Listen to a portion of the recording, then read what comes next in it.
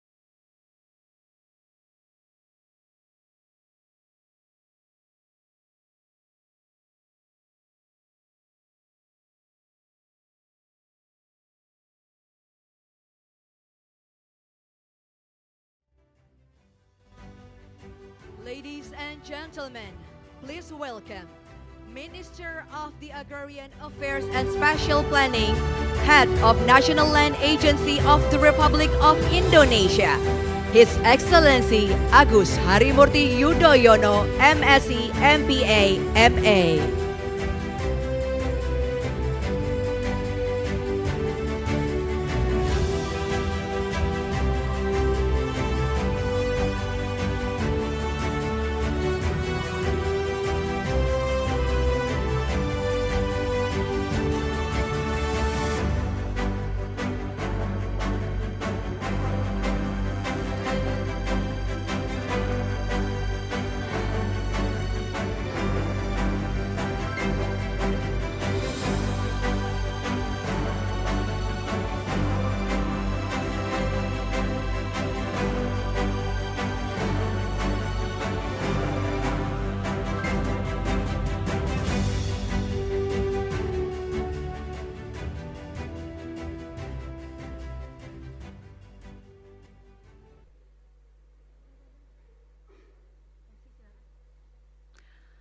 Ladies and gentlemen, please rise for the singing of our national anthem, Indonesia Raya.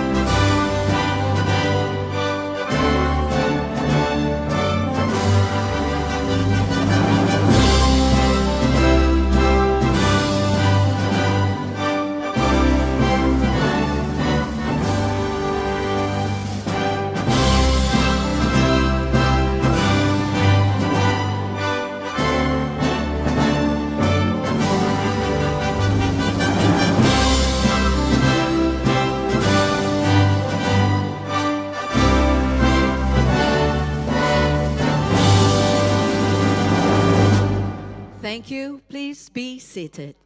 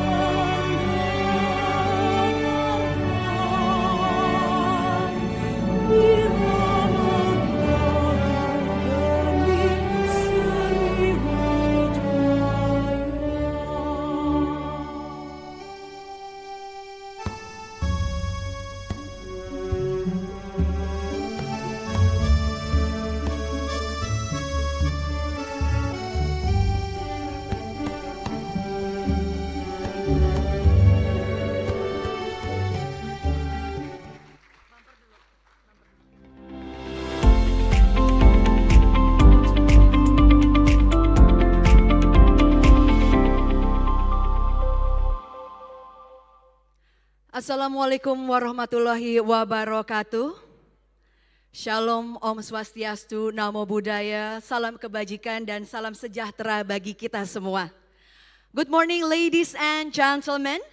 Welcome to the International Conference on Social Impact Assessment, a cornerstone of sustainable and equitable development, implementing better land acquisition in challenging tenurial settings, balancing acceleration, certainty, and fairness.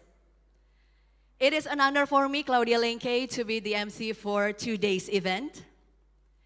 Allow me to greet Minister of the Agrarian Affairs and Special Planning, Head of National Land Agency of the Republic of Indonesia, His Excellency Agus Harimurti Yudhoyono, MSc, MPA, MA.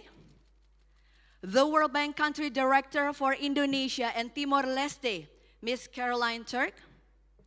Deputy Head of Mission, Minister Counselor and Head of Political Section, European Union Delegation to Indonesia and Brunei, Mr. Stefan Mechati.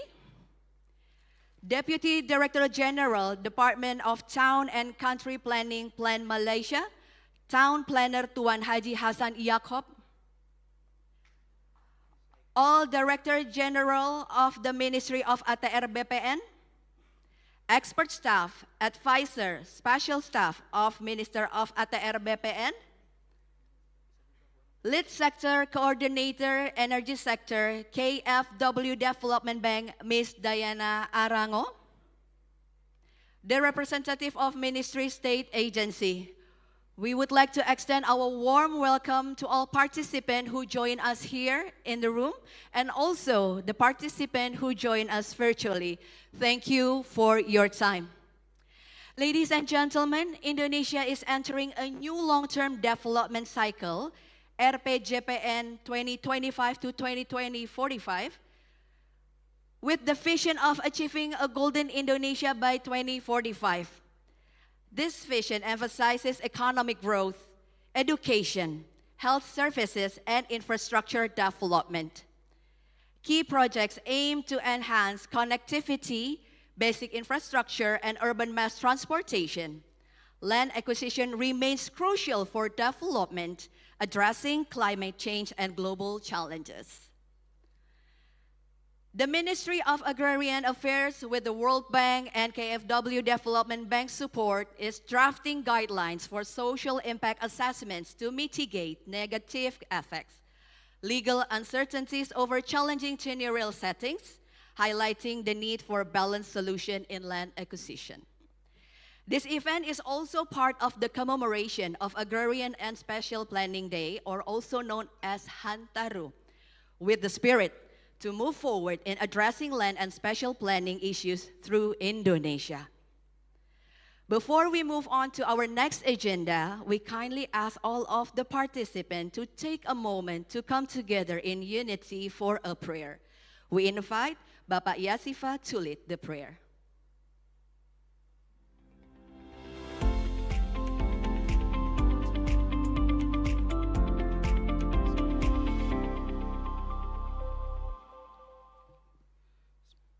Assalamualaikum warahmatullahi wabarakatuh. Bapak Ibu hadirin sekalian, mari kita berdoa menurut agama dan keyakinan kita masing-masing. Dan khususnya bagi yang muslim, izinkanlah saya untuk memimpin doa. Semoga Allah Subhanahu wa Ta'ala menganugerahkan keberkahan dan kekuatan kepada kita semua. A'udzubillahi minasyaitonirrajim. Bismillahirrahmanirrahim. La ilaha illa anta subhanaka inni kuntu minaz zalimin.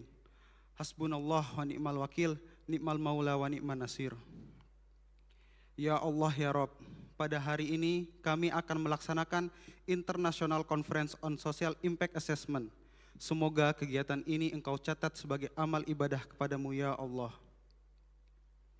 Ya Allah ya Rabbana, dengan ridho-Mu karuniakan kami, persatukan hati, jiwa dan raga kami untuk senantiasa mengintegrasikan langkah kerja kami dalam berkontribusi dan memberikan sumbangsi yang terbaik untuk melaksanakan tugas yang diamanahkan kepada kami.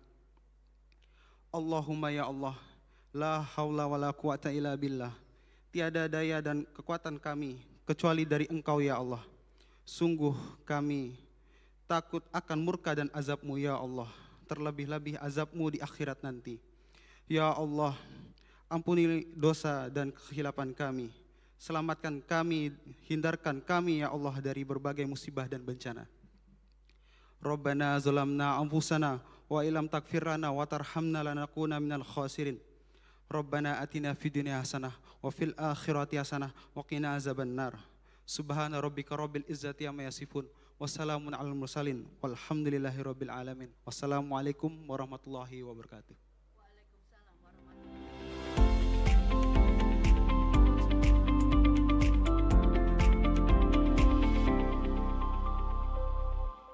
Ladies and gentlemen, as we are now in the opening session, without further ado, we would like to invite Director General of Land Acquisition and Land Development of the Ministry of Agrarian Affairs and Spatial Planning, National Agency of the Republic of Indonesia, Ibu Dr. Insinyur Embun Sari MSI, as the Advisory Committee of the Social Impact Assessment International Conference 2024.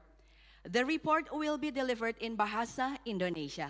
Please welcome Ibu Embun Sari.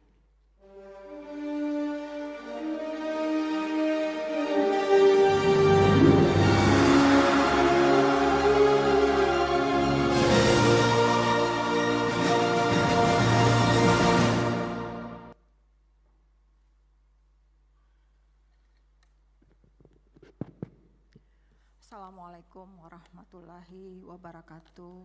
Selamat pagi, salam sejahtera bagi kita semua.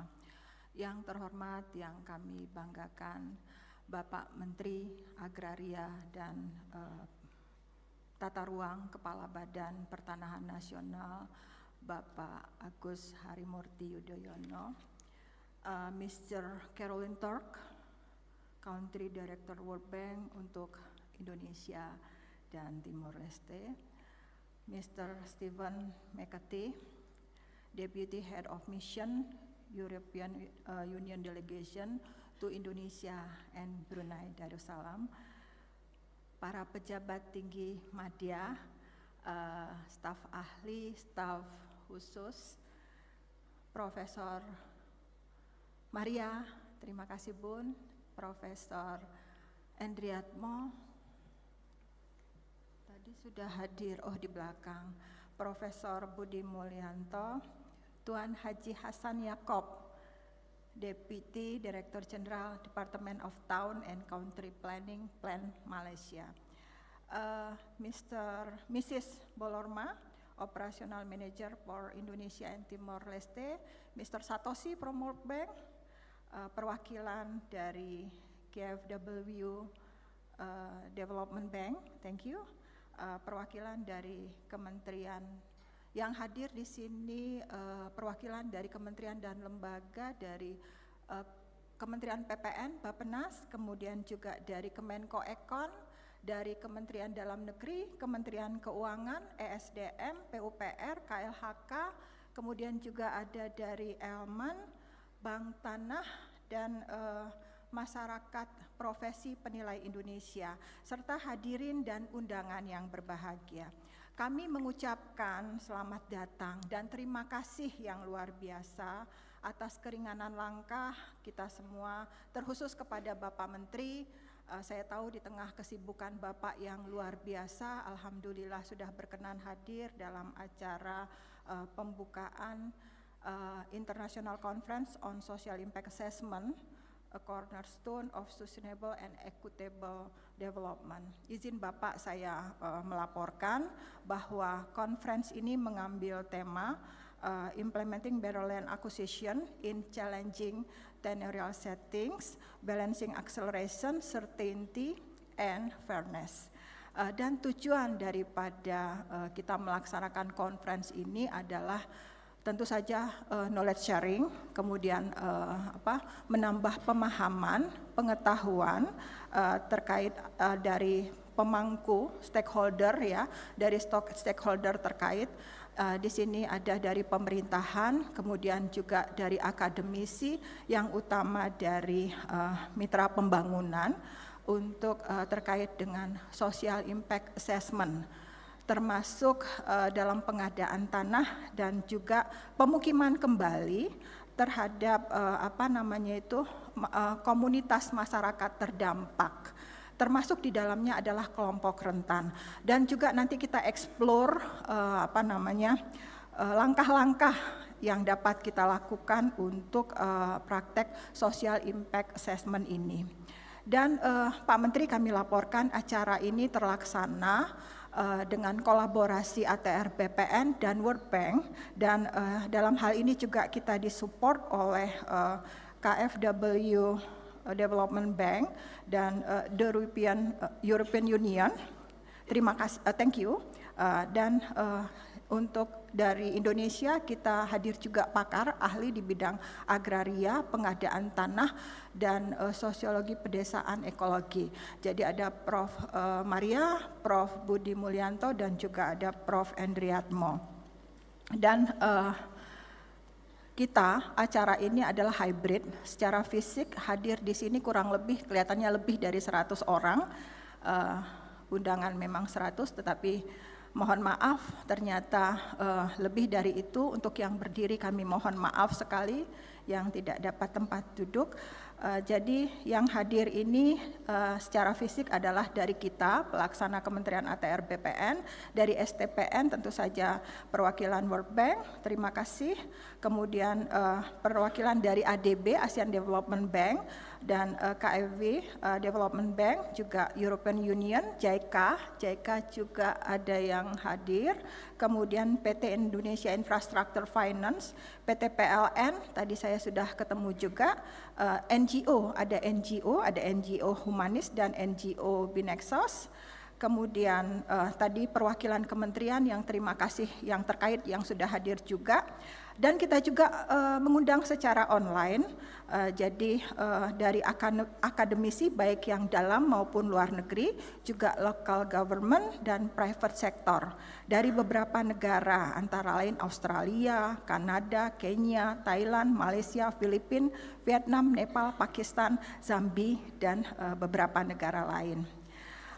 Jadi Pak Menteri, ini ini merupakan rangkaian dari kerjasama kita dengan World Bank selama ini, dan sejak 2022 kita sudah mulai khususnya terkait dengan social impact assessment ini.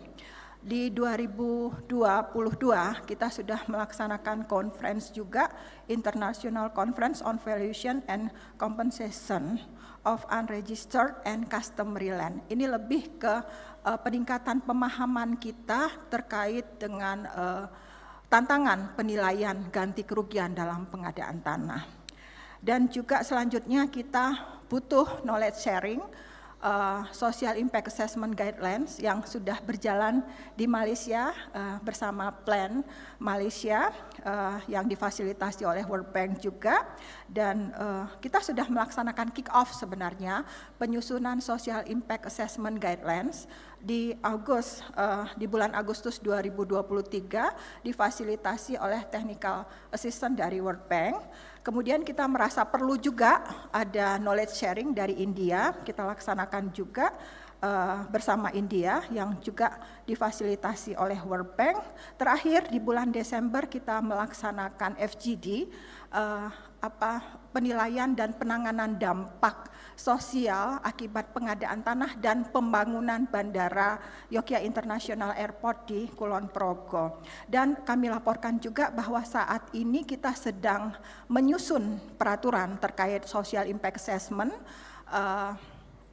dan kami harapkan ini nantinya bisa embedded ke pengadaan tanah, kegiatan pengadaan tanah, sehingga kita dapat menjamin, mengensure bahwa penghidupan kelompok masyarakat terdampak, terutama yang kelompok rentan itu dapat sustain. Jadi mulai dari tahapan perencanaan, persiapan, pelaksanaan sampai dengan penyerahan hasil, sampai dengan pasca pengadaan tanah, sehingga apa yang diamanatkan ajas keadilan dalam undang-undang pengadaan tanah itu benar-benar dapat kita realisasikan. Ajas keadilan pengadaan tanah itu adalah keberlangsungan penghidupan yang lebih baik, bukan sama atau lebih rendah, tetapi harus lebih baik dari sebelum pengadaan tanah. Demikian Pak Menteri yang dapat kami laporkan pada kesempatan ini, dan selanjutnya kami mohon arahan dan juga berkenan Pak Menteri membuka secara resmi International Conference ini. Bapak Ibu hadirin yang saya hormati, sekali lagi terima kasih atas kehadiran, atensi dari semuanya, dan juga kami mohon maaf jika ada salah dan kurang. Billahi taufik wal hidayah. Wassalamualaikum warahmatullahi wabarakatuh. Waalaikumsalam warahmatullahi wabarakatuh.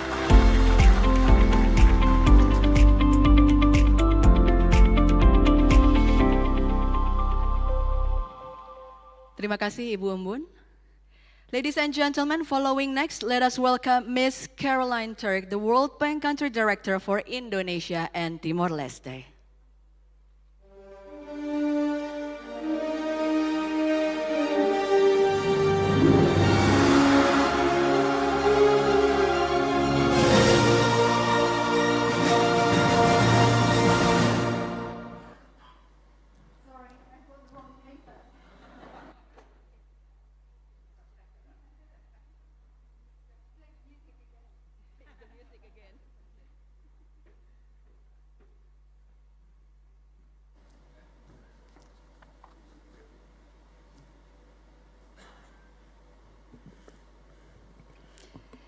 Excellency Bapak Agus Yudhoyono, Minister of Agrarian Affairs and Spatial Planning, Ibu Embun, Stefan Mechati, Mr. Jakob, and Professor Sumayono, others, colleagues, friends.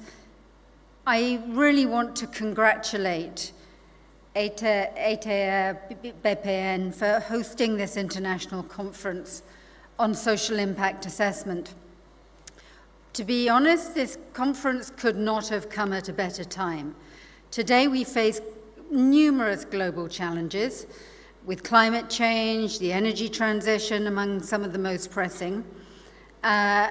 So substantial investments are going to be needed in Indonesia to address these issues, but also to address your aspirations of becoming a high-income nation by 2045 and to achieve net zero by 2060. In order to achieve those goals, you will need substantial investment in infrastructure, and that will propel your growth, but it will introduce a new dilemma. And that dilemma will be how to ensure that development is fast enough both to meet the growth needs of the nation, but while maintaining a fair stake for all stakeholders.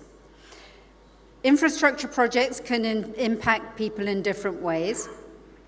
The loss of a small amount of land may not mean very much to somebody who's got a permanent wage-paying job. If somebody takes a little bit of land away from me, it's not going to ruin my life because I have a salary from the World Bank. But if you are a farmer who relies on this for your subsistence income, or you are a informal sector worker who relies on land to back up and provide a safety net for you when times are a little bit hard in the informal market, it could mean a lot to you. So understanding these different impacts is really critical. And social impact assessments are a key tool to help to grasp the whole diversity of effects that projects can have on different social groups, and to ensure that we minimize negative impacts while maximizing the benefits of infrastructure investments. And that is why today we're going to discuss Indonesia's infrastructure challenges and explore how social impact assessments can guide us towards fair, socially sustainable solutions. And we hope that the discussions that we have today and the papers that we will see will help us in guiding us as the government moves forwards to finalize some of the guidelines that it's preparing.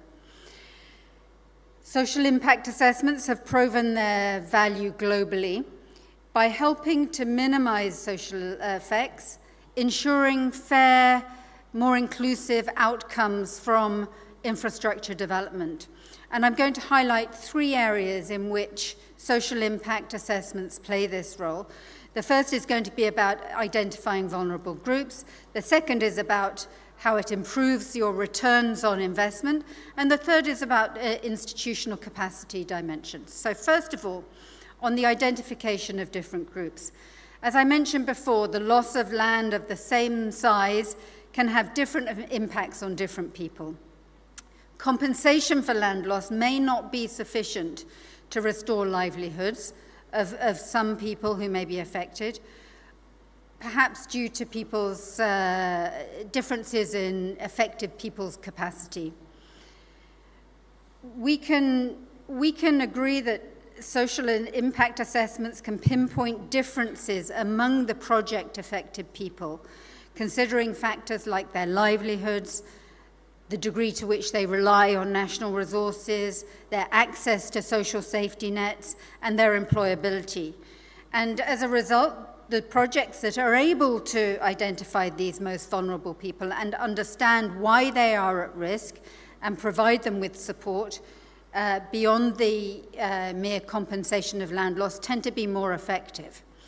And one example of that involves a project that created savings unions. This tripled the savings of the affected individuals and significantly strengthened their financial resilience. These unions, when combined with the establishment of livelihood cells that were dedicated to supporting income-generating activities, enabled many, including women, to rebuild their livelihoods after they had been resettled as part of infrastructure development. This is the power behind targeted, effective social impact assessments. So the second point on the returns to investment, and we in the World Bank believe that the returns you get from applying social impact assessments outweighs the costs. And sometimes those costs are quite significant, we should acknowledge, but it outweighs those costs by a significant degree. While conducting the social impact assessment requires resources, the benefits, we think, make it a really worthwhile investment. The CEO of a hydropower company described a good social impact assessment as a good investment, noting that the cost of conducting one and implementing the findings was only 1% of the total concession fees that they received. Good returns.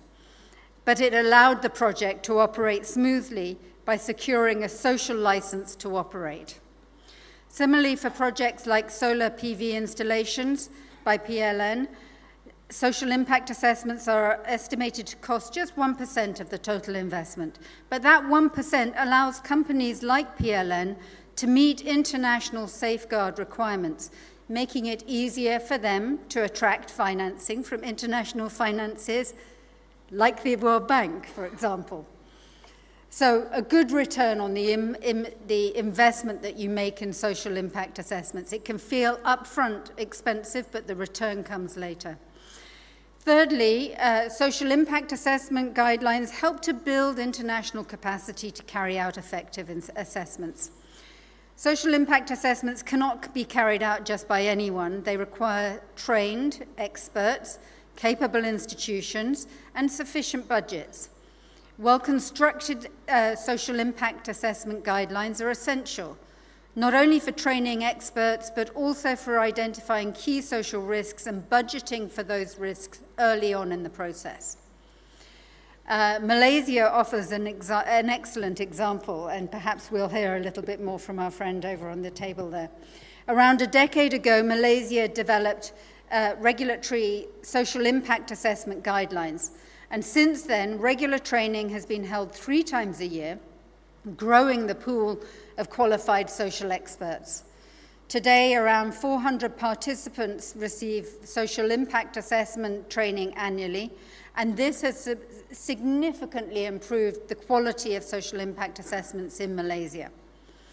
In India and China, the World Bank has helped to develop training courses on social impact assessment with a strong focus on resettlement. This initiative has generated many social experts, well-versed in proper practices. Here in Indonesia, it's very encouraging to see that ATRBPN is now developing its own ministerial guidelines, and I congratulate you on that. These guidelines will be the foundation for training social experts, examining budgets, better managing social risks, and maximizing positive impacts in a very structured way. So, ladies and gentlemen, I want to confirm the World Bank's commitment to supporting your endeavor to build these guidelines and implement the guidelines into the future. As we know, infrastructure investment is going to be at the heart of the country's growth over the coming decades.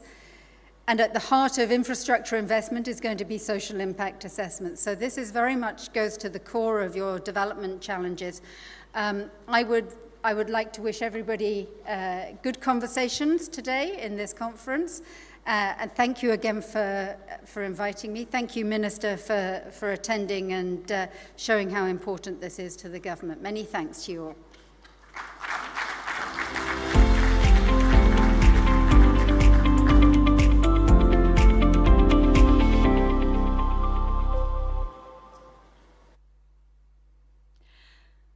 Thank you, Ms. Caroline Turk, for the remarks. And to deliver the next remarks, we would like to invite Mr. Stefan Mekati, Deputy Head of Mission, Minister Counselor and Head of Political Section, European Union Delegation to Indonesia and Brunei.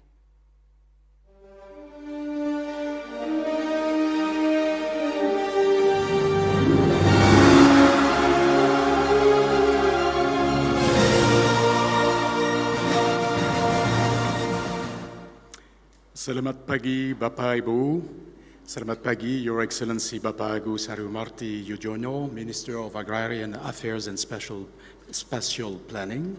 Honorable Ibu and Bun Sari, terima kasih for your presentation, dear Director General at the same Ministry for Agrarian Affairs and End of the National Land Agency, Mrs. Caroline Turk, World Bank Director for Indonesia and Timor-Leste, dear experts, dear professors, dear senior officials, Bapak Ibu, it's really a privilege for us, for the European Union, to join today for this very important international conference on a very important topic and of growing significance. And indeed, I praise already your very inclusive approach when I see representatives and people who have been mentioned from the civil society, from the government, from all the key partners indeed in this very important topic. This social impact assessment plays indeed a vital role in promoting sustainable and equitable development.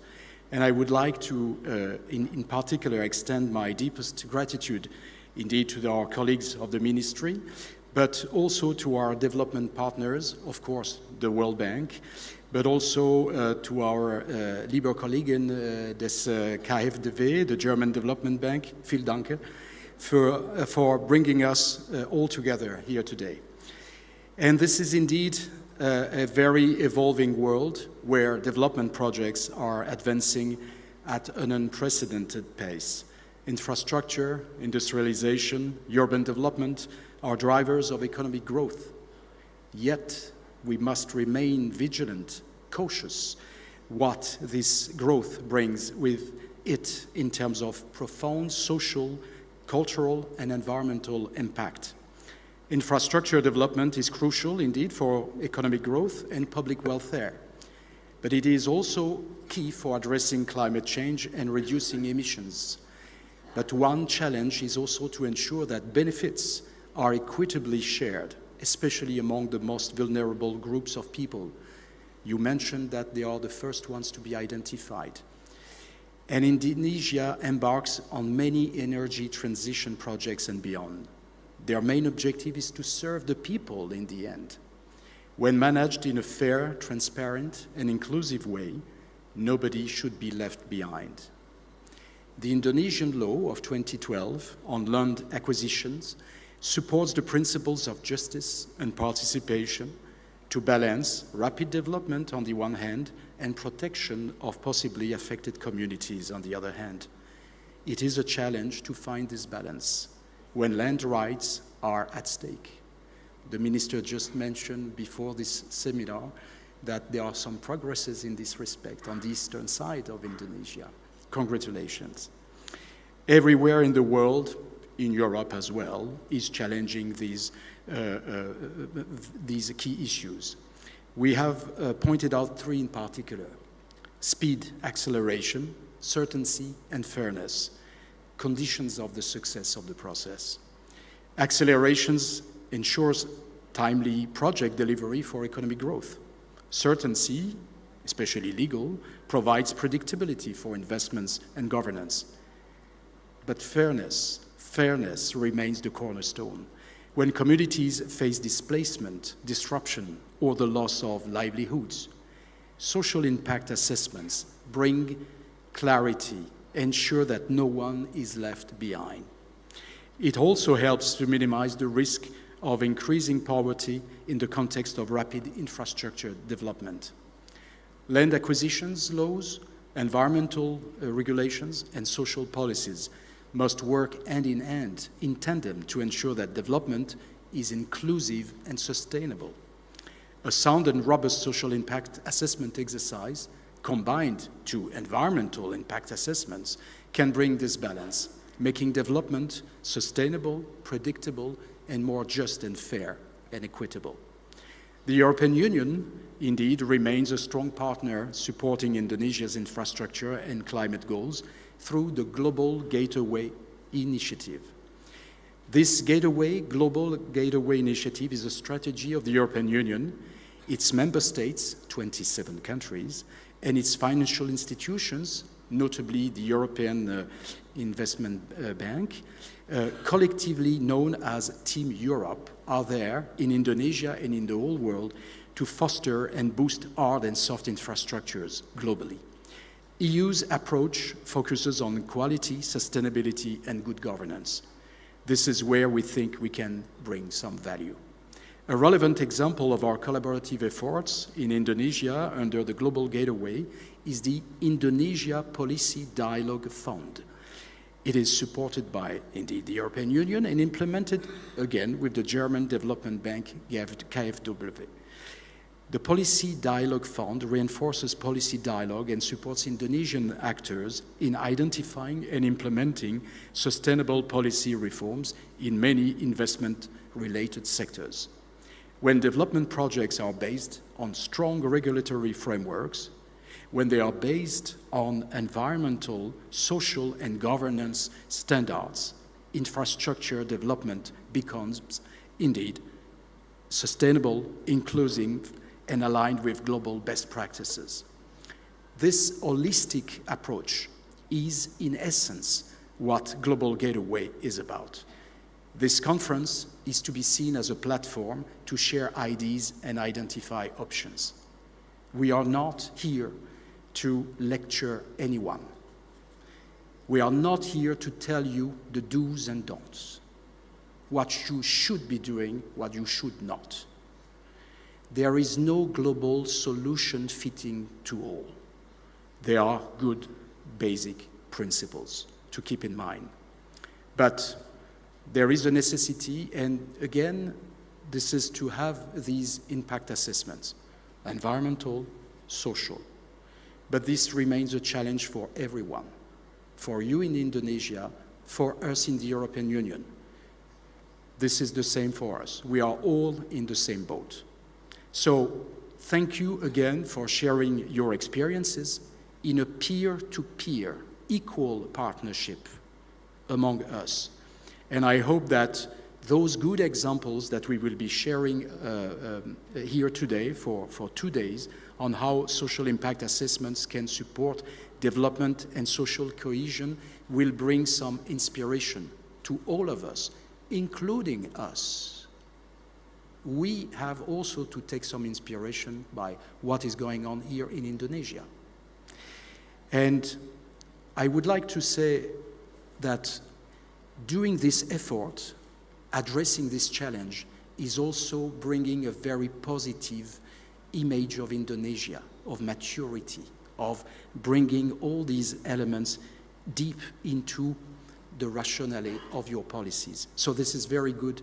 This is a very good and positive signal for investors.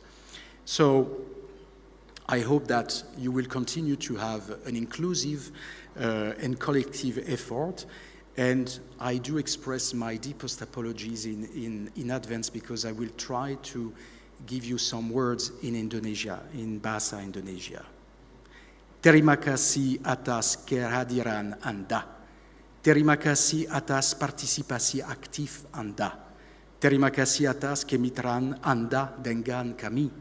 Dan terima kasih atas komitmen Anda untuk tujuan bersama kita dalam mendorong pertumbuhan yang inklusif dan berkelanjutan. Karena sekali lagi, Indonesia penting bagi Eropa dan dunia. Indonesia penting. Terima kasih banyak.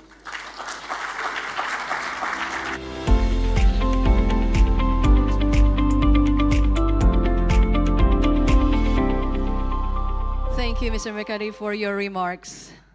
Ladies and gentlemen, we invite you to watch the video introducing International Conference on Social Impact Assessment.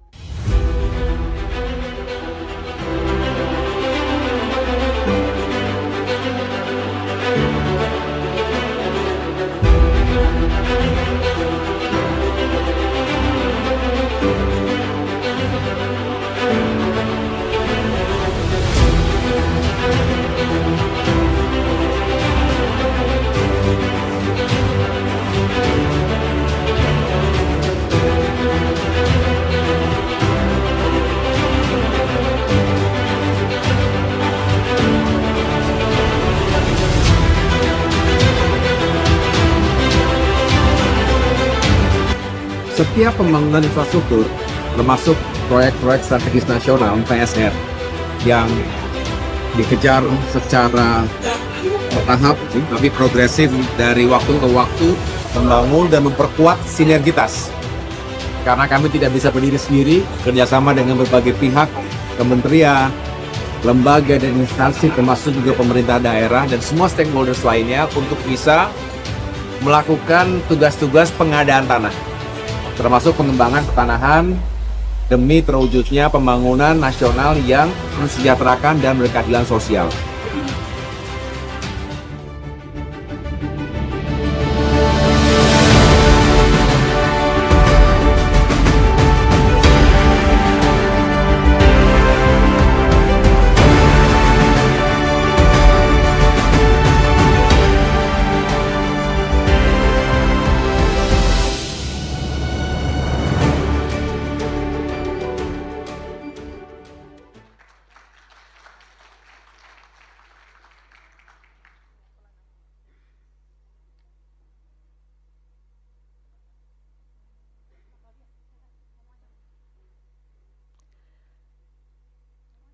Ladies and gentlemen, it is an honor to invite the Minister of Agrarian Affairs and Spatial Planning, Head of National Land Agency of the Republic of Indonesia, to deliver the opening remarks and to officially open the Social Impact Assessment International Conference.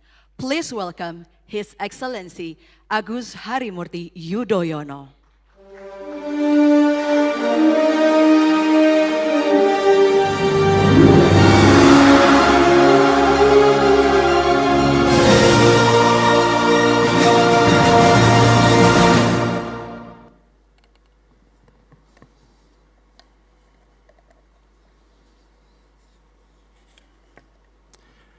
Bismillahirrahmanirrahim. Assalamualaikum warahmatullahi wabarakatuh. Good morning. May peace be upon us all. Shalom. Om Swastiastu. Namo Buddhaya, salam kebajikan.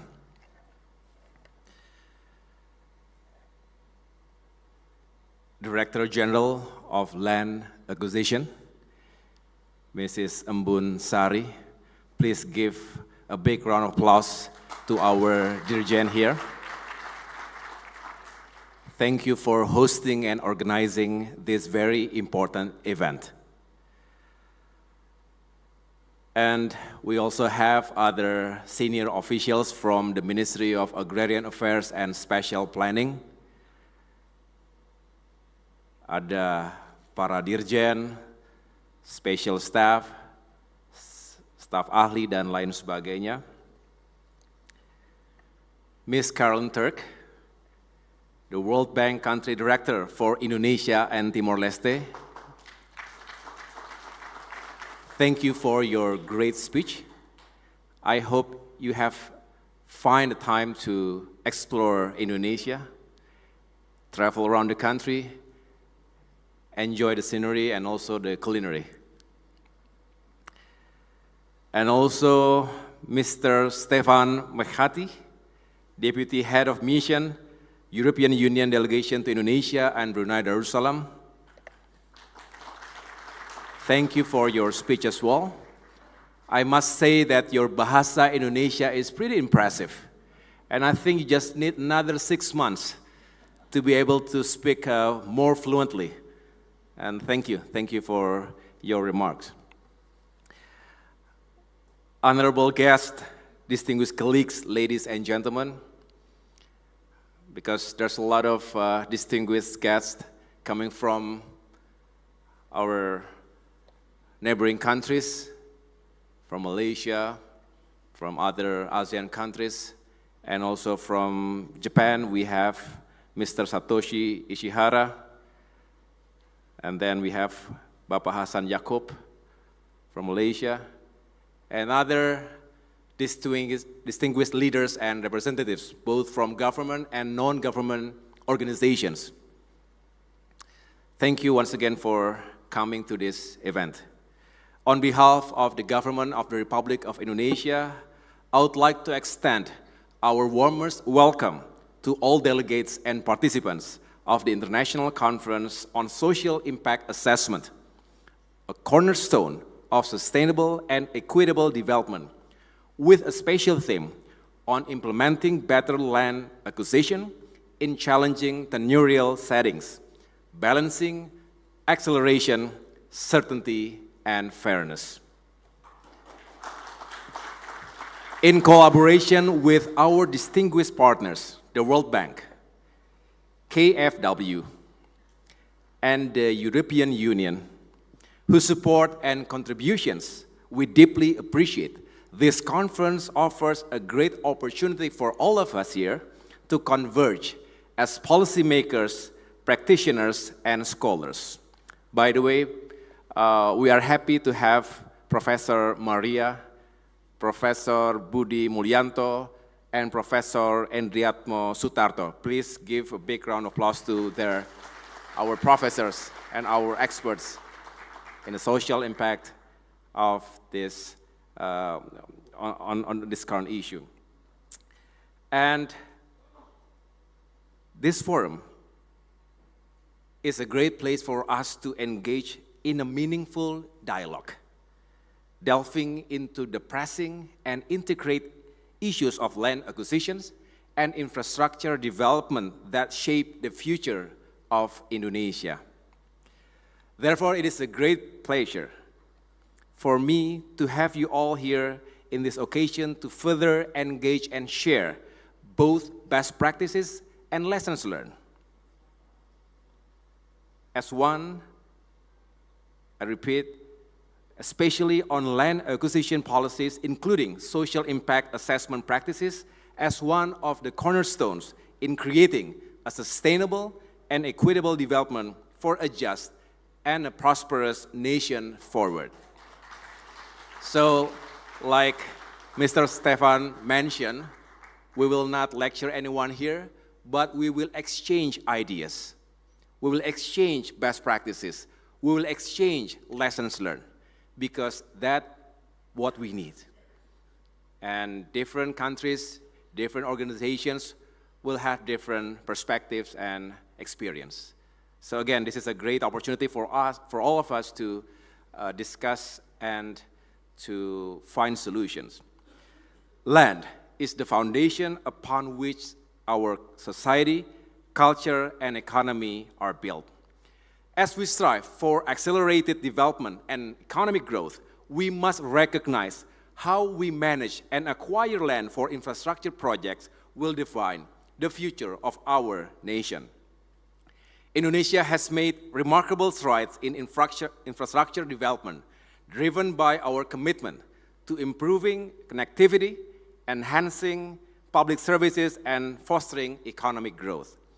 However, we must acknowledge that the land acquisition process, which is a vital component of infrastructure development, presents significant challenges, particularly in a country as diverse and complex as ours. We are often faced with tenurial complexities, including overlapping claims, customary land rights, and diverse local practices. These complexities can lead to delays, disputes, and even social unrest. We understand that balancing the need for accelerated development with the principles of fairness, transparency, and certainty in land acquisition is not just a legal and administrative challenge. It is also a social and ethical challenge. It is within our responsibility, the Ministry of Agrarian Affairs and Special Planning, to ensure that these land acquisitions are accompanied by legal certainty as well as compensation that truly reflects a sense of justice. To address these challenges, we must strike a delicate balance between acceleration, certainty, and fairness. While swift progress is vital to achieving our development objectives, it must never come at the cost of our people's rights and livelihoods. Certainty offers essential clarity for investors and stakeholders, like what you mentioned earlier, ensuring that projects advance smoothly, while fairness remains our core commitment, safeguarding the dignity and justice for all, especially those who are most vulnerable. Since 2012, we have enacted Law Number 2 on land acquisition for public interest, outlining clear administrative procedures, dispute resolution mechanisms, and legal appeals. This law embodies our commitment to human rights, enabling us to expedite land acquisition while promoting equitable outcomes for affected communities. In tandem, our ministry has advanced a comprehensive, systematic land registration. We call it here PTSL, accelerating land registration from 46 million land parcels in 2017 to over 117 million land parcels today, with support from our partners like the World Bank. And you can, because this is a great achievement and it's not easy, it's not simple. But again, we are on the right track. I have to report to you that our partnership has been progressing very well. I hope for the next 5 years, it's going to be a better and more productive cooperation and partnership. I wish you all the best too in following the negotiation with our finance ministry. This inclusive initiative covers all land types, including customary and redistributed state lands, offering legal certainty to landowners and upholding the principle of equitable access for all. 2 weeks ago, we organized a great event in Bandung. Have you been to Bandung? I think you have been to Bandung, right? It was a beautiful city. So we gathered there and we organized a great event. I think we invite a number of our colleagues from ASEAN countries, and we sang together. It was very nice. But the most important thing is that we came to discuss on how we should manage the customary land rights for our indigenous people. And we have identified in Indonesia 9 out of 16 provinces that possess customary lands. So our commitment is to protect our indigenous people, our indigenous communities, and to provide them with legal certainty, especially by giving them the formal and legal land titles for them to use it and to improve their economic value. So this is one of the one of our focuses during this period. And also, when we talk about the marginalized people, 2 days ago, I've just returned from Kupang, Nusa Tenggara Timur, East Nusa Tenggara. I had the honor to deliver in person 2,100 land titles to our brothers and sisters who were former East Timor citizens. And in 1999, they chose to be part of Indonesia. But for almost 25 years since that year, they had no certainty. They live in misery, to be honest, because they have to find refugee sites, and again, they didn't have any land or property. But now they have the legal certainty because the government, the state is present and gives them the land ownership that they can use for their own good and for their future of their children and children's children. So this is another example how our ministry is really proactively engaging our people, and hopefully we are progressing well, and a lot of other issues we can find a solution and again improve the welfare and prosperity for all people. The inclusivity aligns with our land acquisition efforts, providing landowners with the necessary documentation for compensation and dispute resolution. We remain steadfast in our commitment to prioritize the rights of indigenous communities, small farmers, the poor, and other vulnerable groups, ensuring they are not marginalized by the land acquisition process, but are integral to our development agenda, guided by the principle of no one left behind. We strive to ensure that every step of our national development truly fosters prosperity for all. Ladies and gentlemen, this conference serves as a vital forum for exchanging experiences, learning from one another, and crafting innovative solutions to our shared challenges.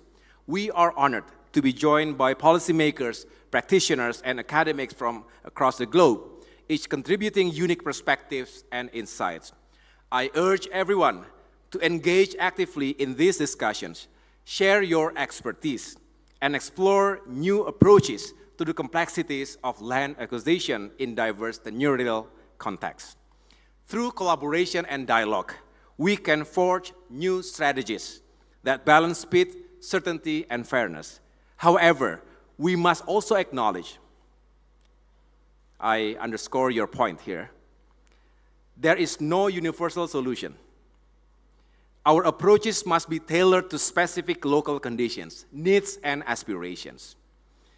And as the Minister of Agrarian Affairs and Spatial Planning, Head of National Land Agency, I wholeheartedly welcome all efforts to refine our land acquisition policies and practices, including today's focus on social impact assessment.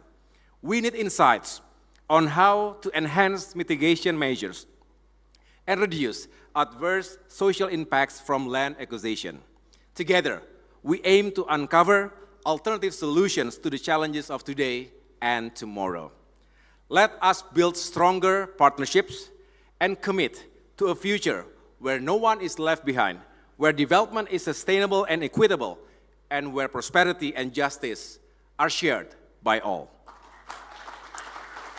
Ladies and gentlemen, I hereby declare the International Conference on Social Impact Assessment, a cornerstone of sustainable and equitable development, is officially open. Thank you. Wassalamualaikum warahmatullahi wabarakatuh. Waalaikumsalam. His Excellency Minister to stay on the stage to open the conference, and we are also inviting Ibu Ambun Sari, Ms. Caroline Turk, and Mr. Stefan Mekati to accompany His Excellence. His Excellency Minister Yudhoyono will officially open the conference by hitting the gong.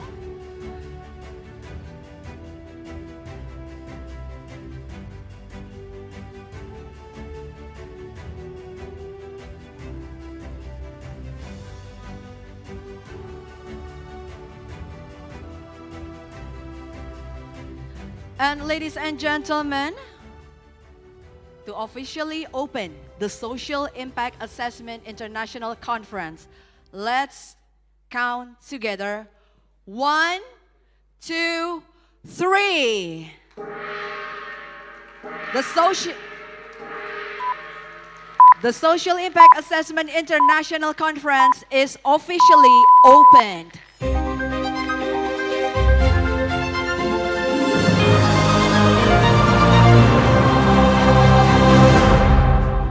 Let's give a big round of applause for the success of the conference. And we will continue with the group photo. We also invite all director, general, expert staff, and special staff to come to the stage for the group photo.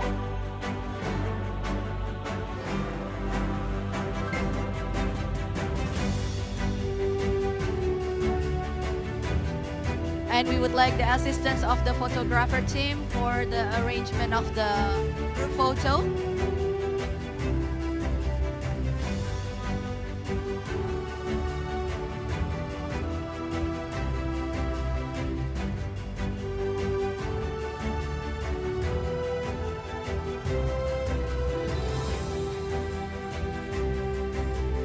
Agak melengkung sedikit ya, agar semuanya bisa terekam di satu frame.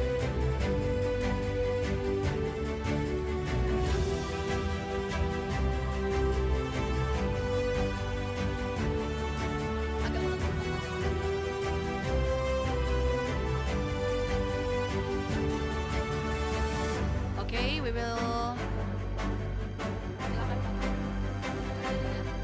Baik. Kami persilakan para fotografer untuk mengambil momen yang berharga ini.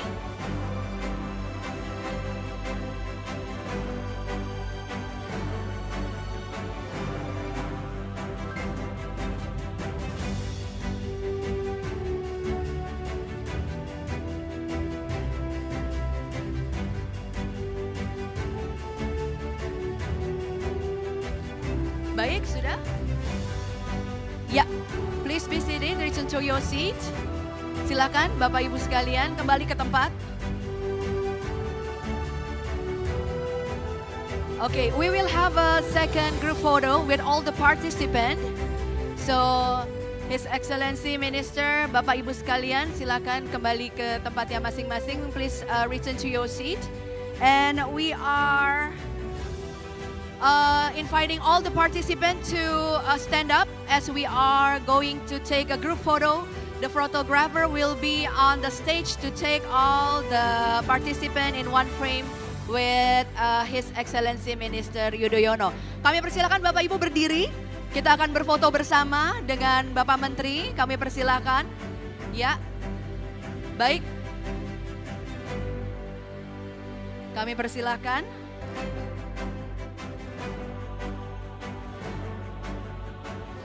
Ya, 1, 2, 3. Baik, 2 kali lagi Bapak Ibu sekalian. 1, 2, 3. Boleh senyumnya? 1, 2, 3. Baik, kita berikan tepuk tangan. Please give a big round of applause. Thank you, thank you. Terima kasih, kami persilahkan untuk duduk kembali. Please return to your seat. Please be seated. And once again, we would like to thank His Excellency Minister Yudhoyono for attending and to officially open the conference today. Thank you.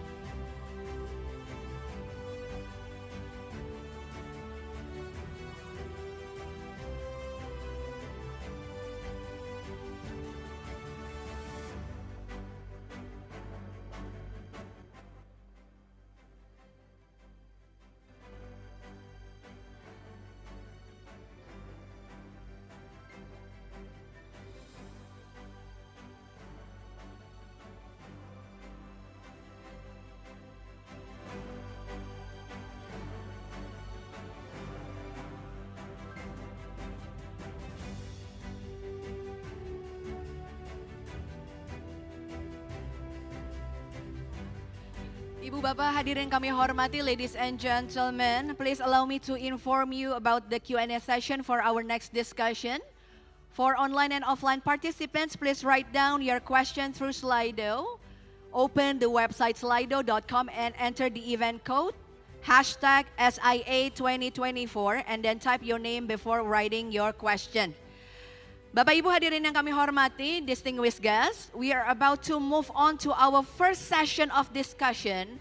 But before that, please enjoy the short coffee break served on your table, and we will continue the sessions shortly. Thank you.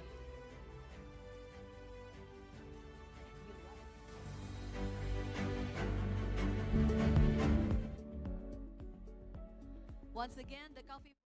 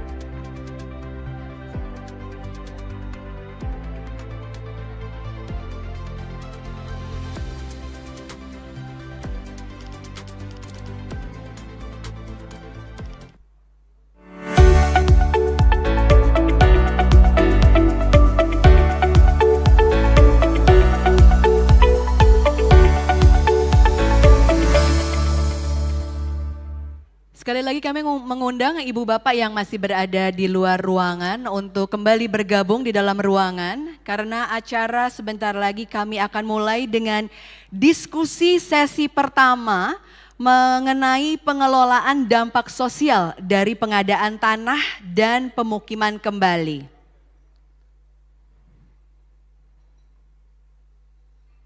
Kami juga menginformasikan we are going to have a Q&A session after the discussion for online and offline participant. Please write down your question through Slido. You can open the website slido.com and then enter the event code #SIA2024 and then input your name before writing your question. The interpreter service in English and Bahasa Indonesia is available for this event. Please click the interpretation feature at the bottom of your Zoom screen to select your preference language. We also provide a sign language interpreter on the Zoom screen.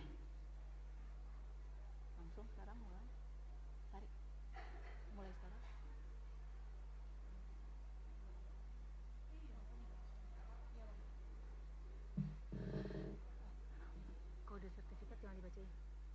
Kalau ada sertifikat nggak ada nih di sini. Nggak ada. Untuk nanti. Oh ya.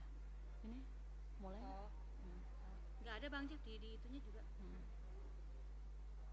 Sekali lagi kami mengundang teman-teman, Bapak Ibu, rekan-rekan yang masih berada di luar ruangan. We invite all the participants who are still outside the ballroom to return back to your seat. Kami juga memohon bantuan bagi ibu bapak yang berada di dalam ruangan mungkin untuk mengundang teman-temannya, rekan-rekannya untuk bergabung kembali karena sesi diskusi panel yang pertama akan kita mulai sebentar lagi. Terima kasih.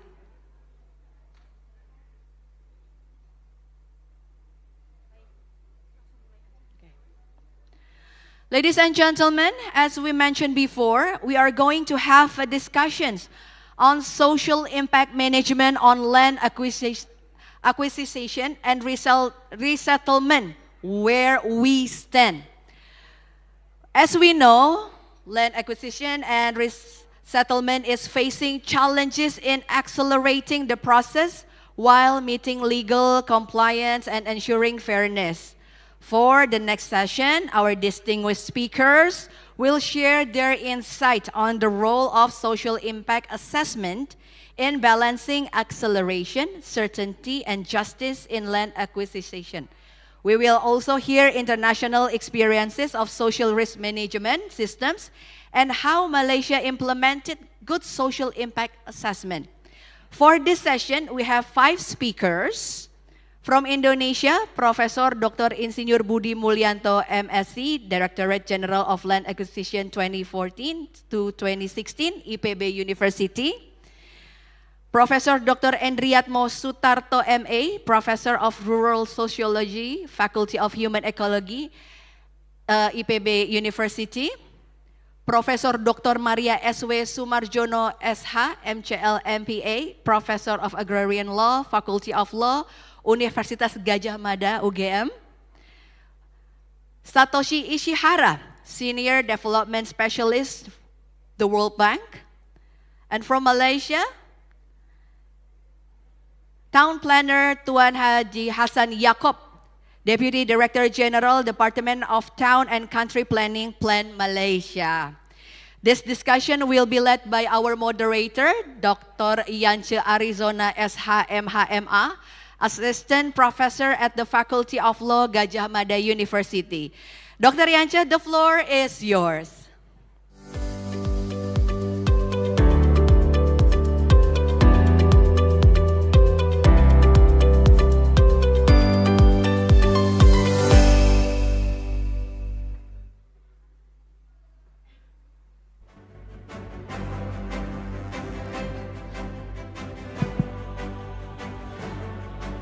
Assalamualaikum warahmatullahi wabarakatuh.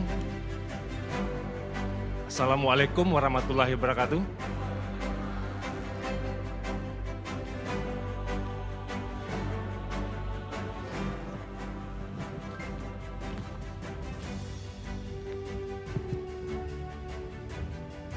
morning, ladies and gentlemen, senior official at the Ministry of Agrarian Affairs and Special Planning,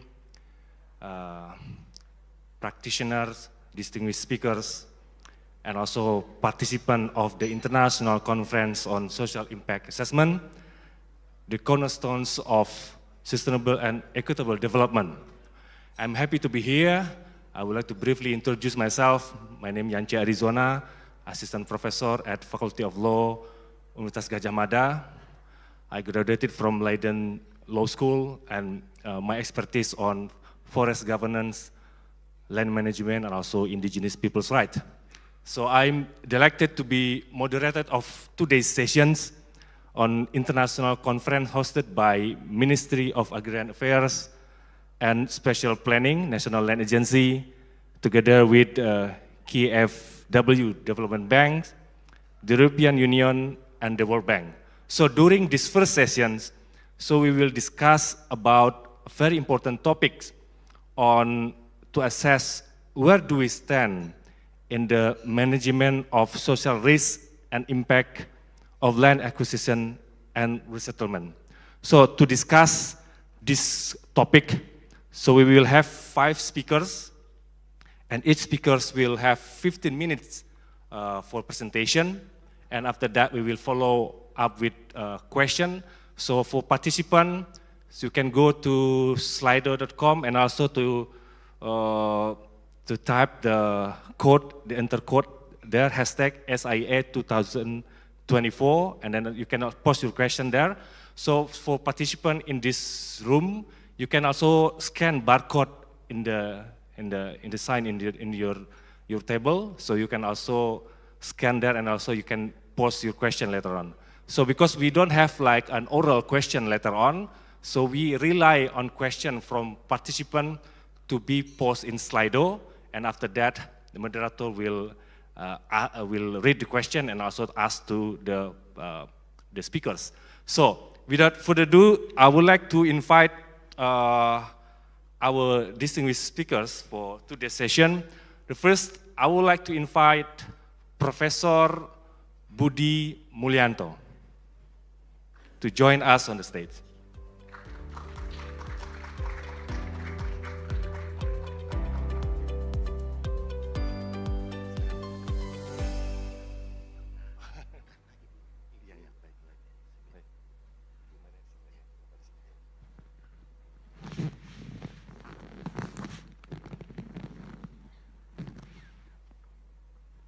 So the second speaker is Professor Endriatmo Sutarto. We invite Professor Amo to join us on the stage. Prof. Amo is distinguished professor in rural sociology at the Department of Communication and Community Development Science at IPB.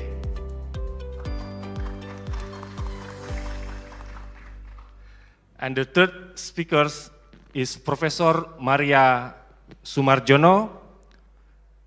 She is an expert in agrarian law, professor at Faculty of Law, Universitas Gadjah Mada, and she will serve as the Deputy Minister of Agrarian Affairs in the past.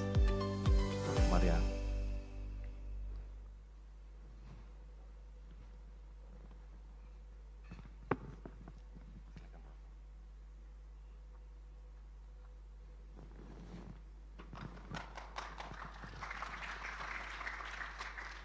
We also have Mr. Satoshi Isiara, Senior Social Safeguard Coordinator for the World Bank, Indonesia and Timor-Leste.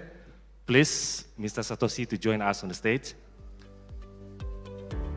So, Mr. Satoshi Isiara is a Senior Sustainability and Safeguard Specialist with over 20 years experience in Southeast Asia, Central Asia, and also sub-Saharan countries. So the last but not least, Town Planner Tuan Haji Hasan Yaakob. Please join us on the stage. So he is Deputy Director General of Department of Town Planner of Town and Country Planning, Plan Malaysia. Thank you for joining us here, Mr. Yaakob.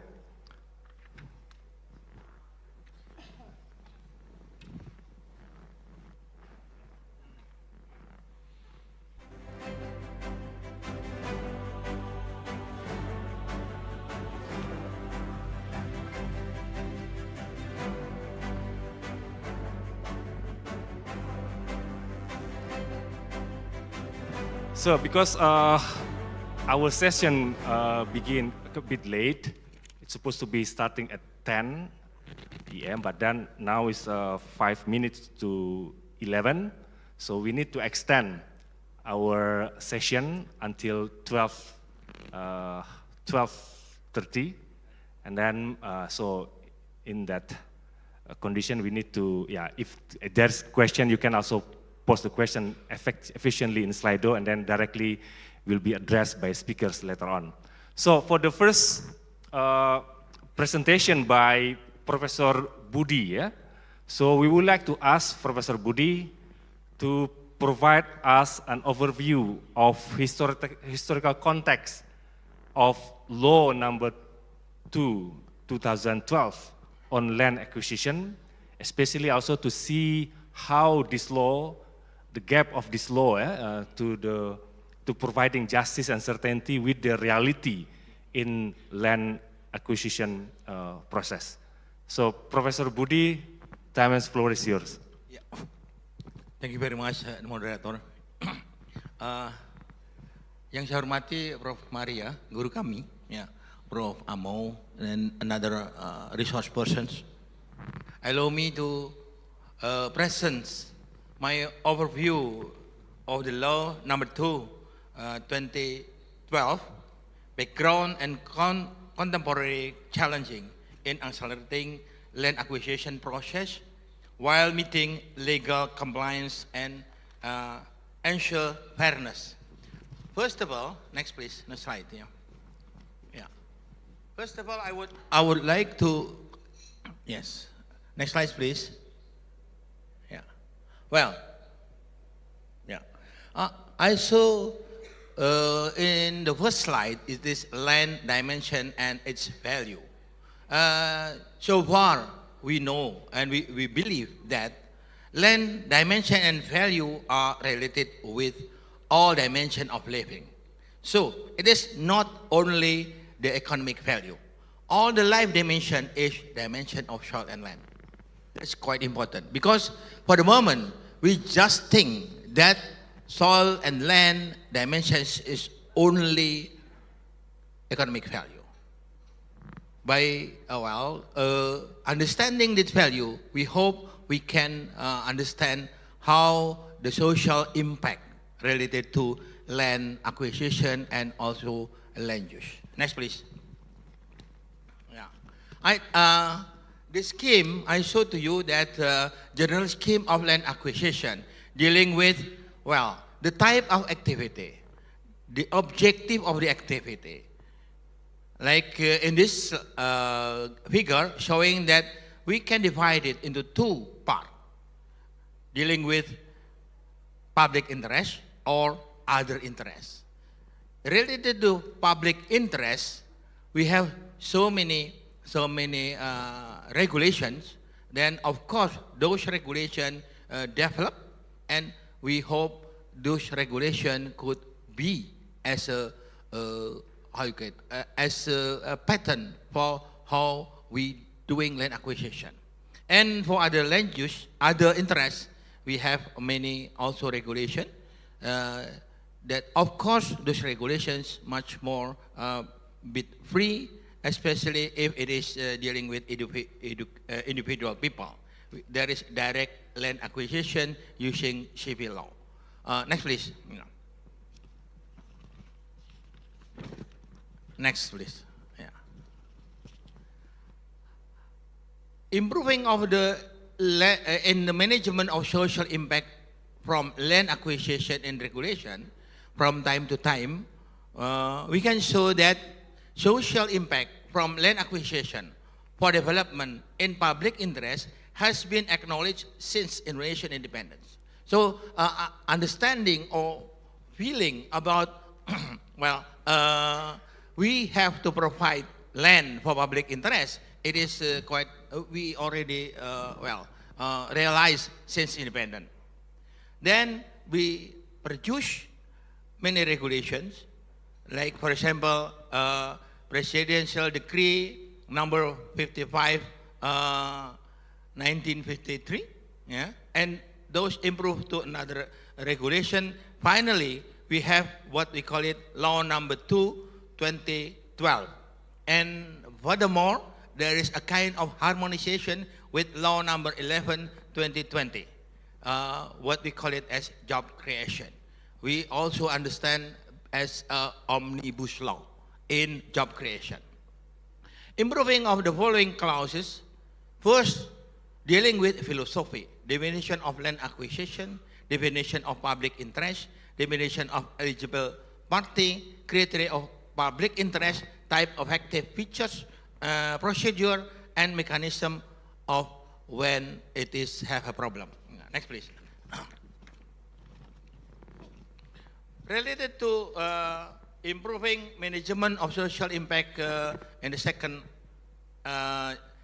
point related to Law Number 212, we have a background philosophy is quite interesting because realize also humanity, democracy, and justice in order to realize in just affluence and also prosperous society. Definition of acquisition refined, also definition of public interest and eligible party and related to the land acquisition, and also stages how we carried out the land acquisition process from planning and then preparation and implementation and submission of the result. Every stages they have their own responsible or PIC, something like that. You know. Well, compensation of land acquisition also refined, including land above and below ground space, buildings, land, object related to land, and our other losses that can be assessed. This is quite related to what we call it social and social impact. And then, furthermore, in the event if there is no agreement reached, we have a procedure related to that issue. We have to go to the court, and all those process will be, all the result of the process will be as what do we call it, guideline or as a rule in the land acquisition and result. This is substantially construct from the previous law and regulation to current law 2012. Yeah. It is significant change in mitigation requirement to address social impact from land acquisition. The significant improve as shown by the successful infrastructure development during the last 10 years. We see the last 10 years the progress infrastructure project is quite incredible because of the contribution of Law Number 2, 2012. Yeah. Considering the land acquisition for development in public interest should be supported for creation job. Therefore, there is harmonization with Law Number 11, 2020 about job creation. Next, please. Related to Law 1122, the Article 2 stated that equal distribution of right, legal certainty, easy doing business, togetherness, and independence. Improving investment ecosystem is the objective of job creation law. Yeah, facilitating the acceleration of national strategic project. It is quite issue that as objective of law of job creation. If we speak about land acquisition in this regulation, should be fair and appropriate compensation. This is a big issue. The implementation of land acquisition for development in the public interest and if to improve community welfare and support economic development and basic services. Next, please. I think this is a bigger about the construction of regulation before job creation and after job creation. Next, please. Yeah. There is 4 stages in land acquisition in Indonesia. First, planning. Secondly, preparation. Thirdly, implementation. And the fourth is delivery, the result of land acquisition. All section of stages, they have their own responsibility. And of course, there's a specific procedure.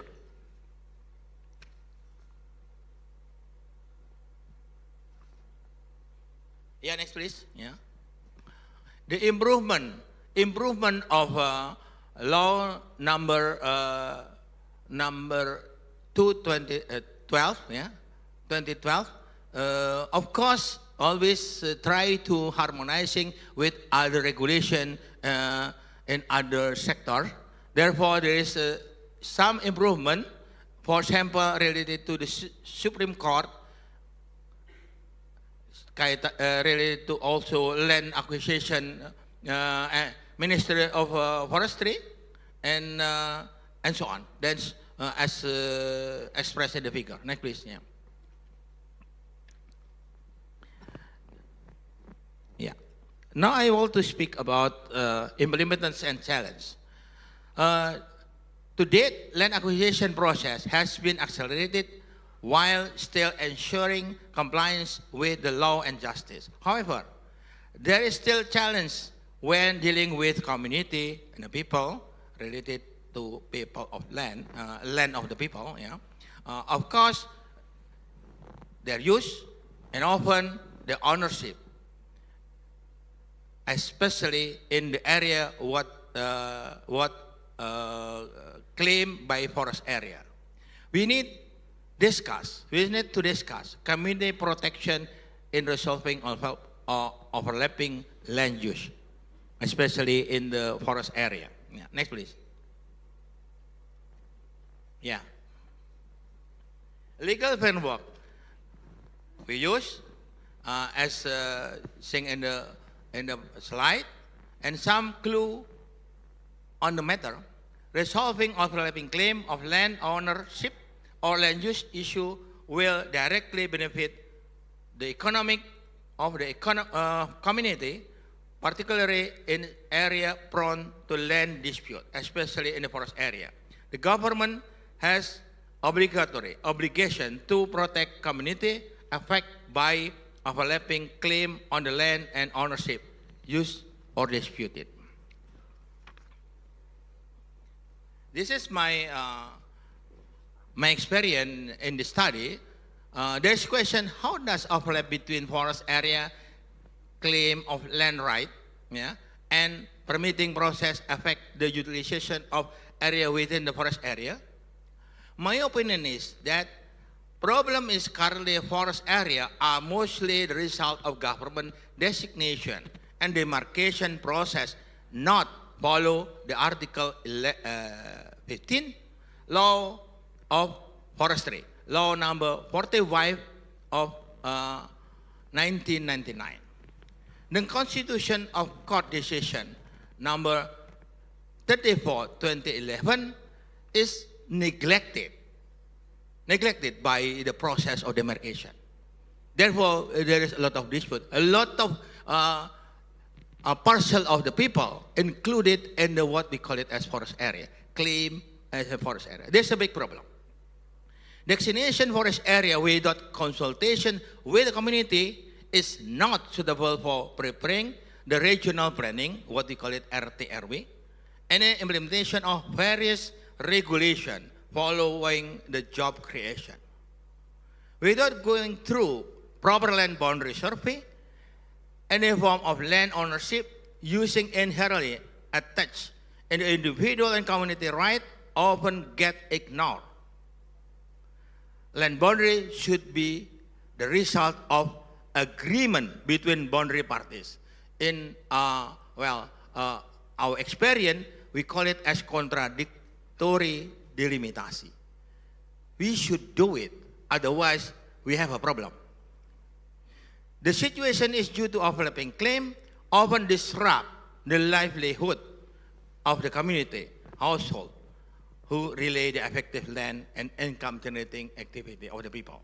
It has become more complicated, like today, land use change to palm oil plantation. This issue will be proceed under government regulation number 2021, and it will be a big problem because as today we can see a lot of business should pay and with many money.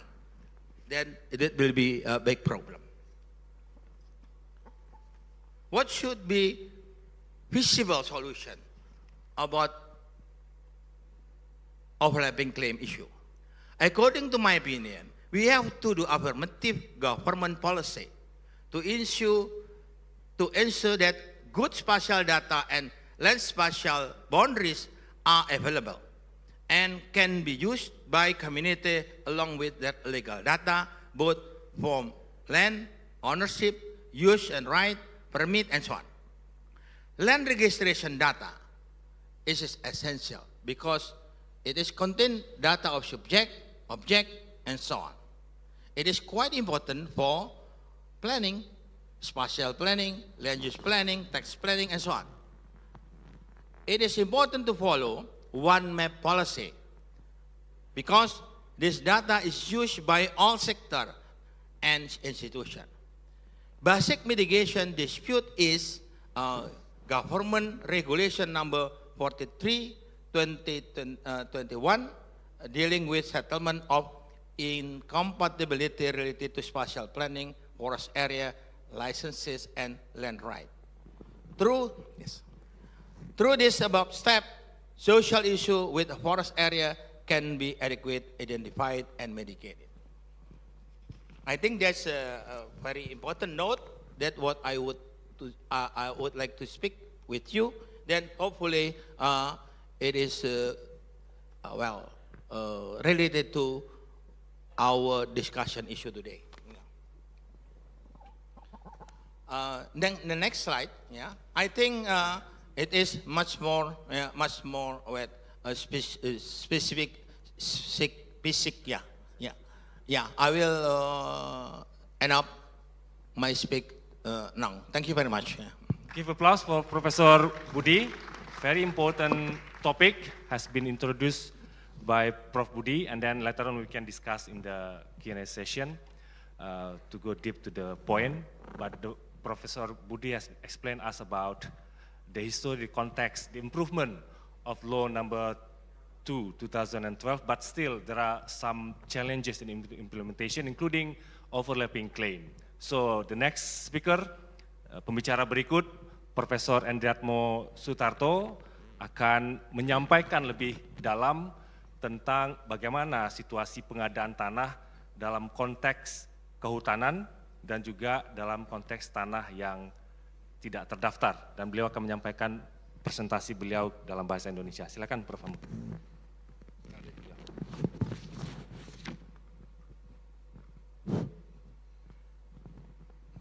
Terima kasih Pak Moderator, yang terhormat Prof. Maria, Prof. Budi, dan para pembicara tamu. Allow me to deliver my presentation in bahasa because it's more comfortable for me to speak in bahasa. Okay. Jadi judulnya tadi sudah disampaikan oleh Pak Moderator tentang tantangan dalam pengadaan tanah di situasi tenurial yang pelik, yaitu kasus hutan negara dan tanah yang tidak terdaftar. Saya mencoba mendahului pembicaraan ini dengan mengutip pernyataan Pak Gunawan Wiradi, seorang tokoh intelektual, Bapak pegiat agraria Indonesia, yang merujuk pada satu tulisan John Perkins di tahun 2004, bahwa yang mengatakan bahwa dalam 40 tahun terakhir ini faktor pengaruh global setapak demi setapak menjadi sangat dominan. Nah, Indonesia sebagai negara berkembang itu juga mengalami hal yang sama, ya, pengaruh global yang begitu kuat. Dan itu disebut sebagai adanya jepitan 3 arah atau yang disebut dengan triple squeeze. Jadi artinya dari atas Indonesia mengalami apa yang disebut sebagai desakan globalisasi ekonomi. Sementara dari samping Indonesia mengalami desakan privatisasi. Sementara dari bawah Indonesia mengalami desakan untuk melakukan otonomi daerah. Sekalipun dari arah yang berbeda, sumber tekanan itu sama, yaitu kekuatan neoliberal. Nah, oleh karena itu menjadi sangat mudah apabila kita memahami siapa yang menguasai sumber-sumber agraria, dia akan menguasai ekonomi. Dan siapa yang menguasai ekonomi, maka pada gilirannya dia menguasai percaturan politik. Ini satu gejala yang saya kira bukan hanya di negeri ini ya, tapi di negara-negara berkembang sekarang ini sangat kuat. Nah, Pak Joyowinoto di tahun 2007 dulu memegang jabatan sebagai Kepala BPN, itu pernah mengatakan bahwa 0,2% penduduk Indonesia itu menguasai sekitar 56% aset nasional yang terkait dengan sumber-sumber agraria. Jadi memang jabaran sikap politiknya terhadap masalah ini lalu menjadi seperti apa? Ya, kok bisa terjadi satu ketimpangan penguasaan tanah yang begitu tajam, begitu ya. Maka yang penting sebetulnya adalah sikap keberpihakan. Baik.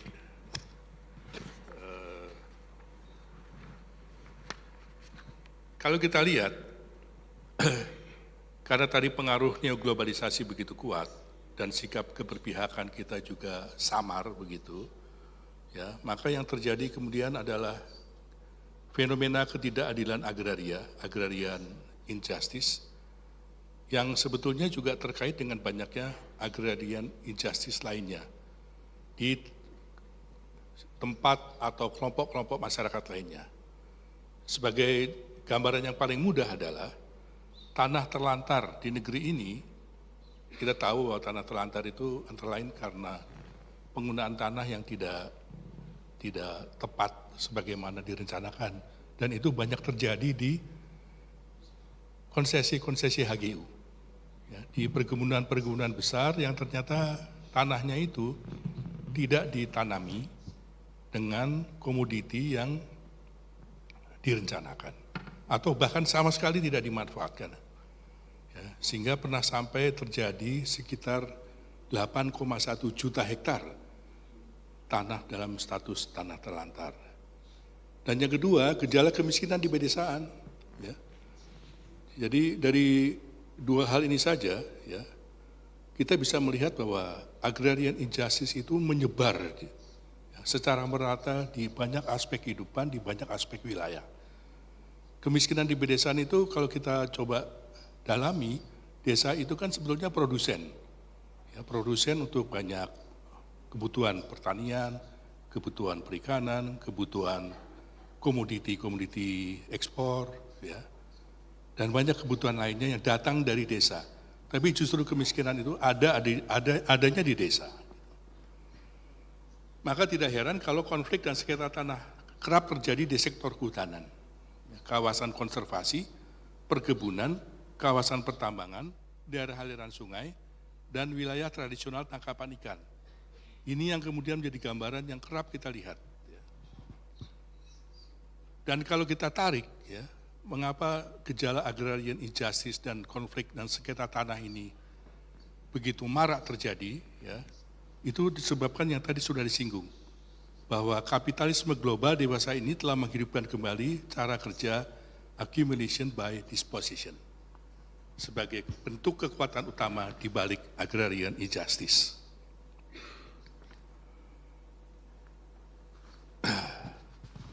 Nah, sekarang bagaimana dengan tantangan di kawasan hutan dan di non-forested area? Kalau kita bicara pengadaan tanah di wilayah hutan, ya, sebetulnya kawasan hutan kita tuh dikelola seperti apa sih? kita tahu bahwa sejak tahun 1967 di bawah rezim Orde Baru, hutan itu sudah menjadi satu kawasan yang terpisah dari wilayah tanah Indonesia lainnya. Ya. Tapi semenjak itu juga terjadi semacam kontestasi antara kebutuhan hutan dimanfaatkan untuk pertumbuhan ekonomi, atau untuk pelestarian ekologi, atau untuk fungsi sosiokultural, masyarakat adat, komunitas lokal, dan seterusnya. Ya. Nah, tetapi sejak Orde Baru, watak sentralisme HMN, hak menguasai negara, itu ternyata jauh lebih kuat dibanding bentuk-bentuk kontestan lainnya. Ya. Jadi artinya eksploitasi hutan untuk kebutuhan ekonomi atau pertumbuhan ekonomi itu jauh lebih dominan. Sehingga akhirnya mengakibatkan ada sekitar 38% wilayah hutan yang rusak atau yang kita sebut tadi sebagai non-forested area itu. Nah, tetapi yang kita tahu bahwa walaupun kondisi kehutanan ini rusak, dia tetap dicatat sebagai kawasan hutan. Jadi sebetulnya ada satu ketimpangan data yang cukup besar antara yang de jure disebut kawasan hutan dengan de facto yang disebut dengan kawasan hutan itu sendiri. Karena kawasan hutan yang de facto itu ternyata hampir 40% berupa kawasan hutan yang rusak. Begitu. Nah, dalam hal seperti ini, maka menjadi penting buat kita apabila hendak menata ulang penguasaan tanah di kawasan hutan, sebaiknya memang tetap harus mengambil di wilayah-wilayah yang memang sudah tidak berbentuk hutan lagi, agar hutan kita tidak semakin merana, ya, agar hutan kita kemudian tidak semakin rusak. Ya. Hanya sekarang tantangannya adalah undang-undang kehutanan itu bersifat sektoral dan tidak merujuk langsung pada UUPA, ya, sehingga sulit untuk sinkronisasi untuk peraturan pengadaan tanah. Barangkali di masa depan perlu ditegaskan sebetulnya lembaga yang betul-betul berwenang memegang otoritas dalam penguasaan tanah, penataan pertanahan itu siapa gitu. Apakah ATRBPN bersama kehutanan atau sama sekali ATRBPN saja, ya, agar tidak terjadi kesimpang siuran seperti yang terjadi selama ini.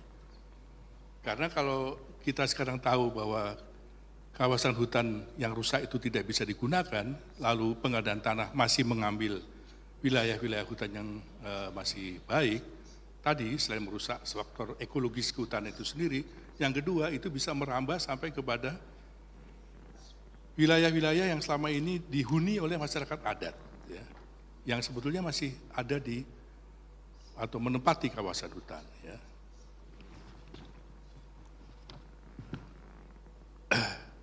Yang kedua, kalau kita bicara tentang bagaimana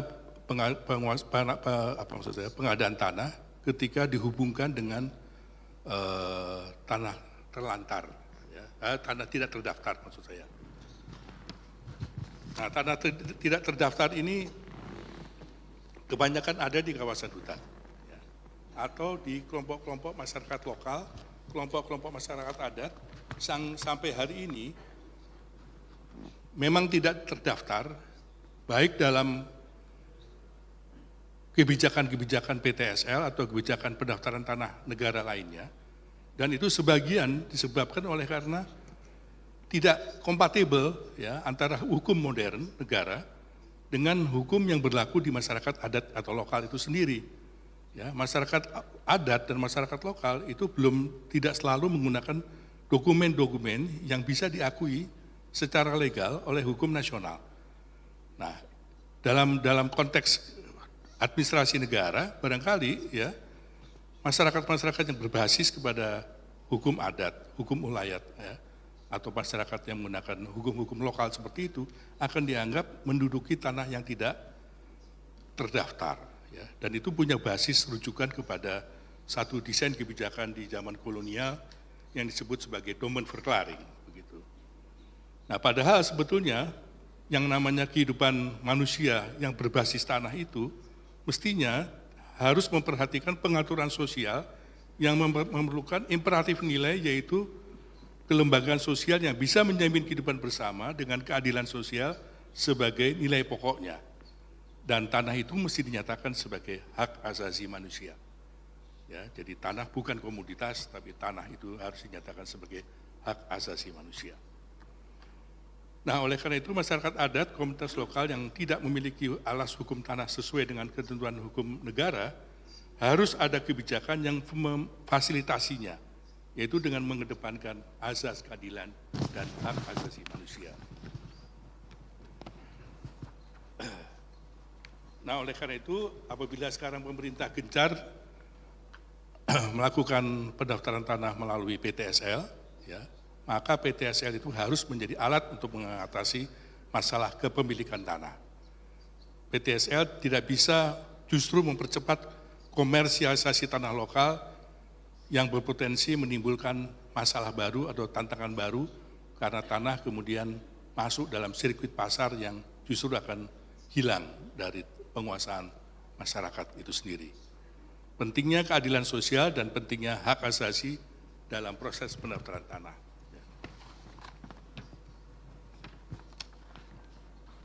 Nah, sebagai penutup, maka arah kebijakan di masa depan, ya, maka diperlukan kebijakan pengadaan tanah yang pro rakyat miskin, pro pur, yang berfokus pada keadilan sosial dan hak asasi manusia, serta keberlanjutan lingkungan dalam menerapkan kebijakan pengadaan tanah. Yang kedua, pengadaan tanah harus selaras dengan kebutuhan lokal yang memastikan distribusi tanah itu adil. Ya, jadi tidak hanya sekedar pendaftaran saja, tapi sudah didaftarkan itu harus dipotret kembali. Apakah gambarannya menunjukkan ketimpangan yang semakin tajam atau bagaimana? Ya, jadi tidak selalu berakhir dengan pemberian sertifikat. Apalagi kalau sampai diserukan kepada masyarakat agar sertifikat yang sudah dimiliki, kalau mereka mendapatkannya, diagunkan ke lembaga keuangan atau ke bank, ya, ke bank-bank atau lembaga-lembaga finansial lainnya. Ya, itu namanya sama dengan menjerumuskan tanah-tanah rakyat ke sirkuit pasar. Ya. Lalu yang ketiga, pendekatan holistik dalam penataan tanah, khususnya dalam pengadaan tanah, harus menyeimbangkan kebutuhan ekonomi, sosial, kultural, dan ekologi. Itu barangkali yang bisa saya sampaikan. Terima kasih. Baik, terima kasih Prof. Amo. Masih ada waktu tersisa, tapi terima kasih. Tadi beberapa poin penting dari Prof. Amo antara lain, pertama penting kita bicara soal keberpihakan ketika bicara tentang pengadaan tanah. Dan juga melihat hak atas tanah itu sebagai bagian dari hak asasi manusia. Yang kedua, konteks dualisme administrasi pertanahan itu menimbulkan problem ketidakadilan baik terhadap masyarakat yang tanahnya dimasukkan sebagai kawasan hutan, tetapi juga tentu nanti implikasinya ketika program pemerintah mau dijalankan dengan mengadakan pengadaan tanah yang berasal dari kawasan hutan. Berikutnya kita akan mendengarkan presentasi dari Profesor Maria Sumarjono. Tadi juga sudah disampaikan undang-undang pengadaan tanah. Kalau kita lihat Prof. Maria, azas-azas di dalam undang-undang pengadaan tanah itu kan bagus sekali ya. Ada keadilan, keterbukaan.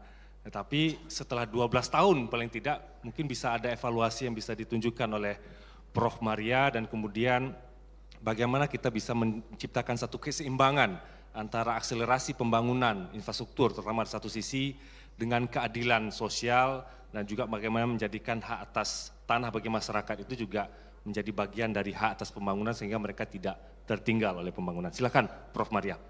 Terima kasih Bung Yance. Assalamualaikum warahmatullahi wabarakatuh. Selamat siang, salam sejahtera untuk kita semua. Mohon maaf saya sampaikan di dalam bahasa Indonesia. Yang saya hormati jajaran teman-teman dari jajaran Kementerian ATR-BPN, perwakilan dari The World Bank, perwakilan dari ADB, dari EU dan dari KFW, serta para tamu undangan dan peserta yang saya hormati.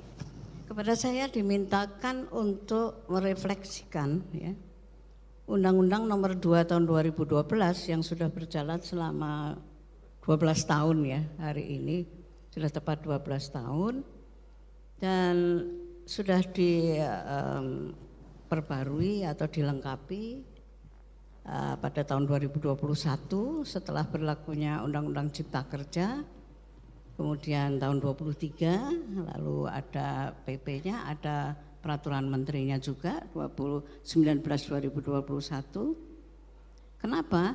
Karena kita hari ini dari tadi pagi ya disadarkan untuk melihat kembali sebetulnya seperti apa kebijaksanaan tentang kebijakan tentang pengadaan tanah sampai dengan saat ini dan bagaimana kebijakan pengadaan tanah di hari depan ya.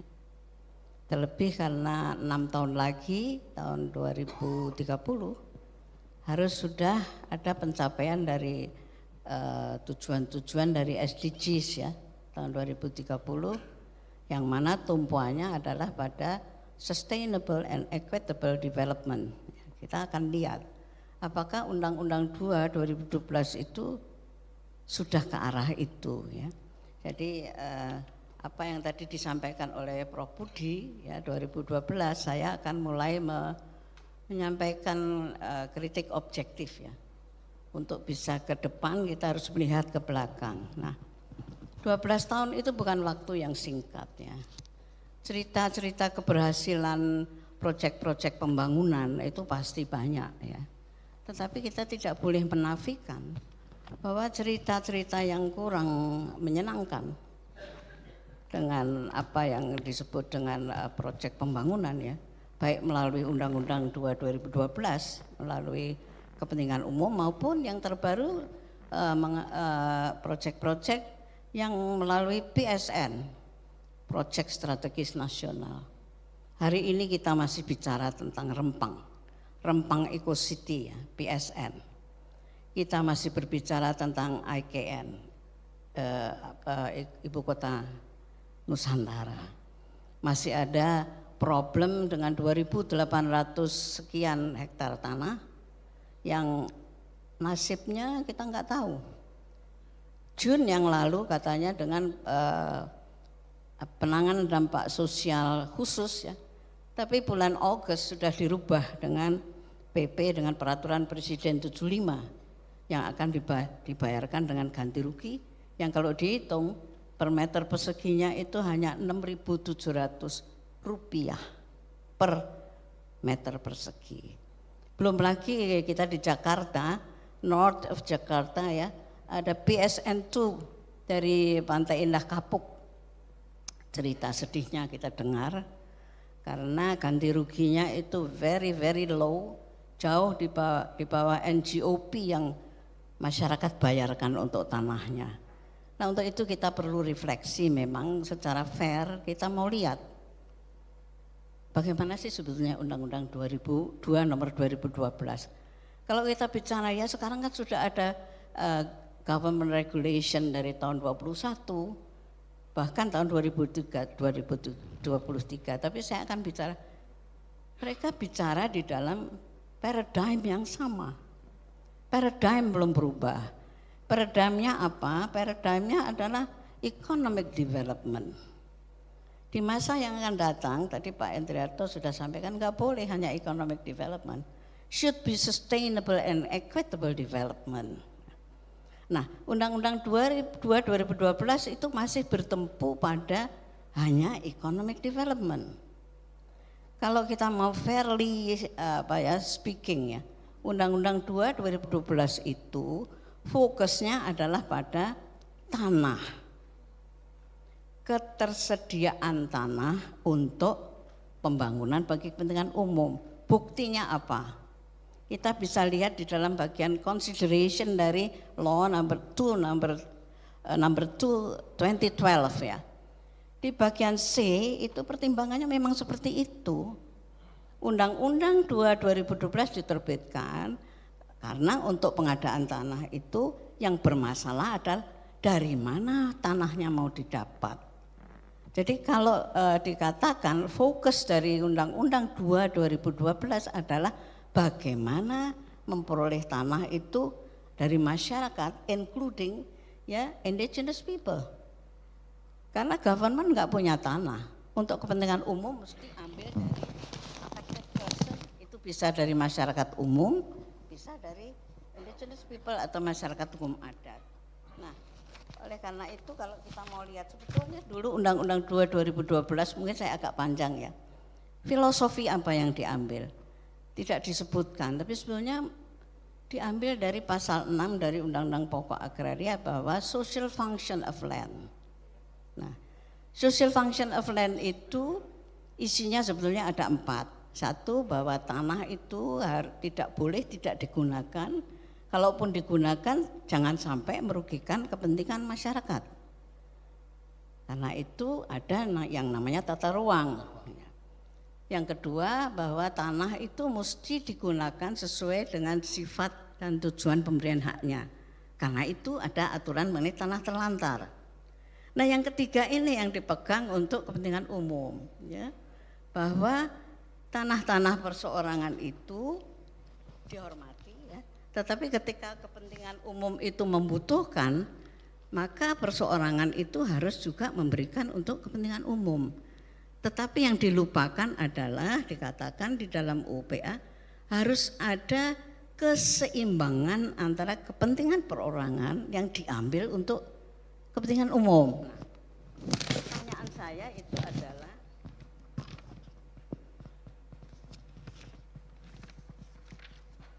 sejauh mana ada tolok ukur keseimbangan antara kepentingan perseorangan yang diambil untuk kepentingan umum, diukur dari apa? Apakah cukup kalau kemudian pengadaan tanah diatur dalam bentuk undang-undang? Nah, memang harus dalam bentuk undang-undang, karena kalau berakibat terhadap hak asasi manusia harus dalam bentuknya, harus di dalam bentuk undang-undang, sudah betul. Tapi pertanyaannya, apa cukup kalau kepada affected person itu diberikan ganti kerugian yang menurut undang-undang itu disebutkan adil dan layak? Apa kriteria adil dan layak itu? Ya, kalau dilihat ya, apakah ganti rugi itu sudah mencerminkan replacement value? Meskipun sudah ada independent valuer, ya, apa seperti itu? Bagaimana dengan livelihood restoration? Itu tidak dikenal, tidak dibicarakan. Meskipun secara formal di dalam Undang-Undang 2 2012 ganti kerugian fisik and non-fisik. Tapi yang diganti itu fisik dan belum tentu itu replacement value. Non-physical ganti rugi itu jarang dibicarakan. Which is mestinya livelihood restoration itu belum ada.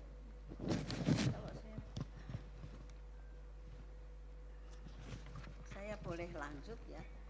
Mari kita lihat di dalam Undang-Undang 2 2012 yang sudah dirinci di dalam Peraturan Menteri Nomor 19 2021 bahwa fokusnya itu hanya pada tanah, belum pada affected person. Coba kita lihat di dalam tahap persiapan. Data survei sosial ekonomi itu fokusnya hanya pada tanah. Berapa luasnya, di mana letaknya, perakiraan nilai untuk ganti ruginya. Kalau bicara mengenai penerima manfaat, subjek dari pengadaan tanah, itu hanya pada jumlah penerima.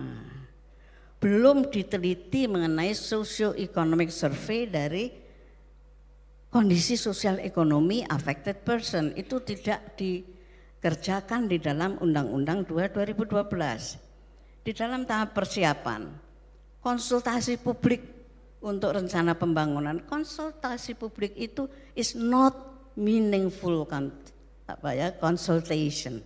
It's formal, sangat formal, mengejar waktu supaya dapat persetujuan. Meaningful participation itu isinya 3. Hak untuk didengar, hak untuk dipertimbangkan pendapat masyarakat, dan hak untuk memperoleh jawaban atas usul atau atas pendapatnya. Itu tidak ada di dalam pelaksanaan dari Undang-Undang 2 2012. No meaningful participation. Yang ketiga juga, kalau tidak sepakat bagaimana? memang ada yang namanya panitia keberatan. Tetapi itu bukan penanganan keluhan sebagaimana yang grievance procedures ya, yang sering kita bicarakan baik di dalam ketentuan ADB maupun ketentuan dari the World Bank ya. Jadi kalau tidak setuju ya pergi saja ke pengadilan tun atau final binding ke Mahkamah Agung. Nah di dalam tahap pelaksanaan dari pengadaan tanah bagaimana? Itu sama saja. Data yuridis yang dikumpulkan oleh Satgas B ya, itu hanya siapa yang mempunyai apa, who owns what. Jadi bukan sosioekonomik dari owner, land ownernya. Nah kemudian juga ganti kerugiannya itu mostly di dalam bentuk cash. Livelihood restoration itu wallahu alam bisawab ya, atau itu urusan dia dengan yang ada di atas. Kemudian relocation itu belum diatur secara rinci, ada cuman pemukiman kembali, tapi pengaturannya belum ada. Coba dilihat aja Rempang, sampai sekarang itu orang yang di situ masih menolak karena relocationnya itu tanpa consultation ya, dan tanpa rencana untuk relokasi yang semestinya. Kemudian juga ganti kerugian untuk masyarakat hukum adat itu belum ada sampai sekarang. Penilai independen itu menilai berdasarkan apa ya, dia punya standar ya, standar penilaian Indonesia, tapi itu untuk non indigenous people, untuk indigenous people belum ada. Juga kalau orang tidak terima ganti rugi, so you go to the court ya, ke pengadilan negeri atau to the Supreme Court and that's it ya. Ini mengenai peraturan yang sekarang ini ada. Selanjutnya, nah evaluation ada enggak di Undang-Undang Nomor 2 ya, dalam peraturan menteri? Evaluation itu ada, yang dievaluasi ada hasil penyerahan pengadaan tanah, tapi bukan evaluasi bagaimana kesejahteraan sosial ekonomi dari affected person. Jadi kan yang diurus itu cuma tanah fokusnya, affected person itu belum memperoleh perhatian. Frankly speaking, itulah Undang-Undang 2/2012. Untuk apa kita mengkritisi? Karena kita mau melakukan yang baik, meningkat dari apa yang sudah dicapai, walaupun ya success story pasti ada ya. Jadi kalau dikatakan dampak positifnya apa? Oh ya ada dampak positifnya. Orang bikin jalan tol misalnya, ya jelas lah. Daerah lebih maju, perjalanan lebih singkat, ya. Distribusi barang jasa juga lebih lancar, tentu itu akan ada pertumbuhan ekonomi dan pemerataan, itu segi positifnya. Tapi siapa yang menikmati? Yang menikmati langsung justru bukan dari affected person. Affected person setelah dapat ganti rugi dari kerugian fisiknya ya sudah selesai, walau alam. No evaluation at all. Mereka sekarang di mana, sekarang hidupnya seperti apa, itu sama sekali tidak ada di dalam peraturan perundang-undangan kita. Oleh karena itu, kalau kita lihat Undang-Undang Nomor 2012, isinya cuma kewajiban. Masyarakat, terutama affected person itu wajib untuk menyerahkan tanahnya sesuai dengan undang-undang. Hak masyarakat ada, hanya satu pasal, yaitu hak untuk berperan serta. Berperan serta itu apa? Berperan serta itu adalah memberikan masukan. Jadi sangat terbatas, evaluasi juga tidak ada ya. Nah, kalau kita lihat dari the right to development yang belum masuk di dalam Undang-Undang 2/2012, hak masyarakat untuk pembangunan itu adalah berpartisipasi, berkontribusi, dan menikmati pembangunan ekonomi, sosial, politik, dan budaya. Jadi apa? What is lacking in the Undang-Undang 2 year of 2012? Lackingnya mereka belum ada paradigm the right to development untuk masyarakat. Nah ini yang kita akan bicara dalam kaitan dengan apa jembatan untuk sampai dari Undang-Undang 2 2012 sampai ke sustainable and equitable development ya. Apa jembatannya yang tadi sudah disebut juga yang kita bicara hari ini ialah SIA ya, yang nanti akan dibicarakan lebih lanjut ya. Jadi pengadaan tanah yang akan datang ya, silahkan. Paradigmnya adalah hak atas pembangunan. Jangan lupa hak atas pembangunan itu hak asasi manusia. Artinya tidak boleh dicabut dengan alasan apapun. Nah, dikatakan hak atas pembangunan tadi ya, setiap orang mempunyai hak untuk berpartisipasi, berkontribusi dan menikmati hasil pembangunan. No one left behind.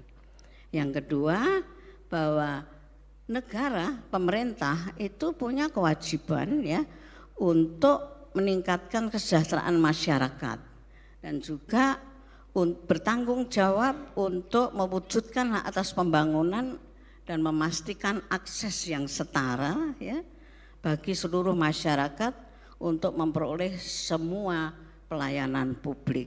Nah ini kalau kita tanyakan apakah ada kesetaraan untuk mereka yang tanahnya diambil alih untuk kepentingan umum ya. Nah sekarang ini bukan zamannya lagi untuk melihat ke belakang. SDGs itu tahun 2030 ada 17 tujuan ya. SDGs itu secara singkat dari 17 tujuan itu kalau kita lihat sebetulnya intisarinya itu apakah adalah promoting sustainable development. Kedua menjaga lingkungan hidup. Yang ketiga memerangi ketidaksetaraan dan memperjuangkan kehidupan yang layak untuk setiap orang. Itu yang secara singkat yang harus kita capai. Lah pertanyaannya, sudahkah Undang-Undang 2012 dan peraturan pemerintah sampai 2023 itu mencanangkan hal itu? Jawabannya memang belum ya. Oleh karena itu bisa dibaca sendiri sebetulnya SDGs itu apa, pembangunan berkelanjutan ya, yaitu tentu berkelanjutan pembangunan sekarang itu jangan sampai meminggirkan ya untuk yang sekarang apalagi untuk generasi yang akan datang ya. Kemudian juga sebentar, pembangunan yang berkeadilan sosial ini penutup sebentar. Berkeadilan sosial itu seperti apa ya? Karena disebutkan equitable development ya. Ini keadilan itu sebenarnya banyak dari SDGs itu tidak hanya keadilan sosial tapi juga keadilan gender, keadilan lingkungan dan keadilan antar generasi. Nah, oleh karena itu apa yang bisa dilakukan? Jembatannya adalah SIA. Nanti akan dibicarakan banyak oleh Pak Satoshi ya. SIA itu kalau singkatnya begini, sejak tahap perencanaan itu memang sudah harus dilihat ya dampak sosial pembangunan yang langsung maupun tidak langsung, positif maupun negatif dalam seluruh siklus pembangunan mulai dari rencana sampai dengan implementasi, sampai dengan evaluasi itu harus dilihat ya bagaimana sih sebetulnya dampak sosial yang nanti akan timbul dan kemudian bagaimana caranya memitigasi, langkah-langkah mitigasi untuk memperkecil dampak sosial itu. Inti kuncinya dari SIA itu sebetulnya adalah itu dan itu belum dilakukan. Kalau sekarang orang bicara tentang penanganan dampak sosial itu setelah proyeknya jalan. SIA itu diberlakukan sebelum perencanaan itu sudah harus tahu bagaimana nasib dari ABIS itu. Seperti apa dampak sosialnya untuk di-assess dan kemudian mitigasi langkah-langkahnya apa saja supaya tidak ada pihak-pihak yang merasa ditinggalkan. Jadi SIA saya akan lewati saja. Nah yang terakhir adalah pada saya itu kuncinya ya. Sekarang itu ATR sedang mempersiapkan peraturan menteri untuk penerapan SIA untuk penyediaan tanah ya. Karena kita melihat semakin lama itu semakin ya mengecilkan hati ya. Kenapa mesti diatur oleh ATRBPN? Karena di dalam undang-undang itu sudah harus. Di dalam studi kelayakan mestinya ada studi mengenai lingkungan, ya dampak lingkungan dan dampak sosial. Dampak lingkungan sudah ada AMDAL, tapi dampak sosial SIA itu belum ada dan ini pemerintah berniat untuk melaksanakan SIA itu.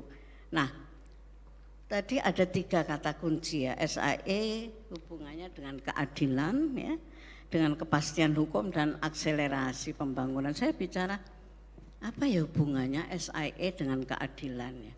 Keadilan sosial itu keywords-nya ada pada pemanfaatan. Dan keywords pemanfaatan itu menurut Mahkamah Konstitusi ada 4. 1, kalau ada proyek pembangunan, maka pertanyaan pertama, apa manfaatnya untuk masyarakat? Tentu itu masyarakat termasuk yang terdampak, bukan hanya masyarakat yang menikmati hasil pembangunan. 1, apa sih manfaatnya? Kedua, bagaimana pemerataan dari manfaat itu? Ketiga, bagaimana partisipasi masyarakat dalam menentukan manfaat? Dan keempat, penghormatan kepada hak masyarakat yang sudah ada sejak turun-temurun. Nah, kalau ditanyakan apa kaitannya SIA ya dengan kepastian hukum, legal certainty.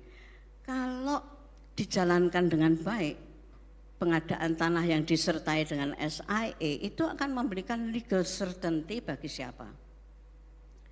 Bagi instansi atau pihak yang memerlukan tanah ada legal certainty. Karena apa? Karena semua dijalankan dengan baik sehingga clean and clear. Pengadaan tanah sekarang itu banyak meninggalkan pekerjaan rumah, ada konflik dan sebagainya. Kalau dengan SIA hopefully ya akan clean and clear karena sudah ada mitigasi dari apa kira-kira yang akan dialami oleh affected person. Kemudian juga untuk legal certainty untuk affected personnya apa? Ya saya akan dapat ganti kerugian yang tidak sekedar mengganti rugi tetapi replacement value. Kalau saya direlokasi ada aturan rinci tentang relokasi. Lalu kalau saya tidak perlu takut karena livelihood saya sudah direstore setelah saya menyerahkan tanah itu. Yang terakhir, akselerasi pengadaan tanah. Saya lebih untuk saat untuk perubahan yang atau hal yang baru, akselerasi itu lebih ditekankan pada quality of the pengadaan tanah. Bukan sekadar memperbanyak proyek pengadaan tanah, tapi pertama quality dari pengadaan tanah itu yang memasukkan SIA di dalam kebijakannya. Karena kalau quality dari pengadaan tanah itu terjamin, maka yang terakhir bahwa integrasi SIA itu halaman yang terakhir ya, maka akan menjadikan pengadaan tanah itu lebih berwajah manusiawi. Dan oleh karena itu tidak ada seorang pun yang akan merasa ditinggalkan. Terima kasih. Give applause for Professor Maria. Thank you for very intriguing presentation and also critical reflection as well about the current regulation on land acquisition in Indonesia. In fact, that there is a gap that social aspects not really include in a proper way. And that's why a lot of problems still happen in land acquisition process in Indonesia. And then also that Professor Maria proposed SIA can be an alternative to fill the gap of the land acquisition in Indonesia to be more prosperity and providing justice for the people. And then the next speaker will be Mr. Satoshi Sihara. And Mr. Satoshi will tell us his experience in assessing and also to study about risk management system globally in several countries, and maybe can be an inspiration for us to institutionalized social impact assessment in Indonesia. Time and floor is yours. Thank you very much. I'm not used to the presentation while sitting, so I may end up standing, but I think it's very easy. Okay, let me do this. So thank you very much, and thanks for the opportunity to talk about this assessment that we have done on country systems, existing country systems in different countries to manage social risks and impact. And this is a very, Professor Maria spoke about SIA as a way to manage all the issues that Professor Budi, Professor Amo mentioned about. I wouldn't say necessarily they are the gaps of the law in 2012. It's kind of implementation challenges that really need some clarifications about how to make sure not only economic values, but also the social values, livelihood, and all these aspects, which are actually recognized in my understanding in law number 12, law number 2, but not really being practiced probably, partially because of lack of technical guidelines, which the SobATRBPN is now developing, because it doesn't really provide exactly how to assess this impact above and beyond the loss of land per se. So let's move on, because we are running short of time. Next slide, please. So this actually is based on the study that was conducted by a consulting company or the team, Committee Insight Group, that is the stock taking of the national system, so about 30 countries. And then done some more in-depth assessment in some other countries. So what I'm saying now is based on the studies that they have done. So I'm more the messenger rather than the researcher. But methodology we used, and is very important for this opportunity, is what the objective is to take stock of all these different countries, to really identify what may be the aspect of national systems that may be there in different countries and where Indonesia can learn. So it talks about the methodology we used, but let's move on to get to the core of the presentation. Next slide, please. This is important because this is the kind of the understanding of what may make good system for social impact assessment, which should consist of good regulatory consistencies and institutional coordinations, broad coverage of social issues, public engagement or stakeholder engagement and access to information, mitigation enhancement measures, and monitoring and enforcement. This is a kind of the understanding of the good social management systems as understood by international practitioners. And the assessment uses methodology, but also this is the core of the framework for social impact assessment guideline that SobATRBPN is developing. So please take note of this, not only for my presentation, but for the rest of today's presentation discussion, what may make good social impact assessment systems, because it's not just about the paper. It's more has to have a system in place. And what consists of the good system? Here are the 5 indicators. Let's move on. The coverage of the issues that we assessed in assessment is the community health and safety, indigenous peoples and masyarakat adat, occupational health and safety, working conditions, cultural heritage, resettlement and livelihoods, restorations, vulnerable people, gender issues, and labor influx and migrant workers. So it's not just about the land issues per se, but because we are talking more about the social impact of investments more broadly, in which the land acquisition resettlement is the core of it, but it goes beyond that. In fact, impacts are actually correlated and compounds with each other. So different components of the compound of the impact may actually reinforce one another, resulting in bigger impact that may happen on the affected people. So it's very important to look at individual aspects of the social impact above and beyond, or including, but above and beyond land acquisition and resettlement. Let's move on. So just quickly, in terms of methodology, we have done, actually the CIG team has done an overview of the national systems of 30 countries, and then done the deep analysis of 5 countries. But there are 3 provinces within Australia, so 1, 2, 3, 4, 7 jurisdictions altogether, which have different systems. But generally speaking, these 5 countries are selected because they tend to have some good aspects in social risk management in different ways. So we try to learn from those 5 countries in terms of the way they manage social risks and impact. Let's move on. So what are the key findings of the stock-taking assessment that we have done? So I don't want to get into this slide a little too much, but basically we have done a deep assessment of 5 countries and 7 jurisdictions. Key finding, which is a surprise to me, is that there's one commonality that are there between these 7 jurisdictions, is that there's no commonalities. These countries have very different systems and uniquely developed based on their own country needs, history, and exposure to international market and so on and so forth. So in a way, it's good news for Indonesia. You don't need to learn from one single country. You look at the experience of different countries and you develop your own systems. Yeah? Because social issues are very unique to particular countries and society. So you need to develop some system that really address the issues that are most important to you. Yeah? So moving on to the details of the findings. Next slide, please. So when it comes to regulatory consistencies and institutional coordination, there are broadly 2 different systems, centralization versus subsidiary.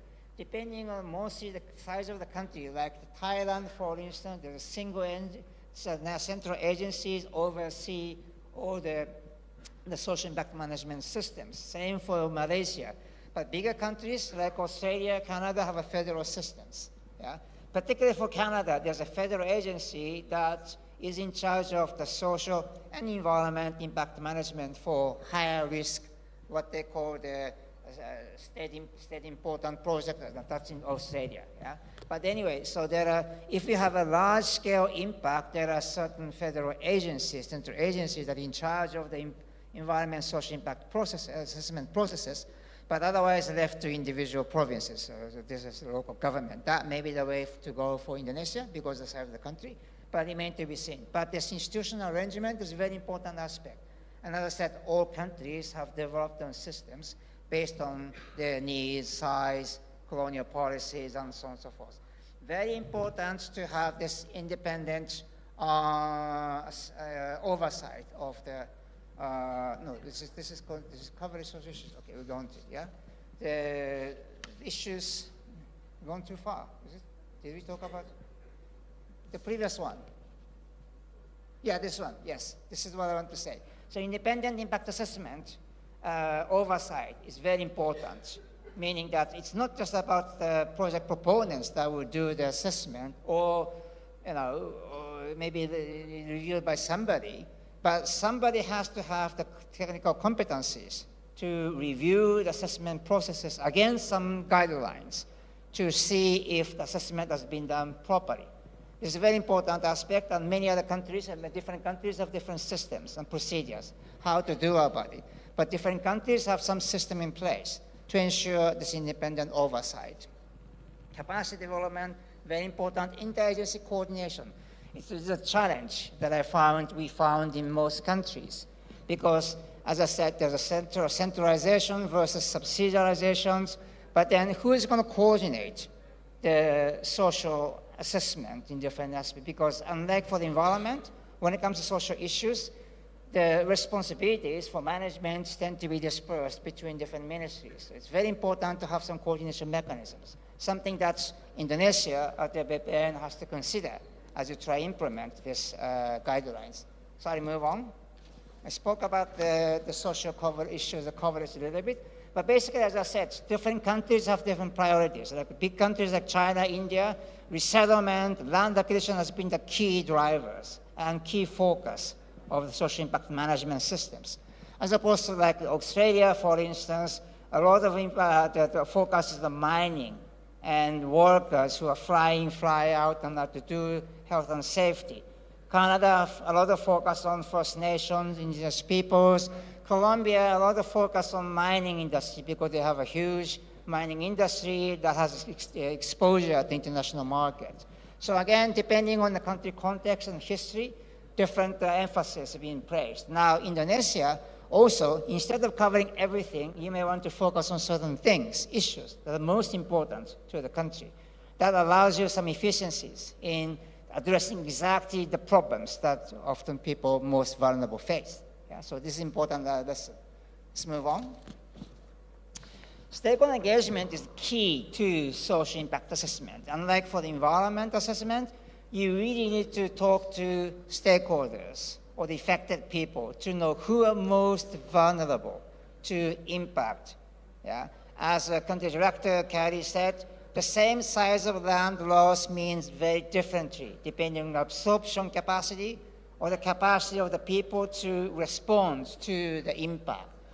And it's very difficult for external experts like me to know who are really vulnerable, why in this particular communities. It's really important to engage with and talk to the affected people themselves and actually involve them in the assessment processes, yeah?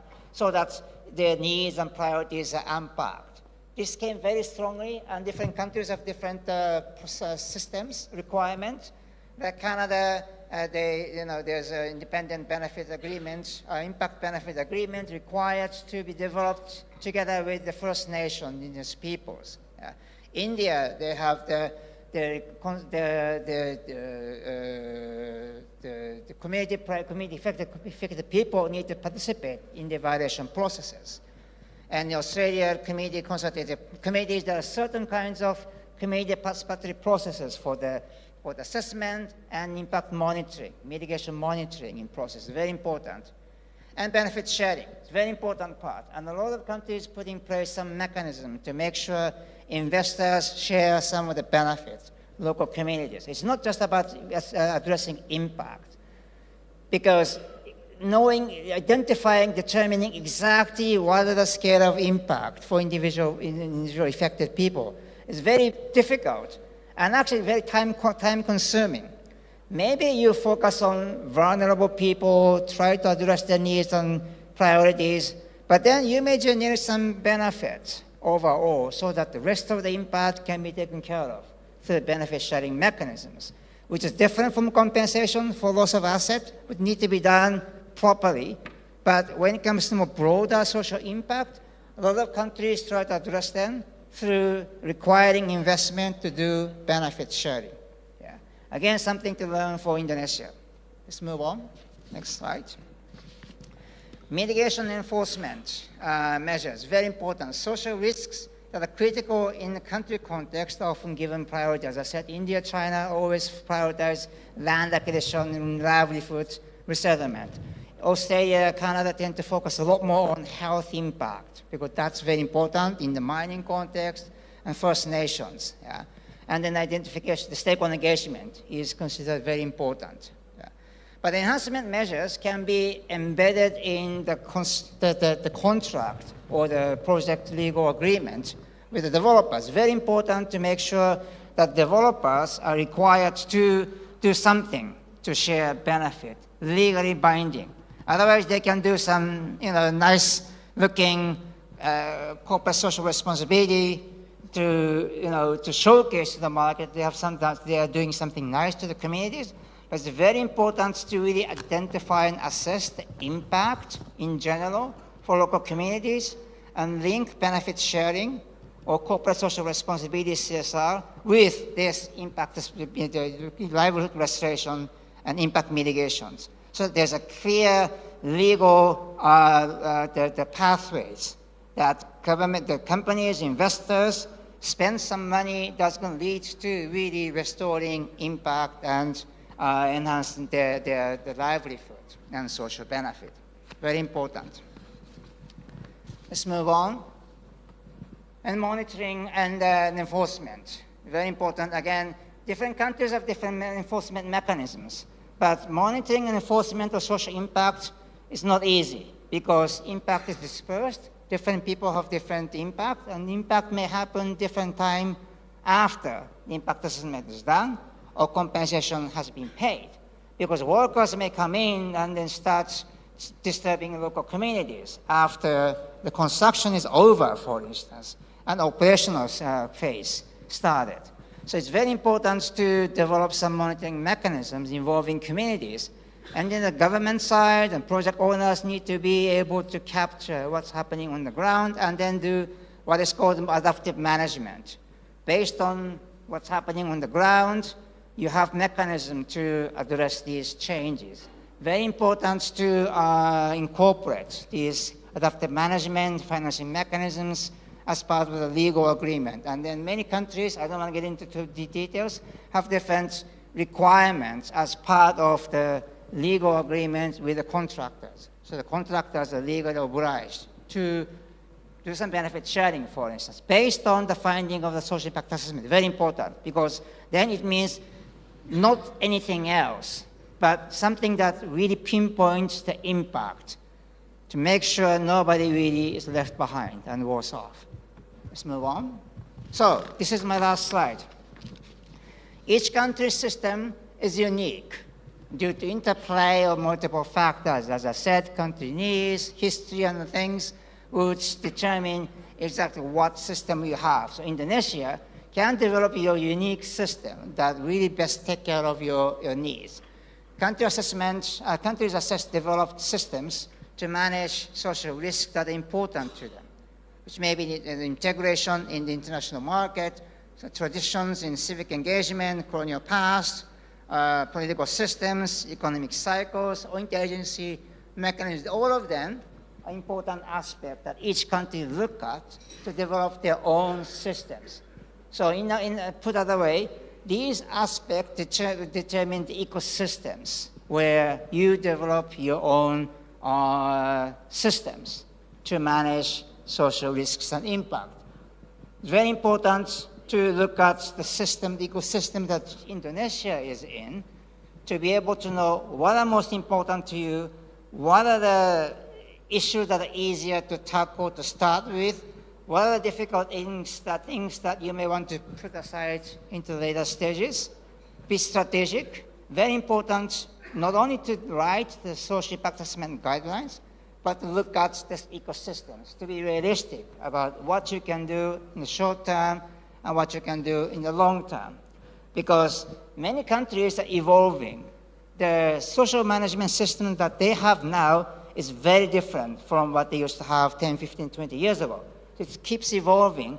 What is very important is to be strategic and look at where you want to be 10 years, 15 years, 20 years from now, and gradually develop the system to manage social risks, starting with this guideline, very important start. But it's not where you want to end at. This is where you want to start with. Let me stop here. Thank you very much. Thank you, Mr. Satoshi, for your presentation, and also to inform us about lessons learned from different countries, specific for 5 countries that you studied. And we saw that there is no single model in institutionalizing social impact assessment. And different countries trying to develop their own system. And for the next presentation, we would like to hear from Town Planner Tuan Haji Hassan Yaakob about the emerging SIA procedures in Malaysia and how we can learn from your experience. Okay. Time is yours. Okay. Thank you. Ini majunya, ini mundur ya. Mundurnya back. Ini back, ini maju. Okay.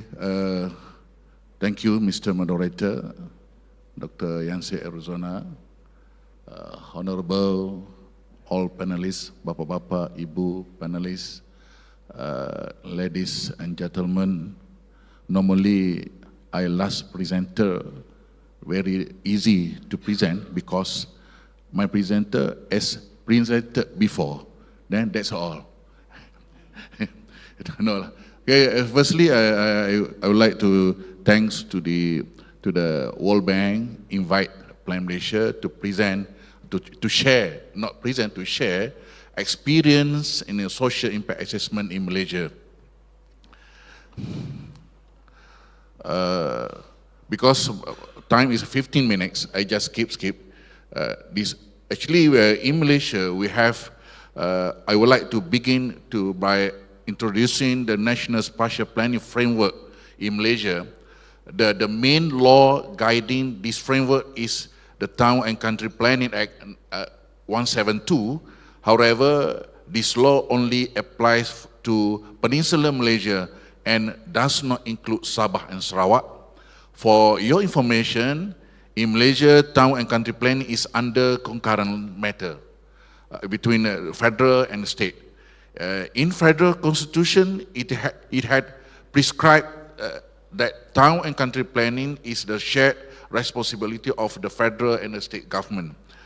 Firstly, the framework operate at 4 levels. Firstly, national planning level. National planning level, we have here under federal government, we prepared a special spatial planning, the national physical plan. Then they support by another plan, like national urbanization policy, national rural physical planning policy, and etc. Second level is regional or state planning level. This stage, we have such a plan prepared by Plan Malaysia Negeri. And the third level is local planning level. The local authority manage planning at the level, we have about 99 local authorities in Malaysia, that this local authority prepared a local plan. Then last level is we call micro planning level. This is the community involved in the planning, take part in the planning system. So,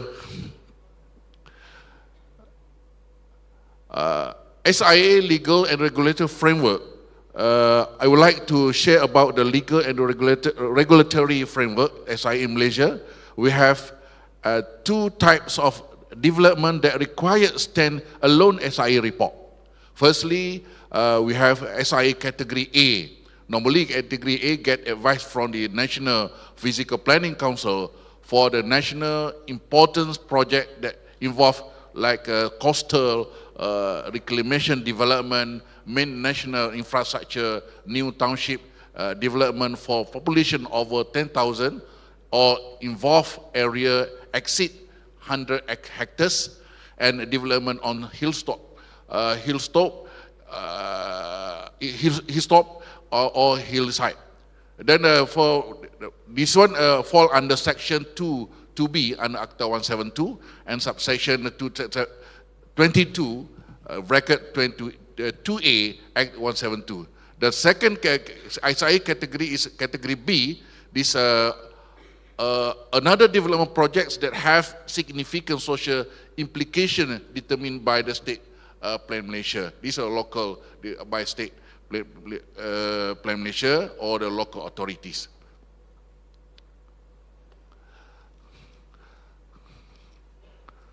So, as I explained earlier, that we had 3 levels of development plan. So from federal translate into the state, then we go to local level. The social aspect had been taken in this level of development plan. Firstly, national development plan is 4th national physical plan. This is our mother book for development at the federal level. What we call national physical plan, this is spatial planning. Then we, in this report, we take consideration in terms of SIA report. The second level, also such a plan. Then third level is a local plan.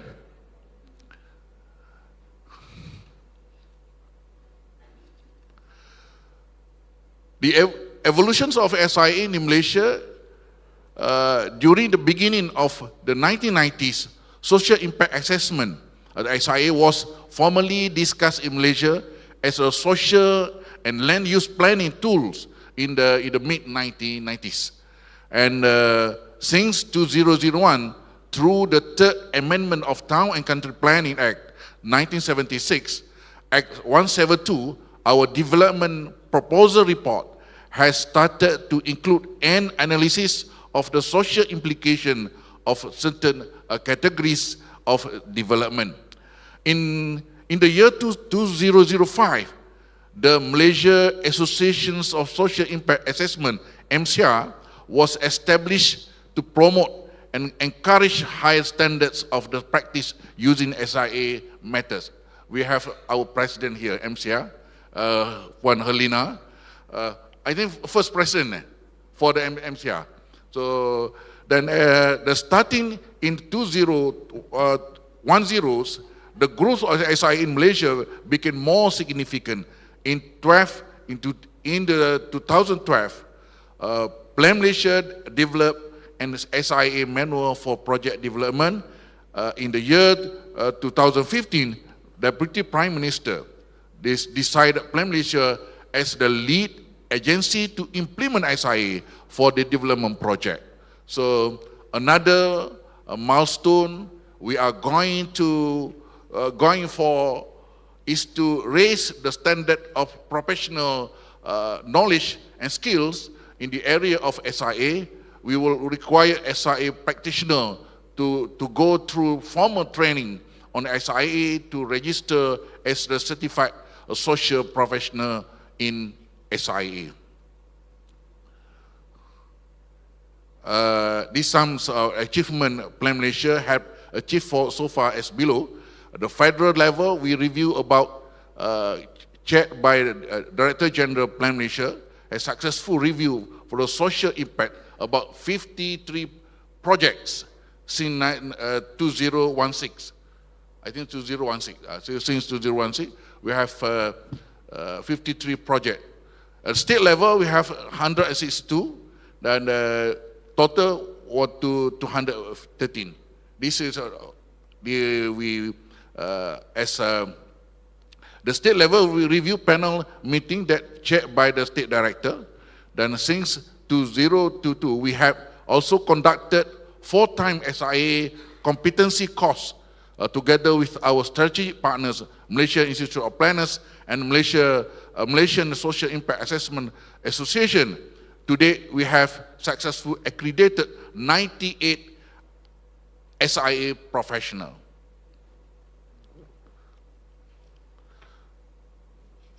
I want to share one of the mega project in Malaysia, in Penang. We call Penang South Reclamation. The first one in Penang South Reclamation, also known as a PSR, to safeguard the well-being of the impacted stakeholders. The 2-tier SIA study implemented to mitigate impacts during the reclamation process and topside development. So here is a summary of the significance of the social impacts during operation for the Penang South reclamation. As we can see here, the scoring of impact had been reduced when the SIA report gave mitigation measures to the social impacts, especially about the occupational and socio-economic structure, it changed from negative to positive. With the SIA report, the project acceptability had increased from 3.5% in year 2019 to 40.5% in year 2022. This is because the project proponent had implemented some of the mitigation measures to the affected group, like payment of ex gratia to the licensed fishermen, construct new jetties, create new job opportunities, business and skills, business skill training programs, house ownership schemes, and educational programs for the fishermen's children. 5 minutes more. This is one of the success story include also Penang South reclamation. We have Penang government is placing orders a new boat and etc. The first batch of the 9 fishermen completed their seafarer course in March under SIMP, earning the certificate of competency from the Marine Department to work as a seafarer in Malaysian water. How to play video?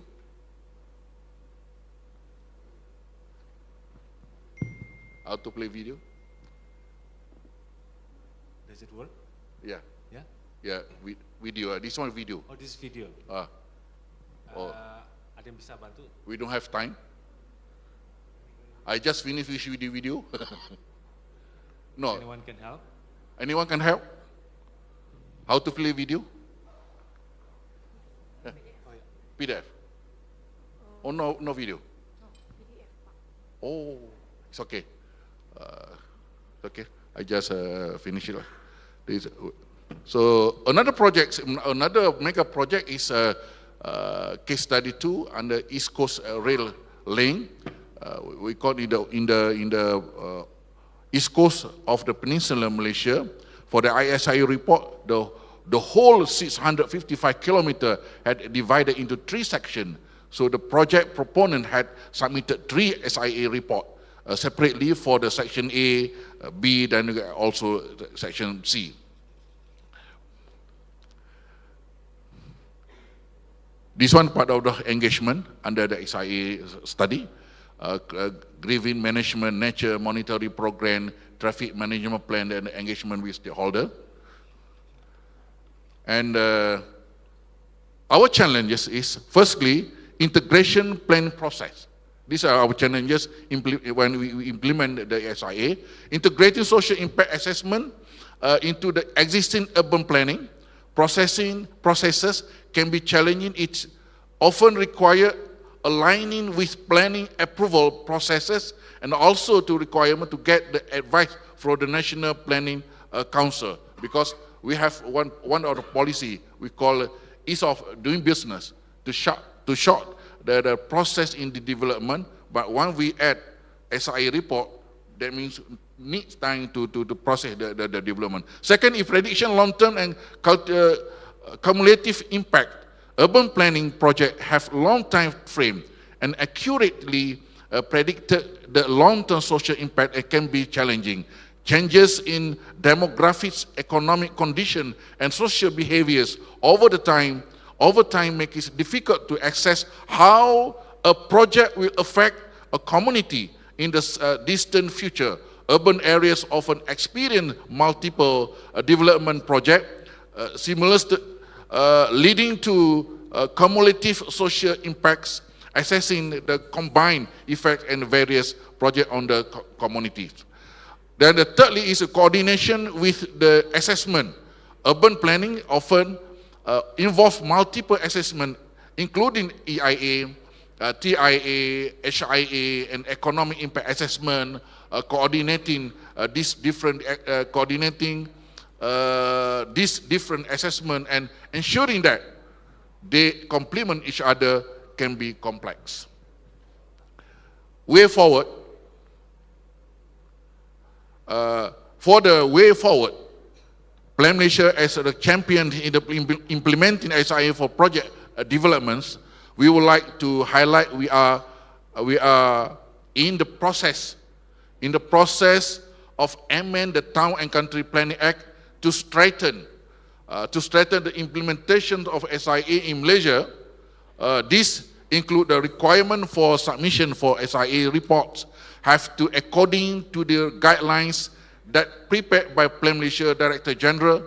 We also want to outline the requirement for qualifications of submitting person have to be SIA professional that accredited by Plan Malaysia. Then through this amendment, the power of approve and reject SIA report will be clearly indicated through the provision in the Act for SIA category A and for SIA category B. So we are also in the process of preparing rules for SIA. That's all. Thank you very much. Thank you so much. Give applause for Tuan Haji Hassan Yaakob. So we ran out of time and the time pressure, and maybe if possible we can extend another 5 minutes to respond some question that has been posed in Slido. Is the organizing committee can show the question?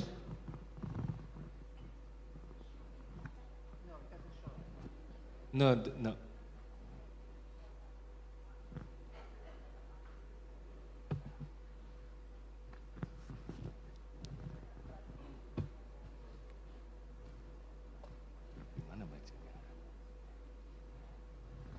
Can we post in the big screen behind?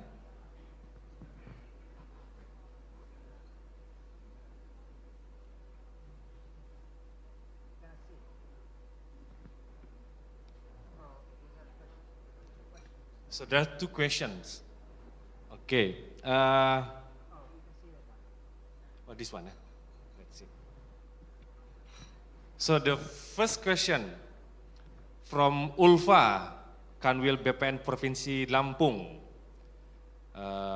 Mohon izin bertanya kepada Prof. Maria. Prof. Maria menyampaikan bahwa seharusnya ada keseimbangan kepentingan perseorangan dengan kepentingan umum. Bagaimana perlindungan hukum, apakah perlindungan hukum masyarakat dengan perlindungan hukum P2T sudah seimbang? Ya? So that is the first question. The second question to Bapak Satoshi, you mentioned once, twice compensation. Compensation sounds like seeing land as a commodity to be compensated, not rights to be restored, as it has social aspect directly linked to livelihood. What is the view of the World Bank about the acquisition of land, commodity or rights? So that's the question. So we have two questions. First to Professor Maria about how to see the balance between individual and public interest. And the second for Mr. Satoshi. Terima kasih pertanyaannya Ibu Embun, selamat datang kembali. Jadi itu pertanyaan saya yang awal ya. Bagaimana mencapai keseimbangan antara kepentingan umum dan kepentingan masyarakat? Saya kan malah tanya, apa keseimbangan itu sudah cukup? Kalau pengadaan tanah diatur dalam undang-undang, apa keseimbangan itu sudah cukup kalau ada diberikan ganti kerugian ya kepada masyarakat terdampak. Di dalam peraturan itu ganti kerugiannya sudah lengkap. Tapi pertanyaannya satu yang besar ya, untuk masyarakat hukum adat itu belum ada sama sekali. Masyarakat hukum adat itu ganti kerugiannya sangat berbeda dengan masyarakat non-masyarakat hukum adat. Mereka menghitung kerugian non-ekonomi itu lebih besar dari kerugian ekonomi. Silahkan belajar ke Australia. Jadi itu belum ada di dalam SPI ya, Standar Penilaian Indonesia itu belum ada standar untuk masyarakat hukum adat. Kerugian untuk tertutupnya akses, kerugian untuk tercerabut dari jaringan sosial, ya, kehilangan dari kearifan lokal. Kalau tanahnya sekarang ini ada proyek gantinya MIFE ya, proyek baru itu untuk ketahanan pangan dan bioenergi di Merauke dengan proyek dari PSN. Semua sudah datang traktor, masyarakat nggak tahu, loh ini kan tanah kami, sudah ada patok tapi tidak ada consultation dengan kami. Nah, terus itu keseimbangannya di mana? Ganti kerugian memang sudah ada, tetapi sampai saat ini kan disebutkan bahwa prioritasnya dalam bentuk uang. Ganti kerugian dalam bentuk lain, resettlement, tanah pengganti itu belum ada. Kalaupun resettlement, peraturannya yang rinci juga belum ada. Ganti rugi disebut kerugian non fisik, tetapi yang namanya livelihood restoration itu belum ada, belum diatur secara rinci. Kita studi ya waktu itu Ibu Embun yang di Yogyakarta International Airport ya. Ya ganti ruginya itu jumlahnya oke ya, tapi tidak ada bimbingan, orang enggak tahu ini uang ganti rugi untuk apa. Jadi dia enggak tahu menata hidupnya, dapat ganti rugi tapi so what ya, I don't know what to do. Saya tahu saya mau beli tanah tapi I don't know where, dan bagaimana saya melanjutkan kehidupan saya di tempat yang baru. Nah ini kan jadi harus memang ada satu tindakan ya. Saya senang sekali mendengar dari Malaysia ya yang sudah menerapkan SIA. Tapi Ibu Umbun jangan khawatir, it's better late than never.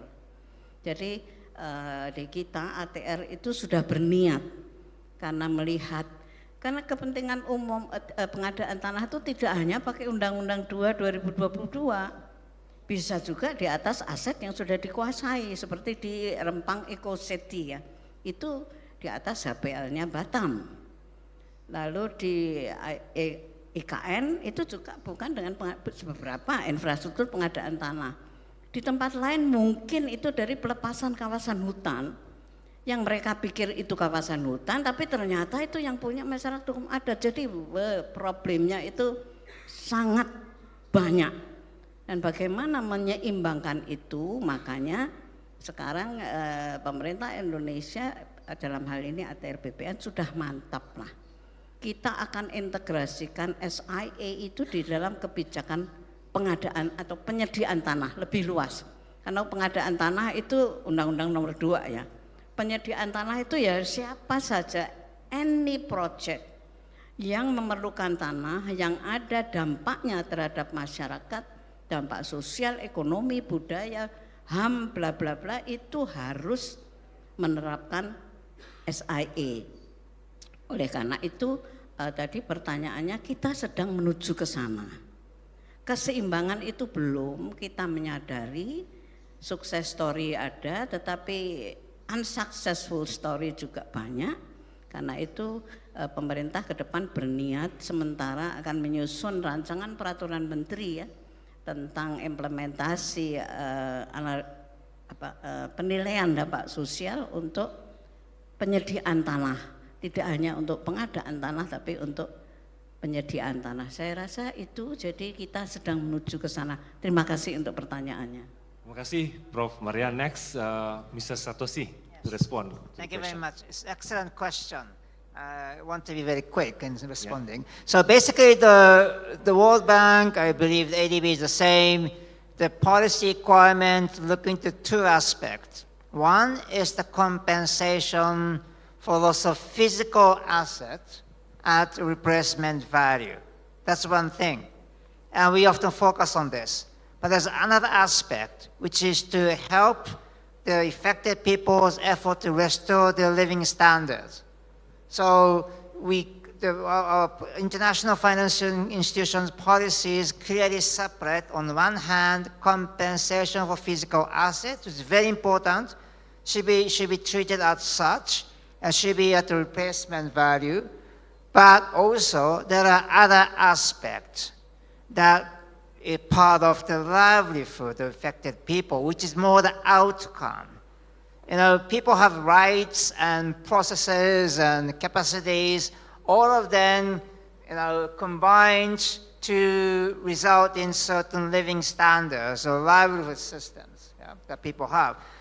At least the World Bank safeguard policies aim for the restoration of these living standards comprehensively, livelihood, which consists for methodological purposes into two parts: compensation for physical assets, which should be at the replacement value, and everything else to help affected people's effort to restore their living standards. So we do look at the aspect of impact other than the physical loss and more than compensation.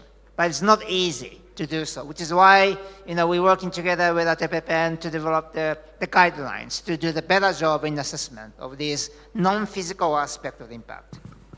Okay, thank you, Mr. Satoshi. And I would also like to ask Pak Budi, Prof. Amo, and also Mr. Hasan, briefly, 30 seconds, for your closing statement. What should the Indonesian government do to make an effective SIA in the future? Prof. Yeah, yes. I'll speak in Indonesia, otherwise too long. Yes. Saya kira idea of SIA is quite important, sangat penting untuk complement the land acquisition. Tapi menurut hemat saya, note tadi yang disampaikan oleh Prof. Maria juga sangat penting, highlightnya ya untuk setting SIA itu. Namun kita mesti berpikir bahwa berhadapan dengan tanah itu berhadapan dengan berbagai value seperti yang saya sampaikan pada slide saya pertama. replacement value yang tadi disampaikan oleh Prof. Maria itu memang tadi kita harus mengconsider itu. Dan yang terpenting tadi ada note dari teman-teman, karena saya birokrat di ATRBPN mengenai land acquisition. Ada note penting yang saya kira kaitannya dengan risiko legal bagi pelaksana land acquisition.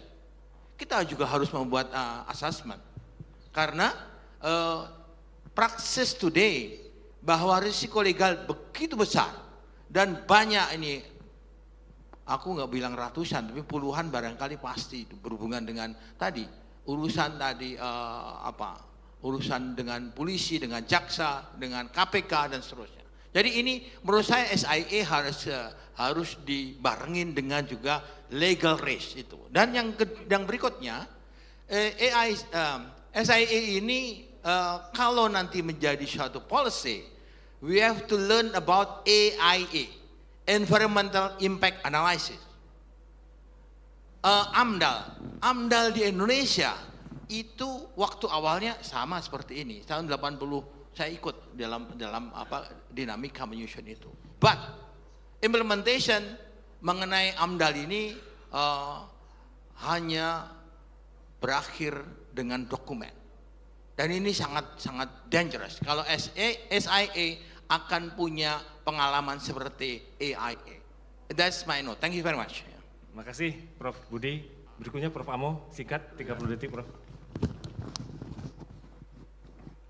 Ya, saya hanya ingin menggarisbawahi bahwa pentingnya menetapkan siapa otoritas atau lembaga yang punya otoritas dalam penataan pertanahan itu mesti jelas begitu. Selama sifatnya ganda, maka selama itu problem akan muncul tidak hanya horizontal tapi juga vertikal. Nah, untuk menyelesaikannya salah satunya adalah menetapkan secara berani siapa sebetulnya lembaga tunggal yang punya otoritas untuk mengurus penguasaan tanah di negeri ini. Itu aja. Terima kasih Prof. And then last saya mau bercakap bahasa Indonesia. Boleh. Tak tahulah betul cakap bahasa Indonesia. Okey, pasal saya suka tengok kita sinetron Indonesia. Drama tu memang saya cari pelakon yang cantik-cantik saja saya tengoknya. So, firstly saya sebenarnya Indonesia dari segi governance-nya adalah lebih baik banding dengan Malaysia lah. Agak orang Malaysia marah kata kenapa? First kali kita punya I nak share first kali ialah kita bentuk satu framework yang jelas mana yang sepatutnya priority dan sebagainya, mana bidang kuasa dan sebagainya, whatsoever, itu jelas, senang untuk kita laksanakan SIA. Because tadilah kita relate dengan TIA, EIA, HIA dan sebagainya, kita punya satu framework keseluruhan. In terms of land matter, berhubung dengan land matter, Malaysia very difficult because we have federal government and state government. Because state government, they have full power for the land matter. The government, federal government, less power. So, like Indonesia, federal government will have full power. That means easy for Indonesia to implement SIA. Wallahu alam.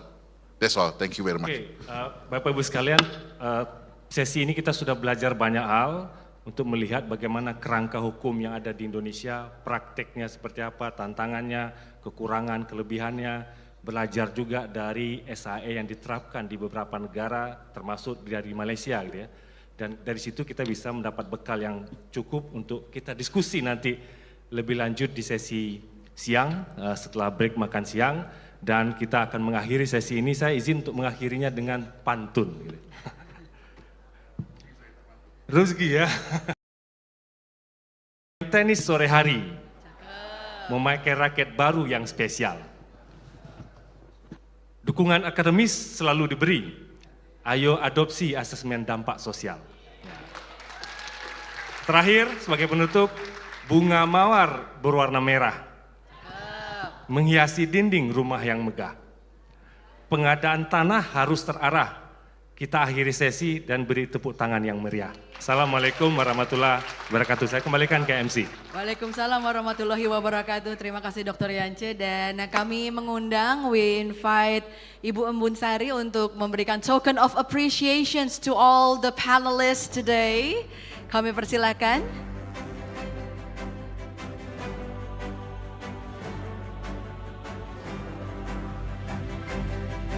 We invite all the panelists to stand up as Ibu Embun Sari will hand over the token of appreciation. Thank you for the remarkable, fruitful, insightful discussion and also thought-provoking discussion.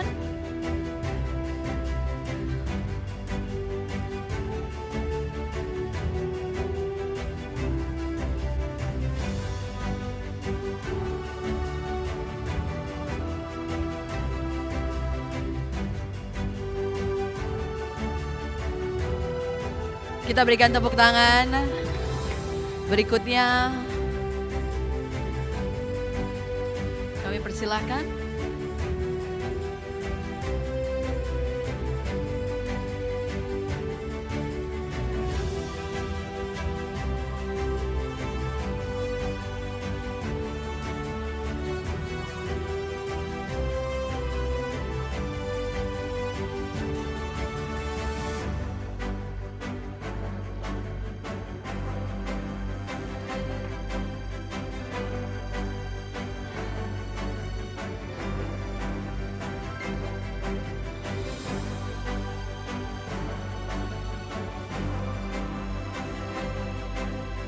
Ya, sekalian tim dokumentasi mengabadikan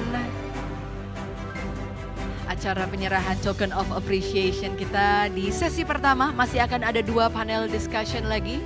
Ibu dan Bapak yang kami hormati.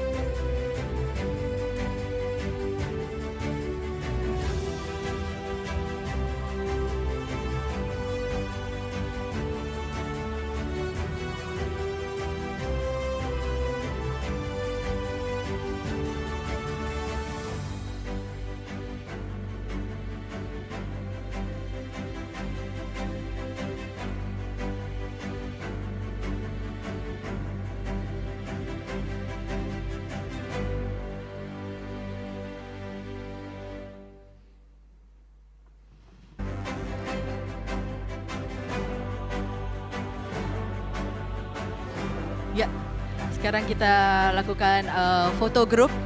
Kita bersama-sama bersama panelis. Kami persilahkan untuk lebih mendekat, closer Bapak Ibu. Kita akan berfoto bersama. Sekali lagi kita berikan sambutan yang meriah untuk panelis di sesi pertama hari ini. Baik. Ya, 1, 2, 3, masih pose formal. 1, 2, 3. Oke, satu kali lagi posenya mungkin lebih seperti candid, lagi berbicara, lagi ngobrol atau tertawa, boleh supaya tidak terlalu tegang ya Bapak Ibu sekalian. Baik, kita berikan tepuk tangan sekali lagi. Thank you our panelists. Terima kasih juga untuk moderator dan terima kasih Ibu Embun Sari. Please return to your seat. Thank you very much. Ibu Bapak yang kami hormati, ladies and gentlemen. We are now heading to our lunch break. We have 45 minutes of lunch break. And our next program will start at 1:30. Waktu Indonesia bagian Barat. Jam 1:30 kita akan memulai kembali. Waktu untuk sesi berikutnya kami persilahkan untuk menikmati sajian makan siang yang sudah tersedia di luar ruangan ini. Sampai jumpa. Terima kasih.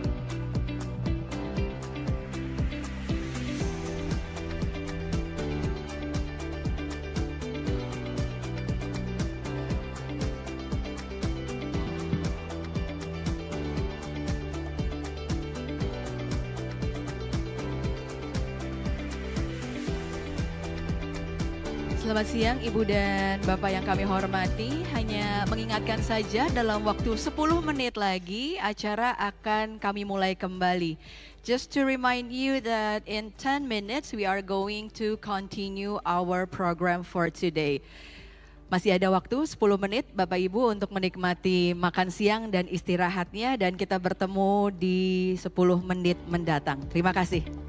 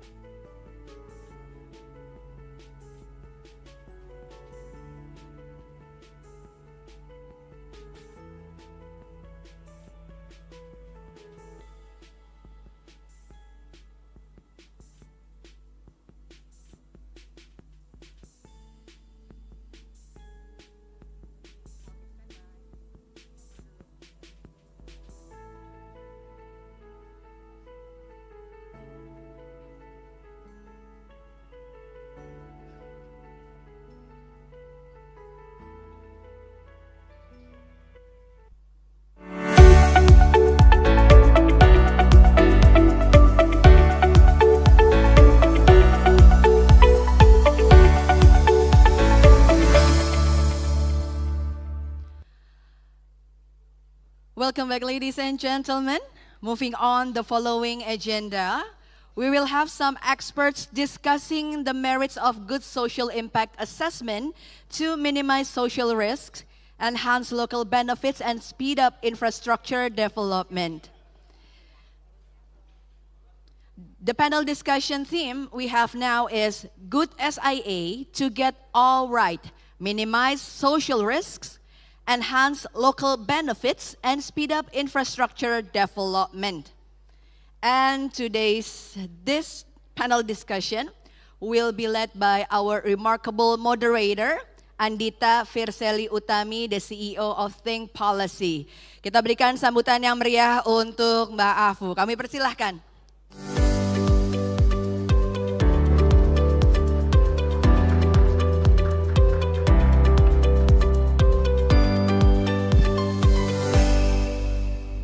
A very good afternoon, ladies and gentlemen. My name is Afu Utami. I'm the CEO of Think Policy, a community-driven organization focused on improving the ecosystem of policymaking in Indonesia. One of the core factors to improve public policymaking, of course, is social impact assessment.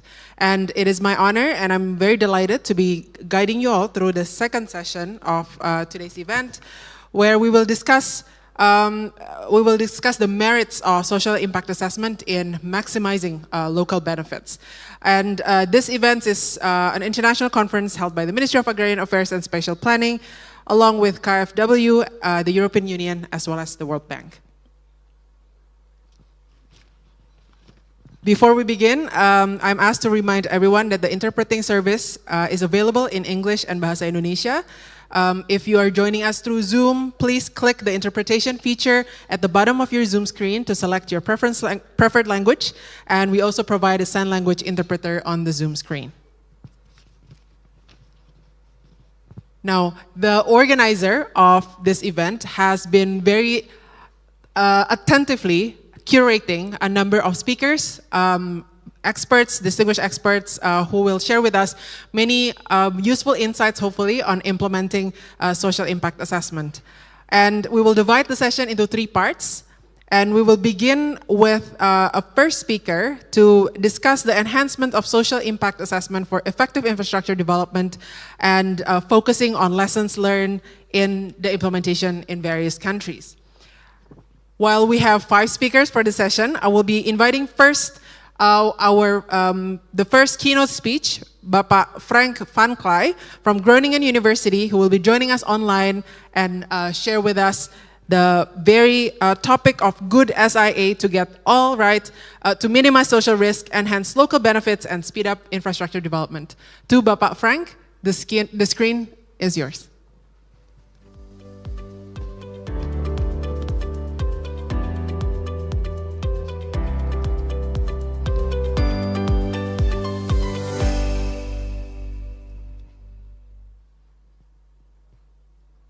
Selamat siang.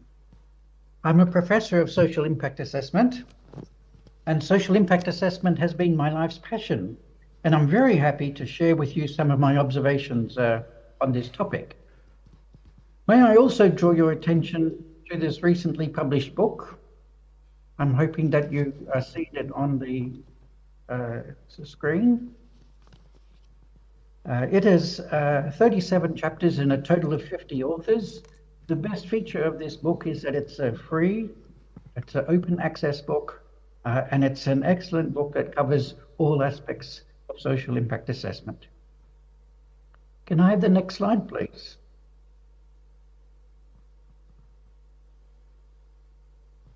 I'll just alert the organizers. Let's show the slides for Bapak Frank. See the slides.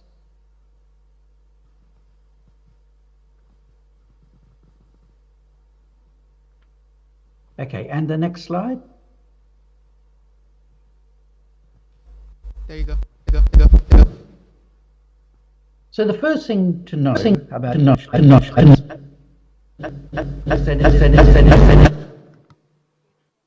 fact, it has a history of over 50 years.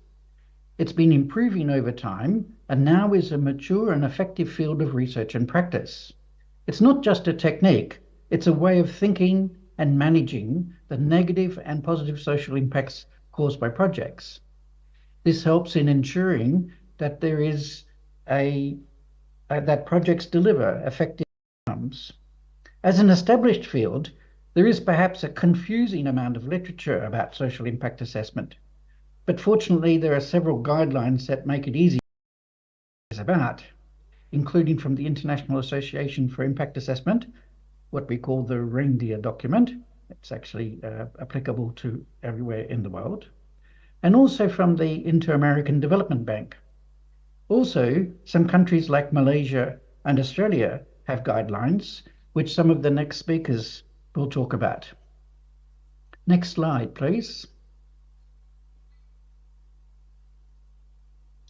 There are also many guidelines and various documents from the United Nations and many other international organizations, all of which call for, or at least support, the use of social impact assessment.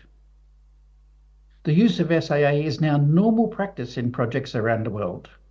Arguably, the use of SIA is a requirement of project financing by all banks. And while it is obvious that social impact assessment should be applied to big projects, I argue that SIA can be of benefit to small and medium-sized projects as well. SIA is about enhancing the benefits of all projects, as well as minimizing any social harms and risks they may create. Next slide, please. Social impacts are everything and anything that affect people or people's lives and livelihoods. It's about the impacts on people's way of life, how they live, work, and play, what they value, and what is important to them. The social impacts caused by land acquisition for projects are especially severe because people do have a level of place dependency and place attachment. The loss of sense of place is very disturbing to people. Next slide, please. A good model to use to assist in thinking about the social impacts of a project is the Social Framework for Projects, which was developed by Eddie Smith. In that paper, which is indicated on the screen, we argue that all projects should focus on improving the well-being of people. And we considered that there are 8 key topic areas that need to be considered for any project. These topic areas are people's capacities, abilities, and freedoms to achieve their goals, community and social supports in the political context, culture and religion, livelihood assets and activities, infrastructure and services in a community, people's housing and business structures, the living environment in which people live, and the land and resources on which they depend. Next slide, please. Social impact assessment should be used for all projects, even projects that are intended to be in the public interest or for social development purposes can still have inadvertent negative social impacts. No matter whether a project is big or small, or whether for a public or a private purpose, social impact assessment is an effective way of better managing projects to ensure better outcomes for the project, and especially for project-affected people. Next slide, please.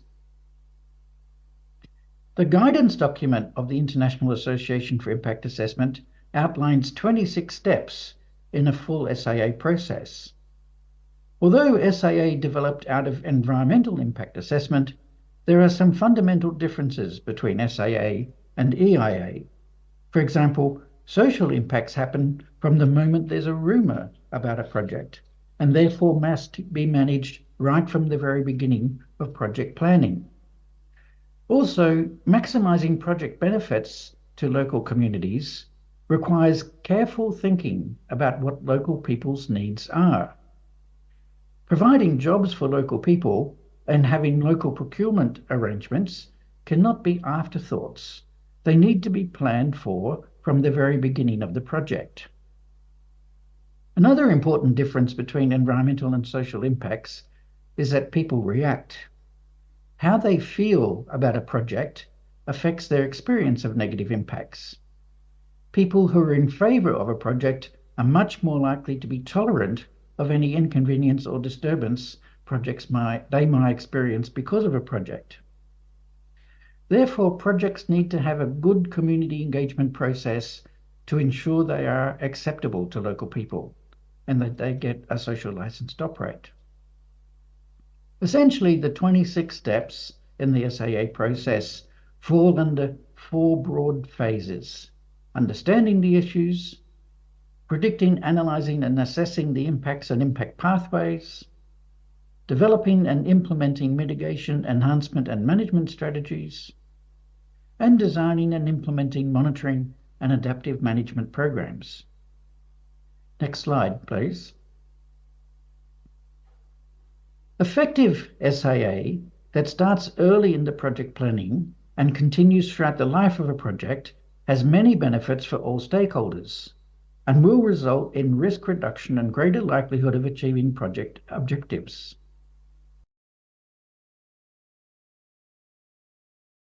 Design, the ability to better target the project to its objectives and intended beneficiaries. SAA will ensure effective risk reduction and management.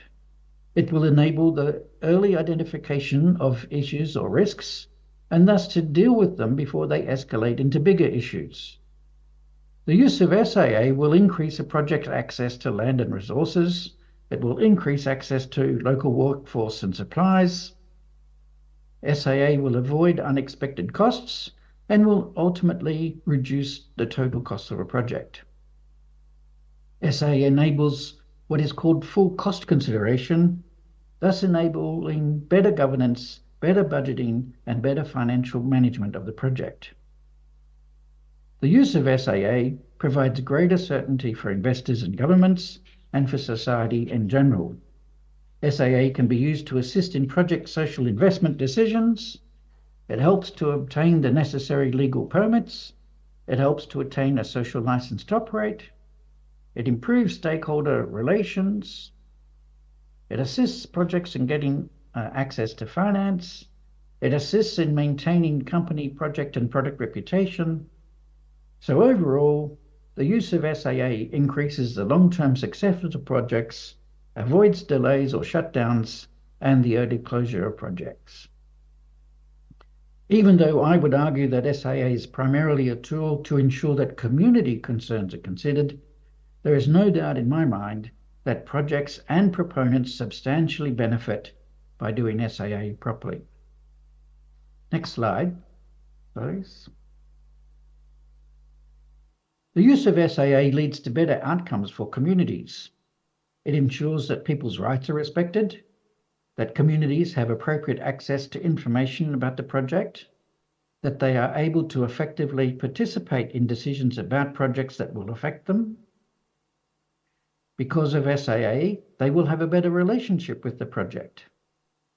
SAA will enhance the job and business opportunities arising from the project. Communities become empowered through social impact assessment, and SAA will ensure that they have access to justice. Because of SAA, they will experience less stress, less nuisance, and less annoyance. They will have greater control over their lives, and they will be able to plan their lives and their future more effectively. Next slide, please. Social impact assessment also assists government at all levels and in the governance of projects by providing better information by which to make decisions, greater certainty about the information that they use in decision making. SAA provides a framework to guide the project regulatory process. It indicates how development applications can be assessed. It provides baseline data to monitor change over time. It provides useful information by which to determine appropriate consent conditions. It provides information for discussions about development contributions and any benefit sharing arrangements that ought to be established. Social impact assessment ensures consistency with international standards, and the use of SAA will reduce the risk of impoverishment caused by projects, as well as contributing to poverty reduction, sustainable development, and to achieving the United Nations Sustainable Development Goals. Next slide, please. All these benefits to different stakeholders don't just happen. To achieve good outcomes, SAA must be done properly by trained professionals be adequately resourced, and with an adequate time frame. These SAA professionals must also be effective in influencing the project and project management, and developers must be willing to listen and take on board suggestions about how to improve the project from a social point of view. From my perspective, perhaps the key lessons for good practice SAA are that the impact assessments done as part of the regulatory requirements to get development approval for a project are usually too late in the project planning process to have any real influence over project design. To be useful, SAA needs to be able to inform the conceptual design of projects, and therefore must be done early in the project planning process. Another very important thing to be aware of is that communities are never homogeneous. People are differentially affected by projects, and by definition, vulnerable people are likely to be the most affected or unable to cope with the changes created by a project. Vulnerability is not a static concept addressed by a simplistic checklist of widows or the elderly or the disabled. Vulnerability is context-specific. Good practice SAA requires thinking about what groups of people would be most vulnerable to the changes created by a project. Genuine, meaningful engagement is important. Perhaps more important is having a process of agreement making with local communities. Best international practice involves developing impacts and benefits agreements with local communities so that there is complete transparency about what the impacts will be and what the promised benefits will be. Ideally, local communities can use the agreements to hold developers to account to ensure that they deliver on what was promised. Ongoing monitoring and adaptive management are essential because things always change over time, and not everything is in the direct control of the developer. Also, the SAA process cannot predict everything. It is, after all, a process of predicting an uncertain future. A good regulatory process will set compliance conditions. But a good regulatory process will also ensure that there is proper monitoring to ensure that these compliance conditions are upheld. Compliance checking and follow-up is essential. A good SAA process will address all human rights issues. And finally, a good SAA process should result not in a list of possible impacts, but rather in a social impact management plan and a project-based social management system to ensure that social impacts are addressed on an ongoing basis. Regulatory approval should be based on an assessment of the proponent's understanding, capacity, and willingness to assess and manage social impacts on an ongoing basis. Next slide, please. Social impact assessment cannot do everything. Some things require a social approach to the management of projects, so changes to how projects are done. The key things that project management needs to learn from SAA are that the project must be designed to avoid the physical and economic displacement of people as much as possible. Changing the physical and spatial layout of projects can significantly reduce displacement and other social impacts. All livelihood impacts and risks must be carefully assessed and addressed. Community-based monitoring processes are highly effective ways of increasing local people's trust in the project. And as already mentioned, vulnerability must be understood in the local context. To ensure that livelihood support for affected people is appropriate in the local context, past experience with livelihood support strategies around the world reveals that despite good intention, livelihood support can be highly ineffective and thus likely lead to impoverishment.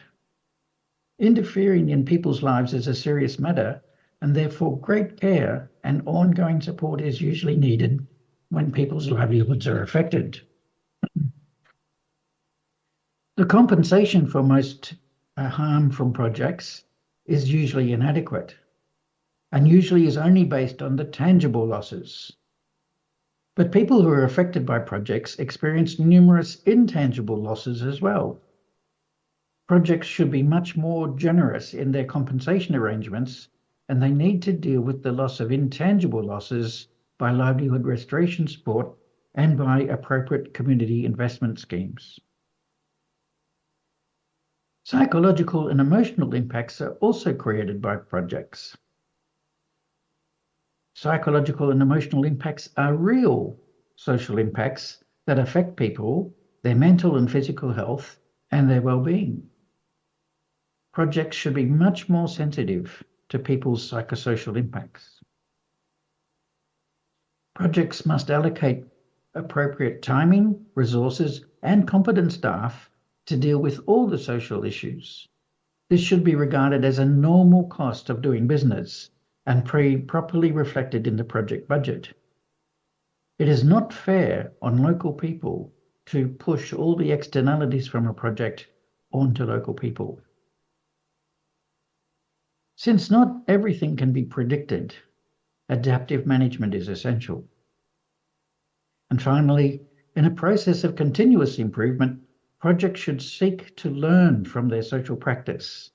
They need to monitor their results, undertake evaluations, do research on the effectiveness of their strategies, and adapt and improve as appropriate. Next slide, please.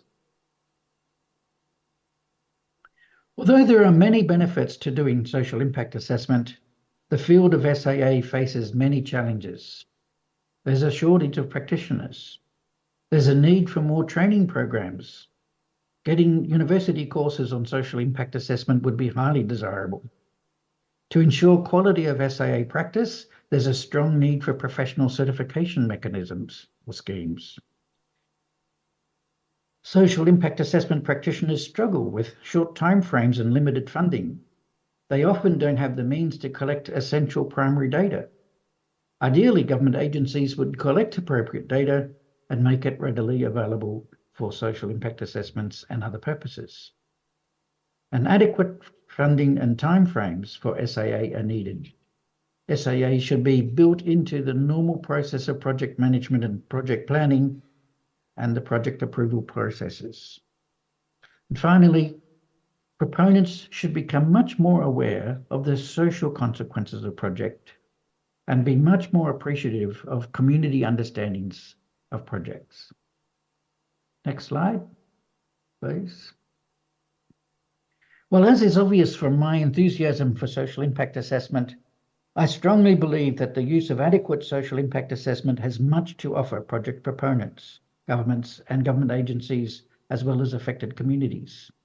Identifying and mitigating the negative impacts, as well as considering how to enhance the potential positive outcomes from projects, will lead to improved outcomes for all stakeholders and will ensure that no one is left behind. The effective use of SAA will ensure that projects serve as catalysts for sustainable development, empower local people, and respect their rights. Thank you for your attention.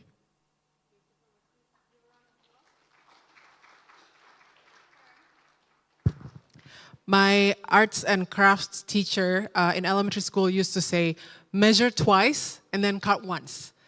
I think what Frank has very brilliantly shared with us is that social impact assessment is not just another laundry list of to-do list to check, but it's actually a mindset that will allow us to make sure that all the projects will bring the maximum benefits to all parties involved. I believe that on the slides earlier, Frank showed at least 40-something different benefits, not just to the local communities and government, but the project implementers themselves. And that social impacts not are not just related to the tangible ones, such as jobs or labor opportunities, but including more intangible aspects as well. And more importantly, I think at the last slide, Frank, thank you so much, Professor Van Kloy, for sharing with us the handbook that you've prepared. I believe that many of the participants here would be interested to learn more from you as well. So again, please put our hands together and give a round of applause to Frank.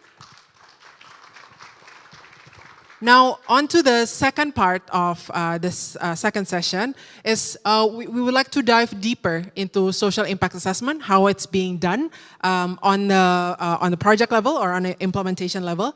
And to join me on stage, I would like to invite, first of all, Bapak Muhammad Unu Ibnudin, Direktur Pengadaan dan Pencadangan Tanah dari Kementerian ATR-BPN. Silakan Pak Unu.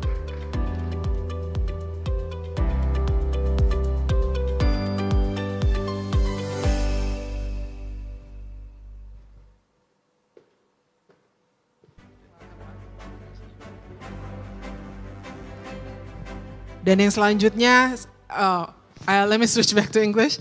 And the next one, we would like to invite also Ibu Sharifah Aman Worcester, expert of gender, land management, and governance, the former principal social safeguard specialist at Asian Development Bank.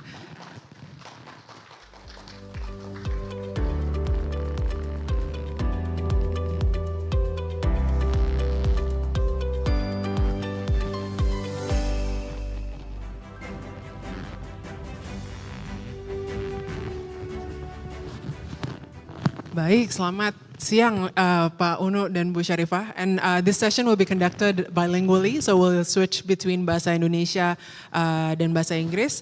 I would like to start with introducing first again Pak Unu's profile. Pak Unu is an accomplished professional in the land management and spatial planning. He obtained his master's degree in management from Institut Pertanian Bogor. And throughout his long career in ATR-BPN, he has held several prominent positions, including the head of land offices in Jakarta's key administrative regions, including South Jakarta, Central Jakarta, as well as North Jakarta. And then we also have here Ibu Sharifah Aman Worcester, who has worked for 15 years at ADB, and was responsible for social and indigenous people safeguards and gender equality for energy, transport, and NRM sectors across ADB's Asia-Pacific portfolios, including leading assessment of the country safeguard system in Indonesia. So we're very pleased to have the two of you today, where we will dive deeper into some of the topics or frameworks that Pak Frank earlier already shared with us. Saya mungkin izin mulai dengan Pak Unu terlebih dahulu. Jadi Pak Unu, saat ini Kementerian ATR-BPN sedang menyiapkan panduan penilaian dampak sosial atau Social Impact Assessment Guideline, ya, betul ya Pak? Dengan bantuan asistensi dari Bank Dunia dan KfW. Nah, mungkin Bapak bisa menjelaskan sedikit bagaimana panduan SIA atau SIA Guideline ini dapat berkontribusi Pak untuk mencapai tidak cuma percepatan dan keberlanjutan pembangunan, tapi justru juga keadilan bagi masyarakat yang paling terdampak. Silakan Pak. Baik, terima kasih. Yang terhormat Bapak Ibu peserta konferensi internasional Social Impact Assessment. Mohon maaf saya tidak sebut satu persatu. Ya. Dan mohon maaf juga saya karena habis makan siang, ya. Jadi kemungkinan ngantuk, jadi saya menggunakan bahasa Indonesia biar teman-teman bekerja juga untuk lebih paham bahasa Indonesia, ya. Jadi ada tidak terlalu ngantuk nanti, mudah-mudahan ada dua konsentrasi gitu kan, satu materi substansi dan satu bahasa, ya. Dan selanjutnya saya akan sedikit bercerita, ya, terkait dengan pentingnya gitu kan Social Impact Assessment ini untuk kami pelaksana gitu kan ya, dalam proses pengadaan tanah atau penyediaan lahan untuk pembangunan pemerintah, ya. Dikarenakan saya melihat tujuan baik dari pembangunan pemerintah itu sendiri, ya, itu sama, itu cita-citanya sangat mulia, ya. Bahwa pembangunan itu adalah untuk meningkatkan kesejahteraan masyarakat, kemakmuran dan keadilan. Ya.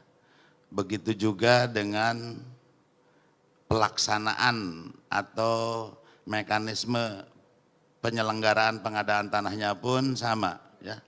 Bahwa itu pun harus didasari oleh ajas dan tujuan yang sangat mulia juga, dari mulai hak asasi manusianya, keadilannya, kesejahteraannya, keterbukaannya gitu kan, dan segudang kemuliaan gitu kan tujuan. Ya, jadi di sini kami sangat sebetulnya dari segi konsep dasar itu seharusnya tidak ada permasalahan gitu kan. Ya, termasuk gitu kan ya dalam kami kenapa merencanakan gitu kan harus membuat pedoman gitu kan penilaian dampak sosial, karena tadi dalam prakteknya ya ini, jadi saya di sini akan bercerita atau akan menyampaikan curhatan hati gitu ya, curahan hati gitu kan dari masyarakat, dari pelaksana maupun dari pemerintah sebagai instansi yang memerlukan tanah yang membuat dokumen perencanaan ya. Jadi termasuk kami dari Kementerian ATR yang melaksanakan gitu kan. Jadi keempat komponen tersebut itu ya satu sama lain ya saling berdampak, ya kan. Jadi saat pemerintah merencanakan pembangunan dan instansi yang memerlukan tanah membuat dokumen perencanaan pengadaan tanah, itu sebetulnya sudah persyaratkan seperti pedoman SIA ini ya. Seperti dokumen atau pedoman penilaian dampak sosial ya. Di mana dalam perencanaan itu harus ada studi kelayakan, ada penelitian dampak sosial dan sebagainya gitu kan, dengan maksud dan tujuan pembangunan itu seperti apa. Yang pastinya tadi bahwa pembangunan itu adalah dalam rangka meningkatkan gitu kan kesejahteraan, kemakmuran, keadilan dan keberlanjutan. Ya. Tetapi pada kenyataannya bahwa dari dokumen perencanaan pengadaan tanah, mohon maaf ini jika ada teman-teman dari instansi yang memerlukan tanah ya, kami tidak saling menyalahkan, tetapi inilah realita ya. Bahkan hari ini ya mungkin di antara kami gitu kan ya masih ada seolah-olah kami pelaksana pengadaan tanah atau P2T itu mengada-ada ya kan. Tetapi kenyataannya ya seperti tadi, teman-teman yang merencanakan pun membuat DPPT, dokumen perencanaan pengadaan tanah, teman-teman menyampaikan bahwa kalau begini caranya, penlok ini habis hanya untuk perbaikan DPPT, ya kan? Kenapa saya gitu kan sangat semangat dan mohon tadi kan, mohon dukungan bahkan ya mengapresiasi sekali dengan hari ini sudah terwujud gitu kan sebetulnya walaupun belum sempurna gitu kan. Dokumen penilaian dampak sosial ini sudah kami buat dan insya Allah akan disempurnakan dalam waktu sesingkat-singkatnya ya.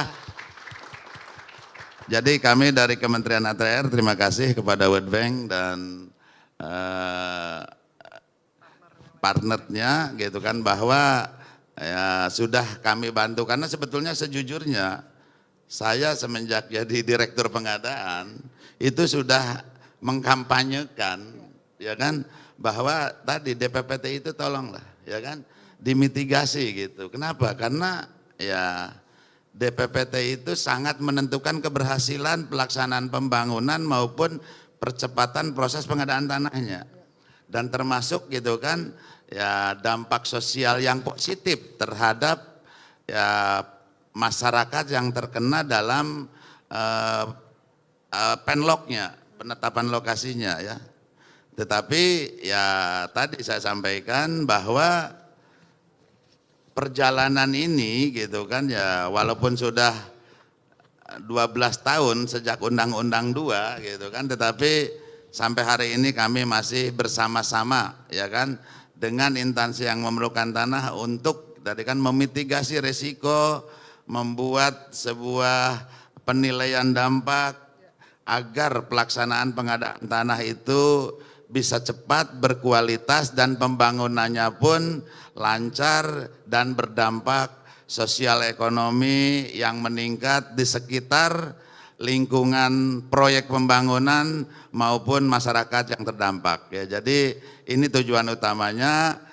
Kenapa saya memaksa? Sebetulnya ini memaksa juga kami. Ini untuk terwujud. Karena hal kecil saya contohkan gitu kan. Apabila ini tidak dilaksanakan, kalau satu hal saja gitu kan, data-data informasi terkait objek subjek itu tidak valid, itu akan membuat pertama proses pengadaan tanah itu akan lama, ya kan? Karena ya tentunya berbeda yang direncanakan dengan hasil iden invent, ya kan? Yang kedua bahwa ya kan jika ada hal-hal yang di luar tadi informasi yang tidak terinformasikan itu pun sama akan berdampak kepada masyarakat yang terkena pembangunan. Yang ketiga, ini yang lebih sering terjadi atau ini itu terkait dengan ketersediaan anggaran, ya. Karena ketersediaan anggaran pun sama, gitu kan, bahwa ya tadi kalau tanpa mitigasi dia mengetahui berapa kebutuhan nilai dari rencana perolehan tanah atau pengadaan tanah, ya tentunya keuangannya pun belum tentu sesuai dengan yang diharapkan. Sehingga ya kasihan akan berdampak. Kenapa? Karena masyarakat yang pemilik tanah, ya ini ketentuan kami mengatur bahwa nilai penilai itu sejak pengumuman penlok. Jadi sejak saat itulah mereka tidak bisa berbuat apa-apa. Tidak boleh dialihkan, tidak boleh membangun atau memanfaatkan. Sementara tadi kan apabila ada permasalahan di dalam objek tersebut, itu akan berdampak kepada masyarakat yang terkena, ya. Kalau ada masalah, misalkan walaupun ketentuan kami mengatur konsinyasi, kapan masyarakat akan menerima uang? Setahun, 10 tahun, ya kan? Itu sangat ketidakpastian dan ketidakadilan. Sementara, ya kan, pembangunan harus berjalan, masyarakat tidak memperoleh apapun, ya kan? Kedua, misalkan tadi kan ada hal-hal yang ya ada penlok yang sampai 2, 3 kali, 4 kali ulang tahun gitu kan. Ya itu akibatnya masyarakat pun sama. Ketidakpastian gitu kan dalam rangka ya kehidupan ke depan atau boro-boro ada peningkatan gitu ya. Jangankan ada peningkatan hidup gitu kan, kepastian hidup pun tidak ada. Harapan hidup pun mungkin tidak ada gitu kan. Sebetulnya kalau mau bercerita karena waktunya tidak memungkinkan itu banyak sekali contoh-contoh yang mengakibatkan gitu kan masyarakat itu terdampak negatif, sehingga untuk mengantisipasi itu, memitigasi risiko itu kami perlu social impact assessment. Ya, baik, luar biasa.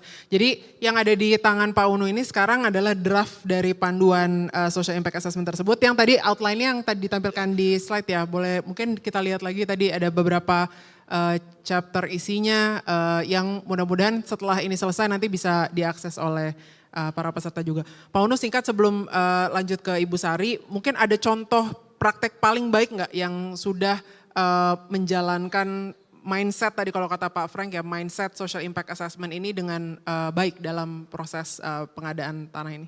Ya, terima kasih. Kalau untuk contoh, walaupun kami belum sampai tuntas mengawal, tetapi konsep itu sudah ada ya. Jadi teman-teman di Garut ya, itu ada pengadaan Getaci ya, Gede Bage Tasik Cilacap. Itu saat kami ke sana, itu teman-teman dari BTN bersama Universitas Garut dan pemerintah Garut itu sudah mensosialisasikan, sudah mengawal agar masyarakat itu uangnya tidak cepat habis. Ya kan? Kebanyakan selama ini hasil dari pengadaan tanah gitu kan, apalagi mohon maaf gitu kan, sekarang ini kan banyak sekali provokasi, ya kan, yang mempengaruhi seolah-olah pengadaan tanah itu masih seperti zaman dahulu, ya kan, penggusuran, nilai rendah gitu kan, bahkan ya tidak dibayar gitu kan, sehingga penolakan masyarakat diprovokasi untuk menolak, yang akhirnya itu adalah tujuan dari provokator itu untuk dapat kuasa. Dengan dapat kuasa bagi hasil, ya kan? Jadi hasilnya tidak maksimal, dibagi dua gitu kan. Walaupun tinggi akhirnya dibagi dua. Padahal kenyataannya sekarang kan ganti untung, ya kan? Tetapi karena tadi ya tidak ada yang mengawal, edukasi, sosialisasi kurang, sehingga terprovokasi dan akhirnya jatuhlah ke tangan orang yang memanfaatkan situasi tersebut. Sehingga ya dengan tadi kan penilaian dampak ini insya Allah gitu kan, ya seperti yang tadi di Garut, bank sendiri mengawal, jangan dihabisin duitnya gitu kan, buat rumah separuh, buat usaha separuh, dan di bank itu ada istilahnya bagian pembinaan investasi, bagian pembinaan usaha, kan itu yang bisa mengawal ya seperti tujuan utama, bahwa dengan proses pengadaan tanah berdampak positif, menghasilkan ya kesejahteraan, kemakmuran dan keberlanjutan dari hidup yang lebih baik dari sebelum ada proyek pembangunan ini. Baik, jadi di Garut itu tadi contohnya, boleh tepuk tangan mungkin. Menarik karena tadi yang disampaikan Frank juga adalah bahwa ini bukan cuma tentang mendaftar potensi social impact ya, tapi juga manajemennya ya. Jadi tadi pembinaan, semacam memberi masukan atau arahan bahwa benefit atau apa tadi ya, mungkin dana yang diperoleh jangan dihabiskan semua tadi ya, menarik. Ibu Sari, ini aku pakai bahasa Indonesia boleh? Boleh. Oh iya, mungkin ini salah satu kritik utama dari proses yang sebenarnya adalah sangat penting tadi nih ya, di level mindset social impact ini sering mendapat criticism mungkin ya, bahwa menyebabkan penundaan dan membutuhkan additional cost and work. So it usually causes delay in the project implementation. Do you agree with this view, and what can you share with us in terms of why is this still necessary? Thank you. Selamat siang. Assalamualaikum warahmatullahi wabarakatuh. Mudah-mudahan masih bersemangat ya setelah makan siang. Jadi saya akan menjawab pertanyaannya. Jadi apakah kritik-kritik bahwa kalau kita ada social impact assessment itu proyeknya akan delay, duitnya akan lebih banyak keluar dan macam-macam dan nggak berguna. Nah sekarang kita balik misalnya, kalau itu nggak dilakukan akan lebih banyak nggak keluar duit misalnya ya. Jadi memang sangat penting dilakukan social impact assessment itu seperti tadi yang ada di guidelines ini juga ya, stakeholder mappingnya. Jadi semua stakeholder itu dilihat siapa saja yang primary, yang secondary, yang langsung terdampak atau yang tidak terdampak, terus yang vulnerable, yang gender issue juga perlu diperhatikan. Nah kalau itu tidak ada, kemudian risk impact-nya nggak dilihat, kemudian juga tidak ada tempat untuk orang mengadu, ya GRM, Grievance Redress Mechanism, karena itu sangat penting. Kalau itu nggak ada, jadi itu GRM itu bukan hanya complaint mechanism saja, tapi juga sebetulnya tempat orang memberikan ide, ya. Jadi kalau kita punya expert yang membantu menyiapkan DPPT atau larap dan semua informasi yang ada yang bisa didapatkan sebetulnya ada. Kalau mau ada, jadi keinginan kita untuk melakukan itu. Nah yang paling penting juga adalah bahwa kadang-kadang orang lupa ya, tadi udah banyak dari pembicara sebelumnya, sama Profesor Maria, juga Satoshi, Pak Frank sendiri. Jadi kita bukan hanya menyiapkan hanya kompensasi, tapi lebih dari itu ya. Jadi kalau perlu livelihood restoration dan untuk juga relocation. Jadi dengan menyiapkan semua itu akan lebih baik dan jumlah duit yang dikeluarkan itu nggak akan lebih banyak kalau ada komplain, kalau ada reputational risk, kalau proyek dibatalkan, apalagi kalau ngutang. Kalau ngutang itu kayak argo, begitu mulai udah harus bayar. Jadi kalau terlambat tetap aja bayar gitu, atau kalau utang dibatalkan. Kemudian juga komplain dari masyarakat, tadi Pak Frank juga udah sebutkan. Jadi harga untuk tidak melakukan itu jauh lebih besar daripada investment kita untuk menyiapkan itu. Tapi tentunya investment ini juga perlu dipersiapkan dengan baik. Jadi perlu expert dan yang lain-lain tadi yang udah disebutkan. Makasih. Baik, jadi sebenarnya mungkin serupa dengan berbagai area keputusan lain ya, jangankan dalam konteks proyek, tapi di mana planning lebih baik itu kemungkinan besar justru mengurangi banyak biaya yang otherwise kita tidak terpikir atau kita tidak antisipasi gitu ya. Jadi justru ini adalah mungkin keluar di awal tapi sebenarnya bisa memudahkan dalam proses selanjutnya. Nah tapi meskipun seperti itu Ibu Sari, seperti apa biasanya tantangan yang paling sering dihadapi ya dalam konteks apakah itu, jadi melakukan social impact assessment ini juga mungkin tidak selalu mulus ya. Biasanya tantangannya seperti apa yang terjadi dan how to overcome the challenges. Maybe I just add when we talk about all the ingredients of SIA, but besides talking about meaningful consultation, but it's also you need to have stakeholder engagement continuous and also feedback. If there are any changes, you need to say it, you need to mention it, and also you have to manage the expectation. So engagement planning, communication is equally important. So I add that. And then yes, the challenge I think I don't want to repeat very much, but as Professor Maria and others said, that we really need to put people in the center and the focus of development, or particularly infrastructure development. So their interests, the needs, the priority, and their voices, and the worries, and also their potentials needs to be looked at.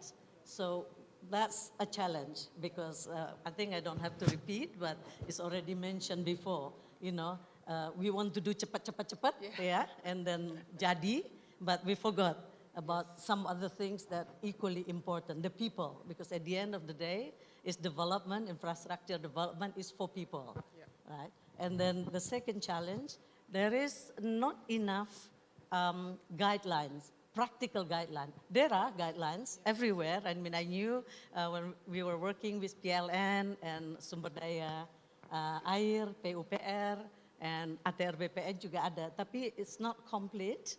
And it's also maybe not yet practical. So we need to do it, we need to prepare it. And again, sumber daya manusia, expertise is important. And timing, that's a challenge. People want to do everything is quick. But when you talk about livelihood restorations, later on maybe we will talk a little bit more about livelihood restoration because it's equally important. And also relocations. But if you don't prepare it from the beginning, then it's a risk as well, and it's a challenge. Yeah. So therefore, all these things need to be prepared, and I guess, again, and I'm very happy with the current guidelines that's prepared by ATRBPN, and hoping that all the steps can be done adequately with the good resources, enough resources and experts, and also more awareness rising, that this is important. And I think it's there now. We just have to push a bit more to address all these challenges. Excellent. So one final question to both Ibu Sari and Pak Uno is the role of leadership and champions and momentum. So kita punya mungkin 1 menit terakhir, jadi 30 detik mungkin. In your view, seperti apa atau apakah ada momentum atau kesempatan leadership atau champion yang bisa kita maksimalkan untuk mendorong implementasi dari social impact assessment ini ke depannya? Mau siapa duluan? Oh, Pak Uno dulu ya. Baik, terima kasih. Jadi ke depan agar penilaian dampak sosial ini bisa terwujud dan khususnya pedoman ini bisa diimplementasikan bahkan bisa dipedomani, kami merekomendasikan ya kan bahwa di dalam peraturan Menteri Agraria di dalam penyusunan DPPT menjadi sebuah syarat. Ya kan, walaupun udah ada sekarang, cuman tidak mengacu pada social impact assessment ini, ya kan? Tetapi kalau ini sudah terbit, sudah sempurna, itu kami akan meminta untuk mewajibkan gitu kan bahwa pembuatan penyusunan DPPT harus mengacu kepada social impact assessment. Ya, itu terima kasih. Yeah. Kalau bisa saya tambah, I think yes, as Pak Uno mentions, but I think it's also important that beside the guidelines is important, practical guidelines, but also we are not alone. There are champions in ATRBPN, there are champions in PLN, there are champions in many champions in this room, yeah, and as Professor Maria also mentioned, but also equally important, we have to work together. I knew there is network of safeguard learning center, there is a safeguard group that at the moment, I think many of them actually listening and attending this program and listening in the Zoom. So we can work together and then make sure that all that is need to do is done with the capacity, but don't forget that has to be implemented and check, because if there is no institutions or group to check it, whether it's done properly and it's budgeted properly, so there's still some ways to go, but it's there, the momentum is there. So let's hope we can do it, and let's hope that the guidelines will be ready soon, and what Pak Uno mentioned and what's the commitment at the moment to have it mandatory. So that's important, because without payung hukum, without the regulations, it will be difficult to do that. Thank you. Excellent. So it takes the right legal framework as well as a village to implement it, because it's definitely not a one-person job. So again, once more, thank you so much, Pak Uno and Bu Sari. Please give them a round of applause. Thank you so much for joining the discussion this afternoon, and please return to your seat. Maybe after we will invite you back for the thank you session. Thank you so much. Terima kasih. Untuk sesi selanjutnya, let me switch back to English. So ladies and gentlemen, after we heard a keynote speech from Pak Frank and this excellent discussion with Ibu Sari and Pak Uno, for our next discussion, we will hear about SIA implementation in 3 different countries, including their lessons learned as well as challenges from these countries. And especially for this session, you are welcome and you're invited to participate through asking your questions via Slido, where you can access slido.com, and the barcode will be available right here on the screen. You can either scan the barcode or enter the event code #SIA2024 for the session. And we will be pulling all the questions and pass them on to the speakers during the Q&A session at the end of this presentation. So let me now invite the 3 presenters that will share their respective stories from their respective countries. The first one is the town planner Herlina Abaziz, the executive director of Peers Consult Malaysia. Welcome, Ibu Herlina.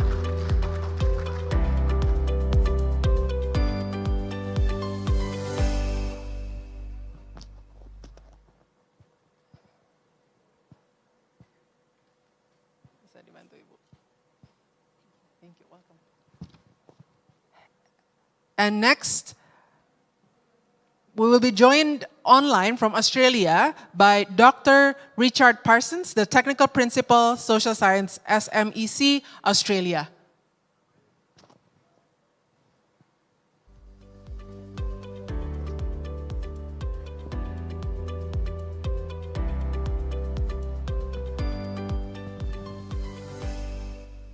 And last but definitely not least, we also will have, let me greet first Dr. Richard. How are you? Okay, he's gone.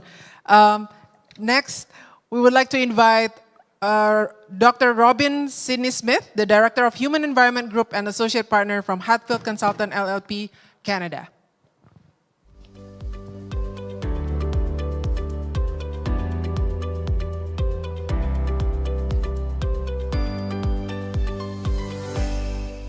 Excellent.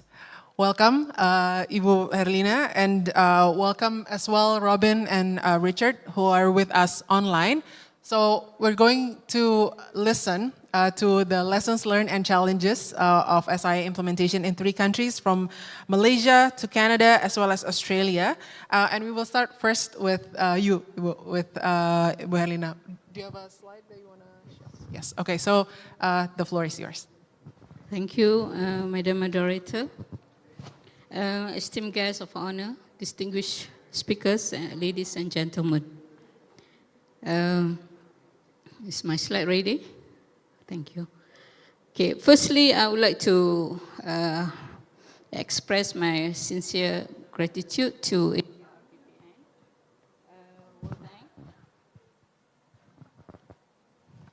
World Bank, the European Union, KfW Bank, and the partners for the honor of speaking at this prestigious conference.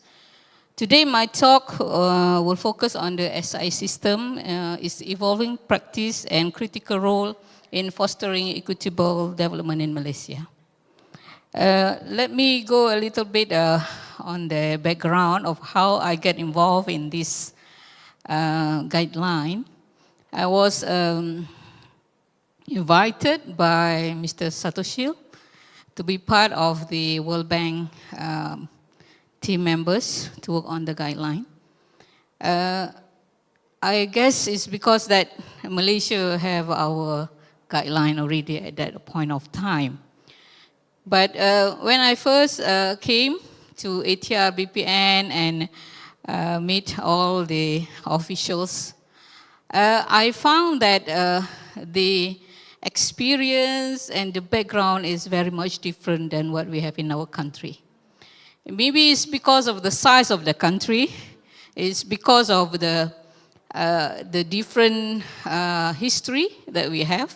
You know, like Malaysia, we have British as were in our country before, and you have like Netherlands, yeah. So it's different. Even your alphabetical ABC is different than us.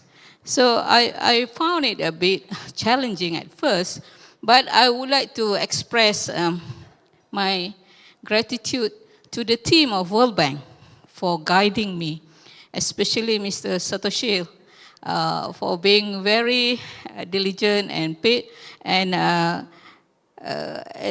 you know, like he's very critical thinking, and makes me wonder that this can be a step for me to learn from Indonesia. Okay, let me go to my slides. This is the outline of my presentation. We have 6 key points here. Firstly, I'll discuss on the type of SI that we have in Malaysia. Then we outline the SI system component that we have at the current moment and our legal regulatory framework. Then I'll explain a bit on our institutional setup and coordination, followed by methodologies, processes, and finally I'll go to capacity building and accreditation. Let's look at what we have, types of SI in Malaysia. Next slide. Okay. We are at this type of SI in Malaysia. As you can see, there are various types of SI that caters for different project needs, ranging from mandatory requirements for development projects, mandatory for environmental impact assessments, and also we have voluntary applications, like for sustainable certifications, and even for financial donor requirement. And there are also voluntary for sustainability and ESG. So it is something that many people have started talking about SIA now. A few years back, the community only stresses the word EIA. Have you done EIA? Is the SIA approved or not? But now you can hear more people asking, is your SIA ready? Is your SIA approved? And the university start looking for experts and offering courses for SIA. And that's good news in our country. Okay, so from here, you can see that, maybe we can go to the next slide. Okay, these are the challenges of implementation that we have. Okay, firstly, we look at, to be successfully implement SIA, we have to have a comprehensive system. I guess Satoshi did show in his slides earlier. These are the components, yeah? The legal regulatory framework, institutional setup, these are very important. We have to have a methodology and processes, capacity building, and also accreditation. Next one. So I guess this has been highlighted by Haji Hassan in the morning, that we have clear SIA legislation, and this is vital as it mandates SIA for private investment project development process. Okay, and the Town and Country Planning Act since 2017 has made SIA as a mandatory requirement, standalone report to be prepared for national and state interest projects. And we have category A and category B, and Plan Malaysia HQ, and state officers as the designated authorities. So the SIA exercise falls under the Town and Country Planning Department. Okay, I'll let you know why I stress on this, because you see that land acquisition in Malaysia falls under a different department. So that's a challenge here. Okay, this next slide, you can see that this is a flow chart that's showing the process that we have. SIA is currently mandated during master planning, detailed layout planning permission approval by Plan Malaysia, and it acts as final safeguards before development starts. You see, before the machineries go into the site, then we have SIA approved, which is, for me, that will be too late already. Yeah, because conducting SIA at this late stage often means that social impact have already occurred. Either it's being viral or not, you see, but many people affected may not be able to highlight the problems that they face, but there are already social impacts occurred for sure at this point of time, where it will pose risk to stakeholders and investments. Okay, so as for me, I believe that it is crucial for SIA to take place as early as possible, and ideally during site selection process. Okay, so here goes like what we have in the country. As I mentioned just now, unfortunately, land development matters fall under the different department, which is under Director General of Land and Mines, while SIA is under Plan Malaysia or Town and Country Planning Department. This is cause a gap in social safeguard recognition. To close this gap, I advocate for extending the mandatory SIA requirement to the earlier stages of project planning, especially for urban redevelopment and land acquisition, as SIA integration is not just beneficial, but also essential to effectively mitigate social impacts. And at the current moment that Plan Malaysia is already working on having SIA mandatory for Urban Redevelopment Act, which is, I believe, for urban renewal projects. And we hope that similar requirement will soon be applied for land acquisition process. Okay, next, I show you a bit of what we have. This is what we call PPSIA or SIA guidelines. This document have a very specific requirement. It has a step-by-step process that ensures social factors are addressed consistently. And it's being used for not even only preparation, but also evaluation and approval. Meaning the same document is being used for by developers, by evaluators, by professionals, because we have all the details in the document.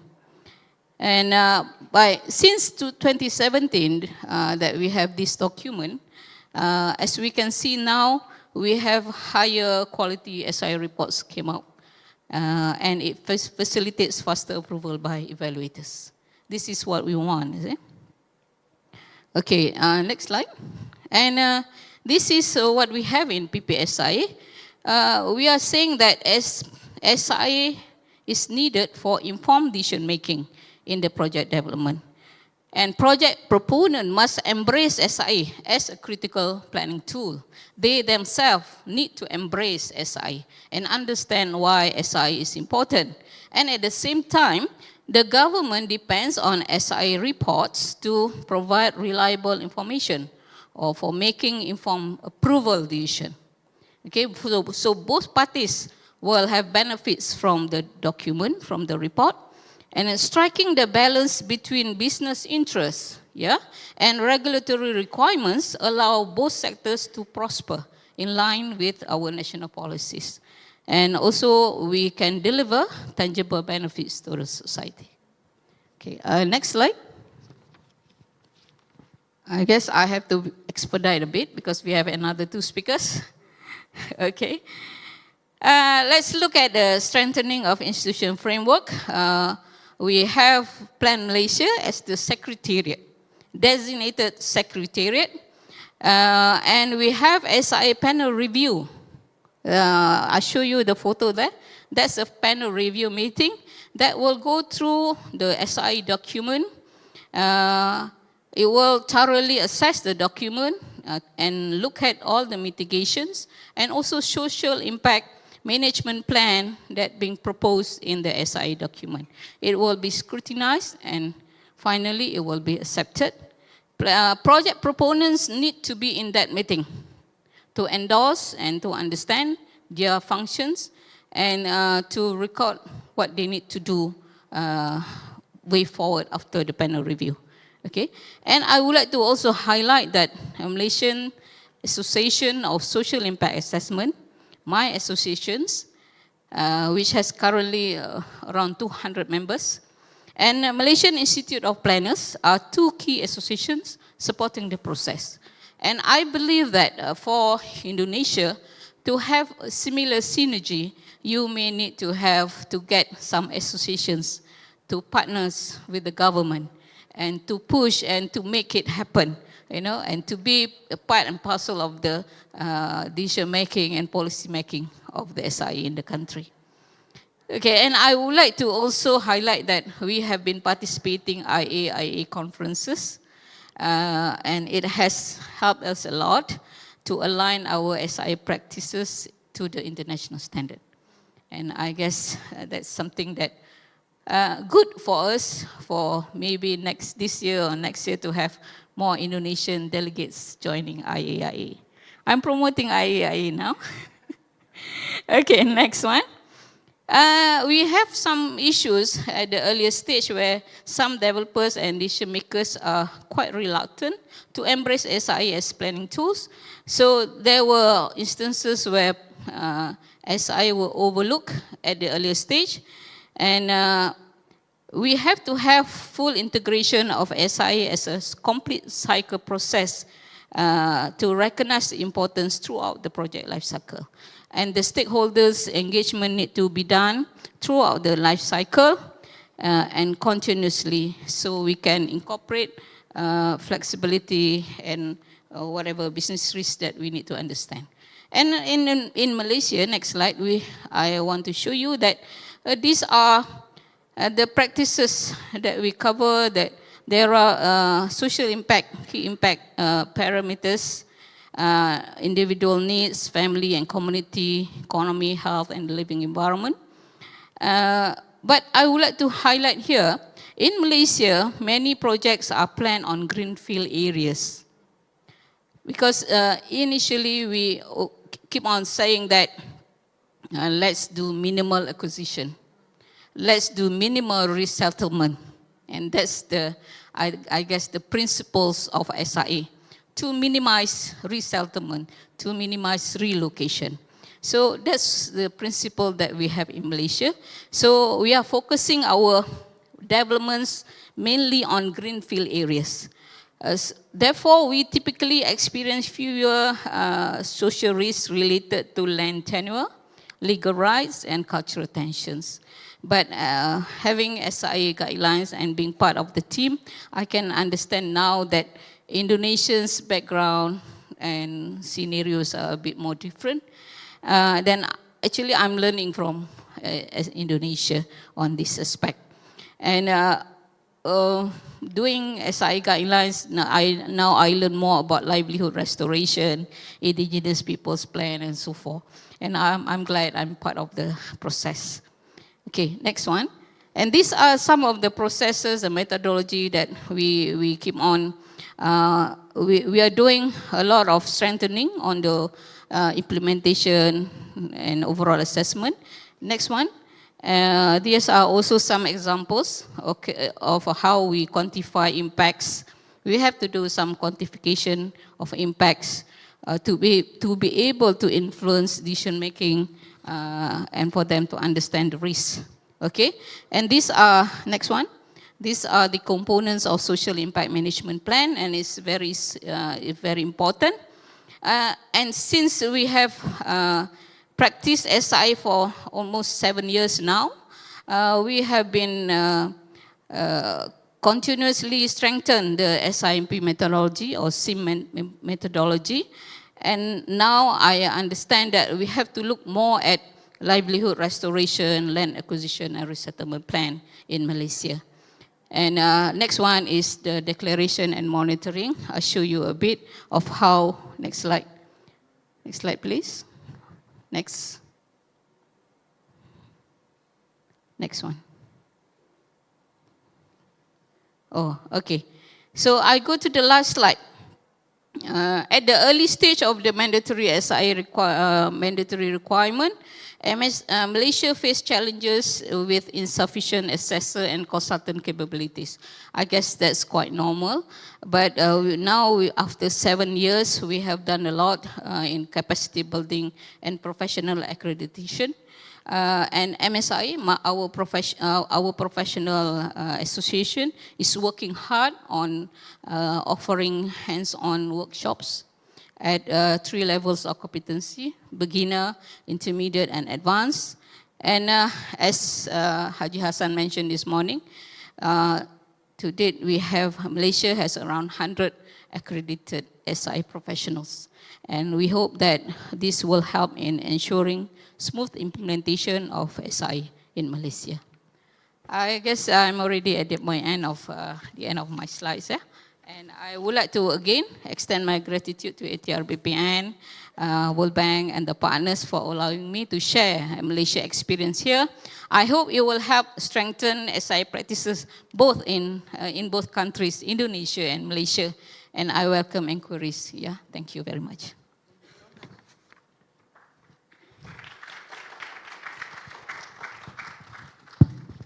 Thank you so much, Madam Helena. I think I find that really interesting. So one keyword that I think was there up on your slide was that SIA is a process, and it's almost like a cycle and a never-ending one. So it's not exactly right to think about it as just part of the planning process, but it's definitely throughout the cycle of implementation. And not only to help securing approval. Licenses. Yeah, that's important. Definitely. And you mentioned that the SIA, as you were learning about Indonesia, how it's quite different from how it's done in Malaysia. And I definitely think that some of us are curious to dive deeper about that. But before, maybe we'll take a look at Australia and see how and whether the SIA implementation process there is also different from what we have here in Indonesia. Dr. Richard, are you already with us here? Yes, I am. Thank you. Can you hear me okay? Yes, we can hear you. Thank you so much for joining us this afternoon. So we would love to learn from you and hear about the SIA experience in New South Wales. You have about 15 minutes, but bonus points if you can do it in 10 minutes. The floor is yours. Terima kasih, and thank you very much for the opportunity, and I'm sorry I can't be with you all today in your wonderful country. Thank you also to Satoshi Ishihara for the invitation to participate in the conference, which I'm very pleased to see is happening. So I will take you through the case of New South Wales. Thank you. I will speak about how we have tried to balance speed and fairness in social impact assessment in New South Wales. Next slide, please.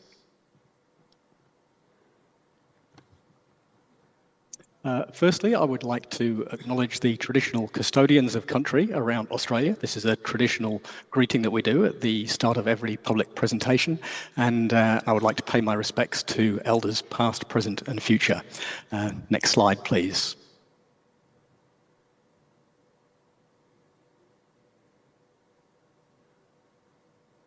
Thank you. So I now work with SMEC Australia, which is an engineering consultancy, but from 2016 to 2022, I was working with the New South Wales Department of Planning and Environment, which was responsible for developing and implementing the social impact assessment guideline, which is still in place. So I'll take you through the journey that we embarked upon over those years, and I'll also talk a little bit about some of the drivers for that desire to improve SIA practice, and then some of the challenges that we encountered in developing policy and then in implementing policy, before talking a little bit about how the guideline and its implementation try to balance speed and fairness, and then conclude with some emerging trends. You'll see here on the map that I'm talking about New South Wales, which is just in the bottom right corner, just above Victoria, the yellow and mauve colours there. So we're not talking about the whole of Australia here. We have a federal system and different rules for social impact assessment, different regulations apply. But New South Wales is seen as the leading state, and other states and territories currently are looking to New South Wales and often apply the same guideline because it's seen as leading practice. Next slide, please. So just very briefly, the journey that we've been on in the last few years, before 2017, there was really a policy vacuum. There was no social impact assessment guideline, but what we did have was we had legislation in the form of the Environmental Planning and Assessment Act, which actually did require social impacts to be considered. So that there was an expectation, a requirement that social impacts should be considered, but there was no guidance on how to do so. Then in 2017, we released the first guideline, which applied only to the extractive industry sector. And so it was always the intention that this would be expanded to apply to all sectors. And since 2021, we have had a guideline that does now apply to all major developments and all development sectors in New South Wales, above a certain threshold. So that tends to mean several hundred projects every year are now required to prepare and submit a social impact assessment. Next slide, please. So just running through some of the drivers for this evolution. Really, we can see these from three different perspectives to make it most useful, I think. From a government perspective, really a strong driver was executive leadership. So we had a secretary of the department at the time who really believed that it was the right thing to do to develop guidance for social impact assessment and to improve the way that social impact assessments, social impacts were being considered across the state of New South Wales. There was also a desire to respond to pressure from communities that were facing rapid development. And this was particularly in the infrastructure sector and the mining sector, where communities were increasingly fed up with the pace of development and feeling that they didn't have an adequate say in the process, that their experiences were not being adequately considered. And government wanted to respond to that, to show that it cared. Industry then, from an industry point of view, there was a perceived inconsistency in the regulatory approach and standards. As I say, it was in the legislation that social impacts had to be considered, but industry didn't know what that meant in practice. And this led to uncertainty. They didn't know what they were required to do or how the department that's responsible for evaluating SIAs would read and evaluate their work. And as I mentioned, really from a community's perspective, there was a view that social impacts were not being given adequate weight alongside environmental and economic impacts. And if you like, we can see this as a lack of procedural fairness. Next slide, please. So once once we have these drivers in place, there's a shared desire to develop this guideline, and indeed we did. But there were, of course, many challenges along the way. And we can divide these really into process challenges and content challenges. Process challenges about actually the process of developing the guideline in terms of government processes, but also content. What should be in this guideline? What should the provisions look like? So the process challenges were really, as you may not be surprised to hear, some skepticism and resistance from some proponent groups, from industry particularly, that it would be more red tape as they saw it, that it would be more regulation, that it would slow down their development projects and cost both time and money. But there was also a process challenge in terms of navigating competing interests. So that might be an industry view in some cases, and also government agency view. For those government agencies responsible for developing infrastructure, but also it was a challenge to develop what we wanted to do, which was a fair process, and navigate those competing interests. But another challenge, and the reason perhaps why it took from 2017 to 2021, 4 years, to move from one guideline to the next guideline, was the inevitable process of restructuring in government departments, and the challenges that that brings in terms of having to rebuild relationships. So that in itself presented challenges which perhaps delayed the process of rolling out the guideline. In terms of content then, we had to develop for the 2021 guideline, the one that's now in place, a real big challenge, how to make one guideline speak to many different development types. So as I mentioned, this guideline applies to hundreds of projects every year, from mining projects to infrastructure, wind farms, solar farms, industry projects. And of course, we know that the social impacts of these projects can be very different, and indeed different in different communities, whether it's rural or urban, metropolitan, or regional. So it was quite a challenge to make it sufficiently detailed to be useful for practitioners and enforceable, but also not too high level, not so generic that it ceases to be useful. Another content challenge we had was defining the affected community, and this is always a tricky thing, as we've heard from some speakers today. How do you decide who is affected and who isn't, and what is the difference between being an affected stakeholder or an interested stakeholder? And this is often a thorny issue. The guideline does provide some guidance on that and how to define this, and has gradations of effectiveness, but it continues to be a challenge with all SIAs, and was certainly a challenge in developing the guideline. But we ended up erring on the side of caution, basically applying the precautionary principle that you should cast the net as widely as possible and then bring it in from there to identify who is most affected. Also, a content challenge was differentiating between engagement and social research. And we found in conversations with many groups that there was a misunderstanding between the difference between these two things. So we had to articulate, what do we mean by engagement and what do we mean by primary social research, and how do those two things overlap? I won't go into the detail of that now, but it was certainly a challenge in developing the guideline. Next slide, thank you.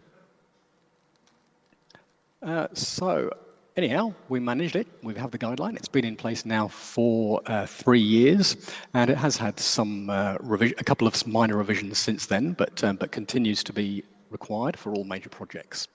Nevertheless, there have been many challenges in the implementation phase, and perhaps most notably is a lack of internal resourcing. So while I was working at the department, most of the time I was the only social impact assessment practitioner with the task of reviewing social impact assessments that were coming in to support development applications. Clearly, it's not feasible for one person to have oversight over hundreds of projects simultaneously. So what that meant in practice is that not all projects had the same level of scrutiny as each other. So what I would encourage any jurisdiction that is developing a guideline to think about is how is it going to be resourced in terms of implementation? How is the agency responsible for applying it going to ensure that practice is being held to the standard in the guideline? Related to this, we had in some cases poor departmental understanding of social impacts and SIA as a process. So we can't expect people who are not social scientists, who are not trained in SIA, to understand exactly how to apply the guideline. So that has presented some challenges too. Then, relating to the conversation today about speed and fairness, there was always a pressure to accelerate planning timeframes. Sometimes this is politically driven, sometimes it's departmentally driven. Very rarely do we hear that planning timeframes need to be slower. The impetus is always on trying to increase them. And of course that puts pressure on any reform where we are trying to improve quality. Another challenge we've had is the fact that the guideline adopts implicitly a project-by-project approach instead of a strategic approach. Now, in theory, you could pick up the guideline for New South Wales and you could apply it at a strategic level. The process, the methodology applies in a very similar way.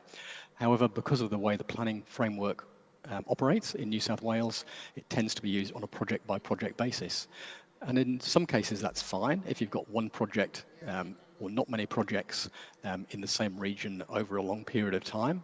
But when you've got a phenomenon like the energy transition, or you've got urban regeneration with lots of infrastructure projects happening simultaneously, we know through research that communities tend to resist and resent that process, and they feel helpless in trying to respond to all these different SIAs, all these different development applications happening at the same time. So the SIA guideline doesn't necessarily respond to that in the way that it could. And another challenge in the implementation, of course, is this resistance from some industries and now more recently from government agencies, because the new guideline is required for agencies developing things like schools and hospitals and rail and road projects. And often being public agencies, they in some cases thought, why would they have to do a social impact assessment? Because they are delivering a public good. But we were strong in advocating for a level playing field and the need for every project, regardless of who the proponent is, to be held to the same standard. But we're now seeing, of course, more pressure for speed in the energy transition with the need to decarbonise and the need for more housing, which is a big problem here in Australia, as it is in many places around the world. Next slide, thank you. So what have we done? What did we do in terms of trying to balance speed and fairness? I've just identified a few things on both sides. Perhaps the key thing that the guideline does in trying to promote a speedy approach or an efficient approach is scalability.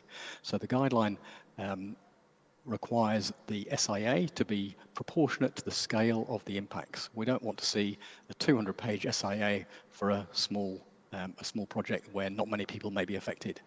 But we do expect to see a very rigorous and comprehensive approach for a more complex and contested project.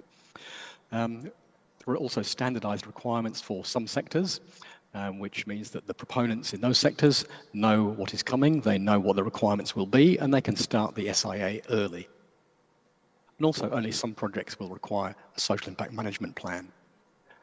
On the other hand, there are provisions in the guideline for that I think we can say specifically support fairness in SIA. It requires social science evidence. We're quite clear in the guideline that a social science approach is needed. There are a list of principles consistent with the international principles, but in particular impartiality and transparency. There is a requirement to prioritise vulnerable and marginalised people, and we consider that this is part of fairness. And related to that, we have a dedicated practice note on engaging with First Nations communities who have historically been, of course, the most vulnerable and marginalised group in Australia. And we also have community engagement as a core requirement of SIA in the interests of a fair approach. So many SIAs that we have seen previously have just been desktop studies, but from the point of view of New South Wales, that is not adequate. It is not fair in the sense that people's voices are not being heard if there is no engagement or primary research. There is also a requirement to assess both positive and negative impacts similarly. So the what used to be called a risk evaluation process, we now call a significance evaluation process or matrix, and we expect that positive and negative impacts will be subject to the same level of rigor in terms of how they are evaluated for their significance. And there is also a requirement that SIAs should be prepared by suitably qualified persons with appropriate skills and qualifications and experience. Okay, next slide, thanks. And nearly there. So just some lessons learned really from the process in New South Wales, and I think what we found is that an efficient process is desirable, but fairness is ultimately paramount. Just to reinforce this, I suppose, New South Wales legislation requires planning decisions to be made in the public interest. Now, of course, that's quite difficult to define and it's quite contested, but what it implies is that you need to take the time to understand what is in the public interest, what impacts may be not in the public interest, and what may be in the public interest. That requires a careful and methodical approach. Also, communities expect a fair and transparent decision-making process. Communities are not silly. They can recognise when corners are being cut. So there's very little point in cutting those corners. You'll probably end up, if you've started out with an interest in efficiency or speed, you'll probably find that you have to take a backward step to patch up the mistakes of going too quickly. Also, as a pure matter of respect, listening takes time. We have the concept of a fair hearing. You can't understand people's the depth of people's values and concerns and aspirations if you just have a one-day field trip to a community. We have to afford sufficient time to give people a fair hearing. And this is particularly the case with our First Nations communities, where sitting down, listening, having a conversation is a really important part of understanding each other. Also, as we talk increasingly about a just transition in energy, fairness is consistent with this. Fairness and justice are really overlapping concepts, as is equity, but also it can help to manage social risk if we adopt a fair approach. Also, in New South Wales, we need to consider, one of the principles of the guideline is to consider distributive equity of the impacts and benefits, for example, between different regions, for example, whether the benefits may flow to a regional town where there is a greater population, where the jobs may flow, but the negative impacts may be felt by a rural community where a mine or a rail project or a wind farm may be actually located. So I think what we found is that speed may imply omitting something. So we can endeavour to adopt an efficient approach, but if we are just aiming for speed for its own sake, what are we actually omitting? We need to ask ourselves, what are we not doing, and how might this be perceived by affected communities? What is the cost of that, and what is the risk? The final slide, please. Your time is up, so if you can wrap it up on this final slide, thank you so much. Just some emerging trends that I think we are observing here, both in New South Wales, Australia, and around the world. I think we're seeing, as Frank alluded to earlier, an increasing focus on well-being as a desired outcome, or perhaps even the centre of the way that we conceptualise social impacts. We're also seeing more emphasis on the need for a strategic approach to respond to these cumulative impacts of the energy transition and multiple projects. As we've heard at the IAIA conference earlier this year, one of the key initiatives from that was this declaration on fair and equitable land access. And fairness and equity, I think, are increasingly going to be paramount in SIA. And related to this, here in Australia, a new initiative has recently been launched called the General Agreement on the Rights and Benefits for Development-Affected Communities. So there are lots of initiatives that I think are all aimed at enhancing or improving the way we do SIA. And all of these, I think, to some extent can be seen as falling on the side of more fairness as opposed to more speed, in recognition of the fact that we need efficiency as well.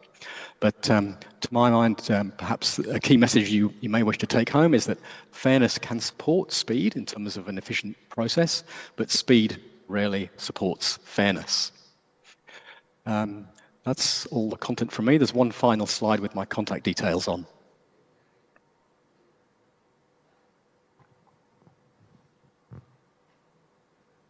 If we could move to that final slide, that would be kind. The final slide. Thank you very much. Terima kasih. Here are my contact details, and if anyone wishes to contact me, then I would be glad to have a conversation. Thank you. Thank you so much. Please give Richard a round of applause.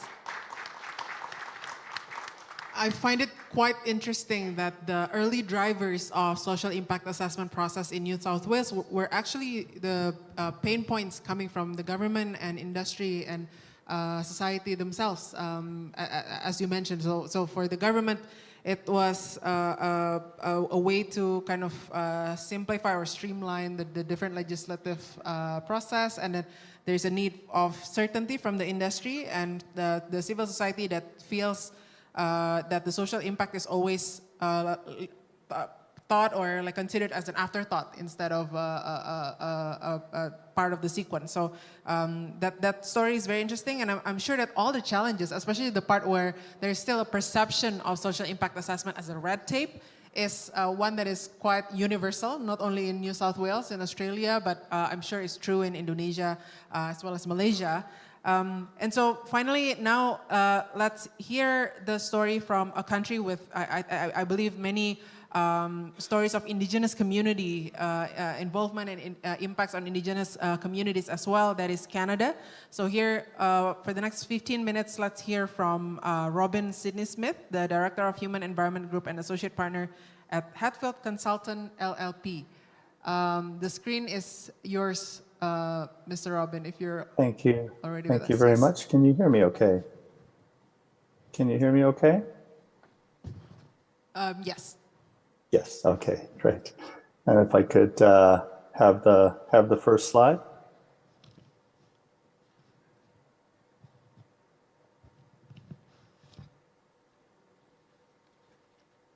Excellent, thank you so much. Yes, so on behalf of Hatfield and my colleague Jim Webb, Managing Director of our Hatfield operation in Bogor, and Lyle Thompson, our Senior Manager, Environmental Impact Assessment at our office in North Vancouver, I'd like to express my gratitude for the opportunity to join your conference today and present a brief overview of highlights and emerging trends in impact assessment in Canada, with a focus on social impact assessment, of course, in my home province of British Columbia. I'm calling in today from Canada's third largest city, Vancouver, situated on the southwest corner of the country on Canada's Pacific coast. And like Richard, it is customary in our country these days. I would like to acknowledge that I live and work on the traditional and unceded traditional territory of Indigenous peoples who have lived here on this land since time immemorial, namely the Musqueam, Squamish, and Tsleil-Waututh nations. Next slide, please.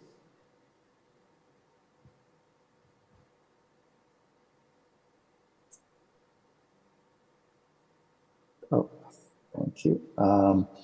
So to begin with, I'd like to give you a little bit of background on environmental and social impact assessment as I see it generally being practiced in Canada and British Columbia. I will then run you quickly through the current assessment process and share a few comments on some of the key features of land tenure in Canada to hopefully better connect this presentation with the overarching theme of this conference. Next slide, please. So first, a little bit of background. In response to rising environmental concerns of the time, environmental assessment in Canada emerged in the 1970s as primarily an administrative process.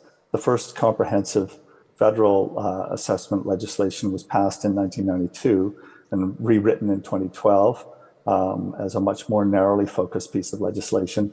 It was then broadened again in 2019. That's our most recent act. And in British Columbia, passed its first EA Act in 1994, replacing a convoluted system of disconnected rules and procedures. This act was later updated in 2002 and again in 2018. Key features of these updated processes, so over time, the federal and provincial rules for impact assessment have evolved and I just want to share a couple of key trends with you. There's been a gradual increase in the formal inclusion of social, economic, health, and cultural issues, for example. In BC, there was no explicit requirement for consideration of social impacts in 1994, nor in the 2002 amendments to the BC legislation. While there was a broad framework for the assessment of projects' effects, which could include social impacts, the explicit inclusion of such effects was not formalized until significant amendments made to the process and the regulations in 2018. So of particular note was the front-loading of engagement by both levels of government, and more on that in a moment, with the formal opportunities for public input, involvement, and early engagement with communities. Project proponents are encouraged to get out there and talk to people and to talk to them early and often. At the same time, Indigenous engagement and the recognition of Indigenous rights has become ever more central and influential in the process, with emphasis on early Indigenous engagement and working towards consent as an overarching goal. And we'll be more on consent as we go along. More than ever, engagement plays an increasingly important role in defining the parameters of an assessment. So it's used to establish early understanding of the key social, environmental, and economic issues that matter to people, matter to communities, and nations and regulators. Next slide, please. This is rather a dense graphic, so I'll just take you through a couple of the high-level key features, and it represents generally the EA process in British Columbia as it is now. I'll draw your attention to a few highlights. As noted, the new process places ever more emphasis on engagement, especially early engagement and especially engagement with Indigenous nations.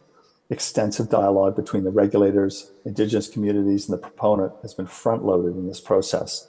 The objective of this front-loading is to come up with a project plan and a design that is broadly acceptable to the nations and local communities and other stakeholders. So in seeking consent of key Indigenous nations, the objective is to identify any fatal flaws that may hinder approval of the project before allowing a project to proceed into the formal assessment process. So it's important that this consent is not technically or legally a veto, but it is a kind of gateway, and regulators will not allow a proponent to proceed to the formal assessment process until they are satisfied that consent, however that is being defined, has been achieved and the project has a high probability of successfully achieving to an approval. You can see in the graphic that this gateway as in the process just falls below the readiness decision. So there's a good deal of engagement occurring there before they're even allowed to enter into the blue part of the graph, which represents the formal assessment process. Next slide, please. So to help align with the key topic of the discussion today as regards to land acquisition, I thought it might be useful to provide a little bit of context about land tenure in Canada. Most of the land base in Canada is owned and controlled by senior levels of government for the benefit of all Canadians, as we say. This is officially known as Crown land, a reference to our previous status as a British colony. Companies and individuals obtain rights to use land and develop resources or run commercial recreation operations through a variety of tenure arrangements that give proponents specific rights, for example, to explore for minerals in certain areas or to harvest a certain volume of timber from a prescribed area.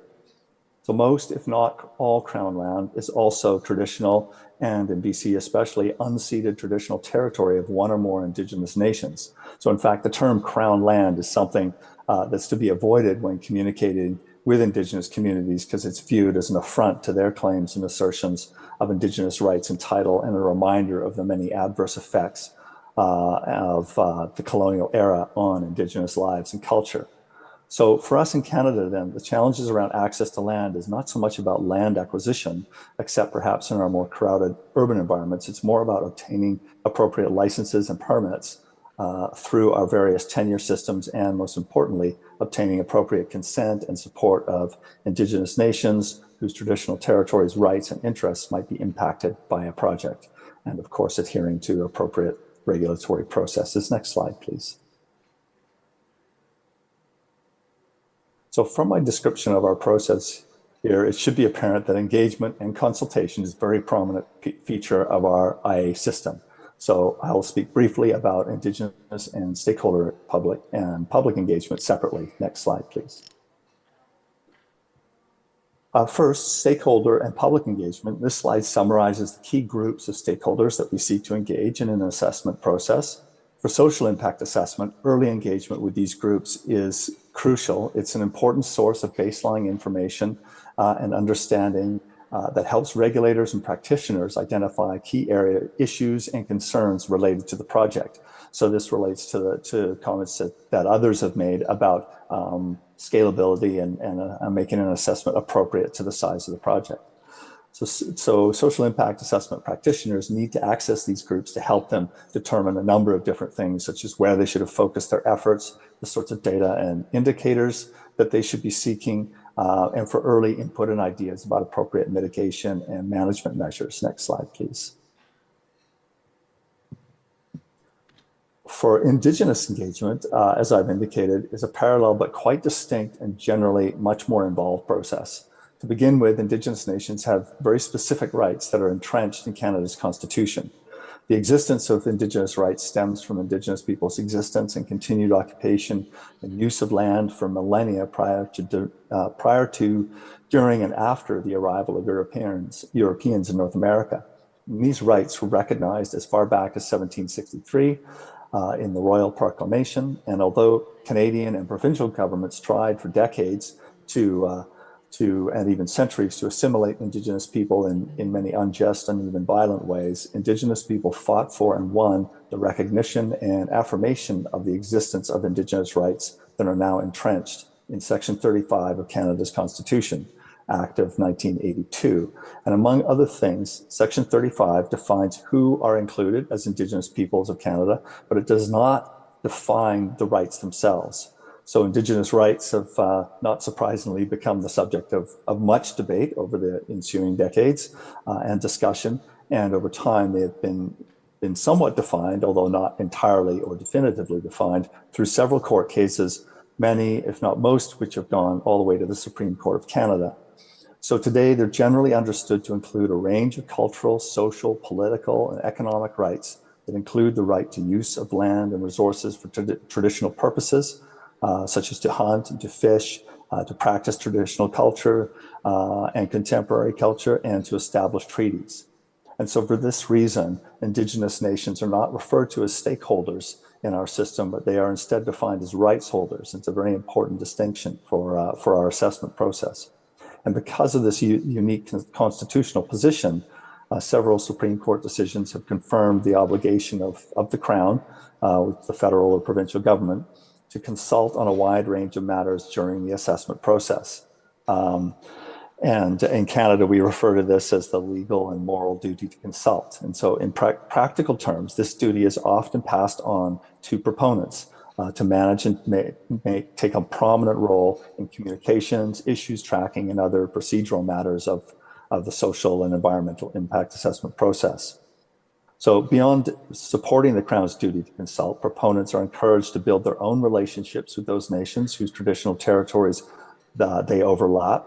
And these key nations are encouraged and enabled to identify themselves as interested or potentially impacted nations. And it's important because they can be quite influential in the assessment process. And although, again, they don't have a legal veto over the project, their consent is a vital ingredient to the smooth passage through the regulatory assessment process. So a key emphasis on early engagement with Indigenous nations is to better understand their concerns and build relationships and trust and seek opportunities to design a project that fosters support from those nations. Benefit agreements are increasingly important, although usually confidential. They typically include a combination of monetary commitments to the nation in question to help fund their capacity to participate, and in some cases even a royalty or an equity stake in the project itself, as well as business and employment opportunities. Finally, on another level, where possible, it's increasingly expected that local Indigenous knowledge will be recognized and used to inform the assessment itself. Next slide, please. You have 2 final minutes. Thank you. So I'll quickly go through some human effects then, and how we approach human effects. Because in Canada, we distinguish between environmental effects and human effects as sort of two very distinct sections of the assessment process for good or ill. The BC Assessment Office recognizes 4 broad categories there on the slide. If we jump to the next slide, please. Our model for social impact assessment is more or less consistent with internationally recognized practice and methodology, whom others have gone over, so I won't belabor that point here. But an important early step is to identify and come to agreement with regulators and Indigenous nations and stakeholders on the key things and places and issues that matter, that are of particular concern, things that are valued. So we refer to them as valued components. And this helps sort of frame the right scale of the assessment to be undertaken. Measuring such things is, of course, complex. Data is often scarce and outdated. Often we find it easier to identify appropriate indicators if we break up these value components into subcomponents. I'll spend a couple of minutes looking at two examples on the next 2 slides. So if you would give me the next slide, please. Under recent changes to our IA legislation, regulators in Canada are eager to see consideration of community health and well-being as central to social impact assessment and to have it discussed in more concrete terms. Several added features have been added to help SIA practitioners grapple with the challenges of defining and measuring well-being. There's an emphasis on distinction-based approaches, where the goal is to understand differential effects on different groups. Social impact assessment is no longer a one-size-fits-all approach in Canada, and this is becoming very central to the assessment process. To this end, a key methodological tool is Gender-Based Analysis Plus, which considers how the intersection of different identity features, such as race and gender or socioeconomic status, might interact in a way that might impact one group more than another. GBA Plus is a deliberate attempt to measure and account for these differential effects. With the respective health impacts, the consideration of social determinants of health helps broaden the scope of our understanding of potential health effects beyond the measurement of physiological effects and physical impacts, if you will.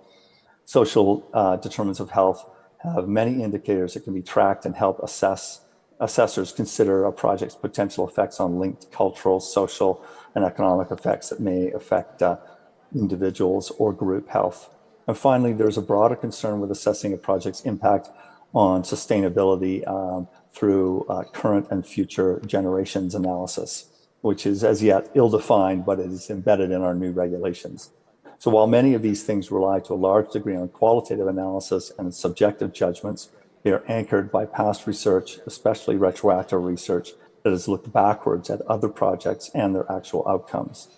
Used in combination, these things, a distinctions-based approach that looks at differential effects, holistic analyses such as social determinants of health, and the use of sustainability lens to also consider the future, helps SIA practitioners say something useful about the broad concept of community health and well-being. I can wrap up with one more slide and skip the final section on management if you would like. So next slide, yes, please. Final slide. Your time is up. So if you can wrap it up. I'll just wrap up with this. I'll just wrap up with this slide quickly. I know that the whole session's gone long. So just quickly, land and resource use is, of course, a complex topic. Canada is a very large and sparsely populated country with roughly 95% of the land under the control of senior levels of government. In Canada, we generally don't face the challenges of having to acquire large tracts of land that are already occupied and used by others. So that's not to say it doesn't happen in Canada, and indeed it could be enlightening to look at some of the examples in our past, but we don't have time to do that here. That said, projects do often have to assess and appropriately mitigate or manage a number of different impacts, such as conflicts with local land use plans, impacts to local resource tenure holders, forestry, hunting, fishing, etc., impacts to agricultural interests. We have an agricultural land reserve system here in BC, which is very strict as to what can take place in those contexts. interactions with other activities or interests on the land base, such as recreation and tourism, and of course impacts to Indigenous interests and activities, formerly Indigenous use of land and resources for cultural purposes. Generally, these interactions and impacts are assessed in a geospatial sense, but to identify overlaps and conflict by taking into account the rights and obligations outlined under the various land or resource use tenures that might exist. And once again, Indigenous interests and rights are a key consideration. So finally, I'd add one more thing about BC. We have a system of comprehensive land and resource use management plans that were the outcome of a multi-stakeholder planning process that took place in the 90s and early 2000s. And these LRMPs, as they're called, provide some certainty and basis for how and where different land uses are allowed to take place. But that is the whole other story that I don't have time to go into now about how we have attempted to overcome land use conflicts and plan for the long term in a fair and sustainable way. I can wrap it there. The last slide was on managing human effects, and I think we've had some excellent presentations and slides about managing social impacts and especially the importance of monitoring social outcomes of projects so that we can adaptively manage for the future. So thank you very much for your time and attention. I apologize for going over a bit. Yeah, thank you so much.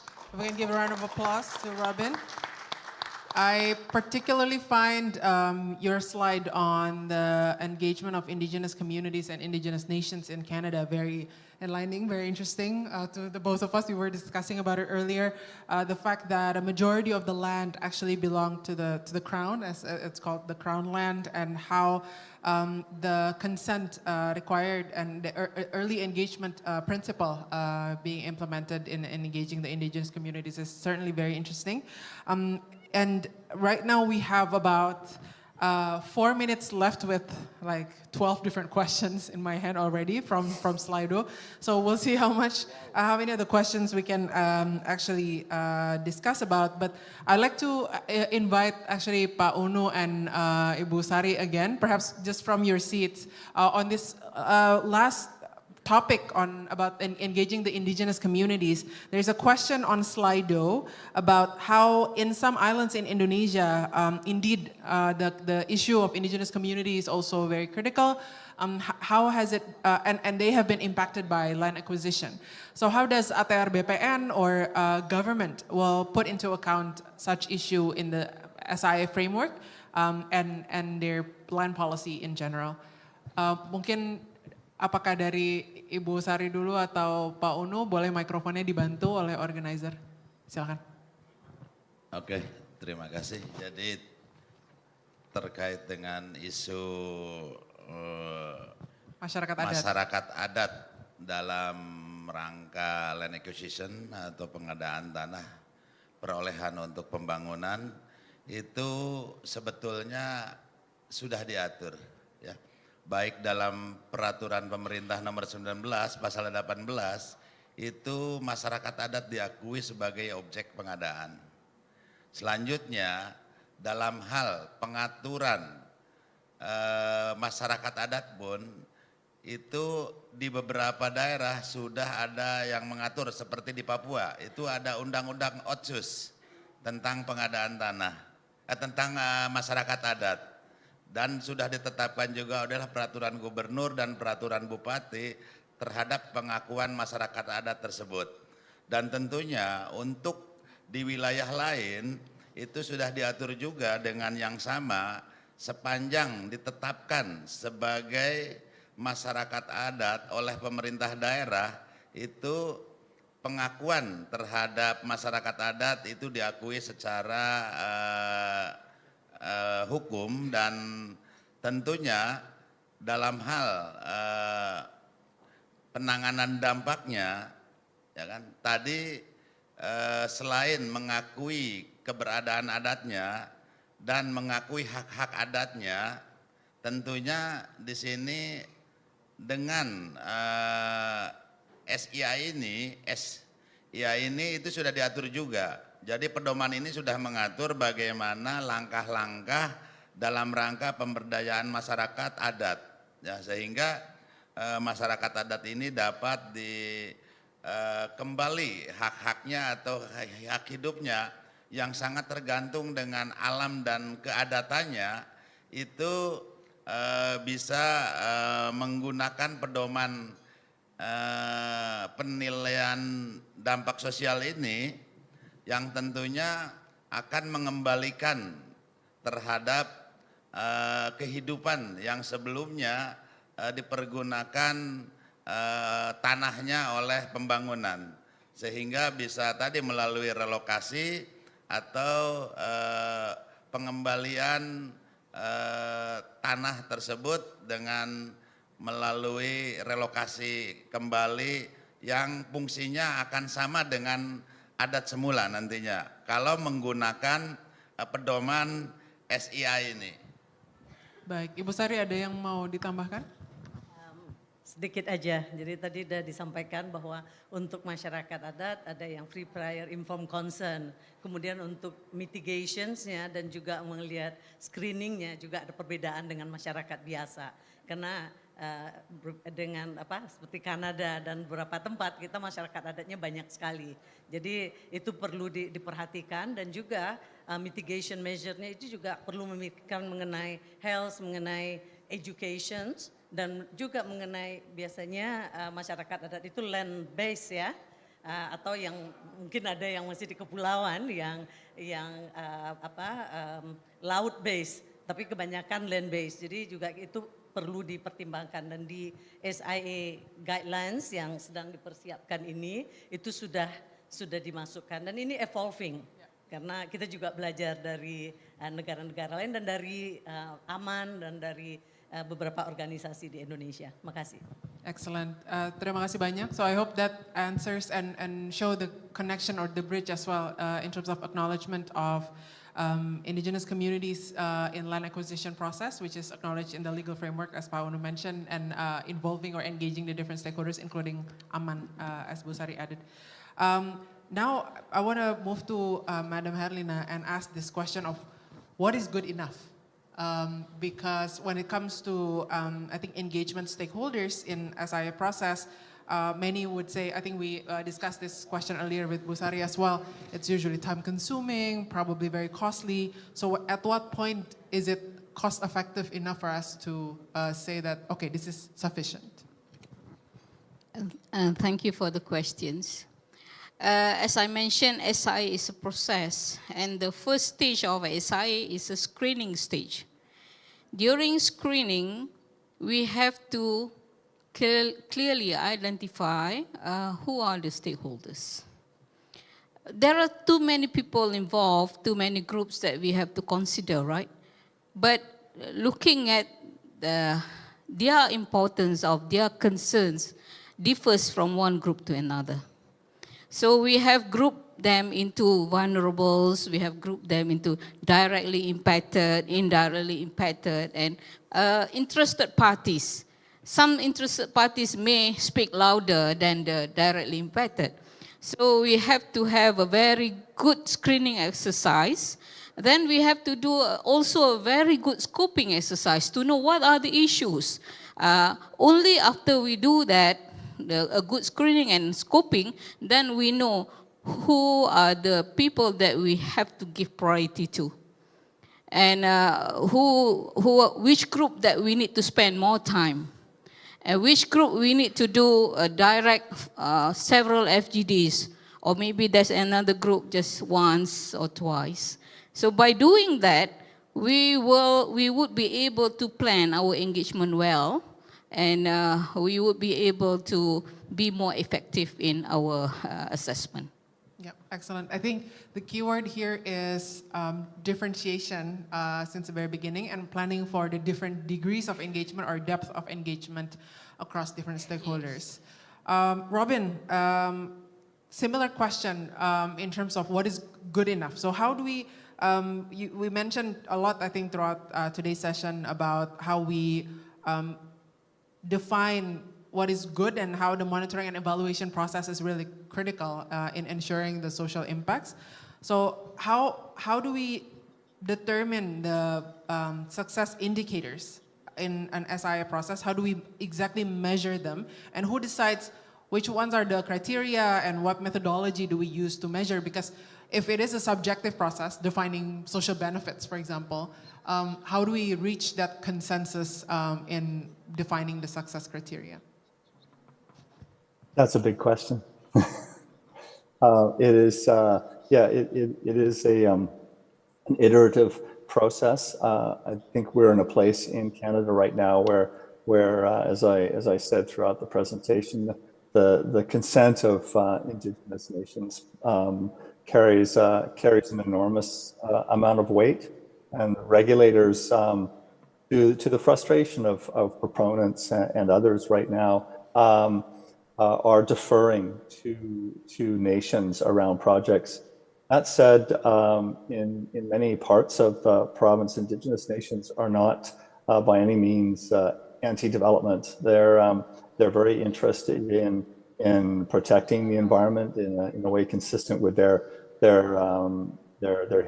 historical connection to the land and traditional Indigenous values, if you will. But they are also very interested in economic development and trying to get ahead, because many of our Indigenous nations have a history of being poorer than the average Canadian. So there's a lot of interest in that. So they're not anti-development and are often willing to negotiate and work with proponents on good projects. There's of course a lot of variation. There's more than 200. So right in British Columbia, 200 different Indigenous nations, some of them quite small. But I would say, that we're in an interesting time where that consent from the Indigenous nation is an important threshold. And then regulators have guidelines that help determine what is enough. Through the early planning process, we talk about the interactions, and use sort of large interaction matrices to consider every step of a project down one axis, if you will, and then consider all potential effects and or potential interactions and decide where those are occurring. So there's sort of screening processes, and I think a few slides were shown today that showed similar sorts of screening matrices to decide how much should be done in an individual project in terms of that assessment. So I hope that covers some of the things. But I think the feature for Canada, the interesting thing is this issue of consent right now. Thank you so much. That's actually an excellent answer to a rather difficult question. I would say, I think the keyword that you mentioned here, iterative or iteration, is critical. So understanding that defining the success criteria may evolve as we go through the sequence of process in a social impact assessment. And it's very normal to find maybe different forms of frustration across different stakeholders in that process. But I think this negotiation process is part of that discussion, and including discovering what we know as we discuss more and engage more stakeholders, which we may not know at the beginning of the process. So an iterative process is, I think, the conclusion. Thank you so much. And then Richard, so we talked about what is good enough in terms of stakeholders, what is the success criteria for social impact assessment.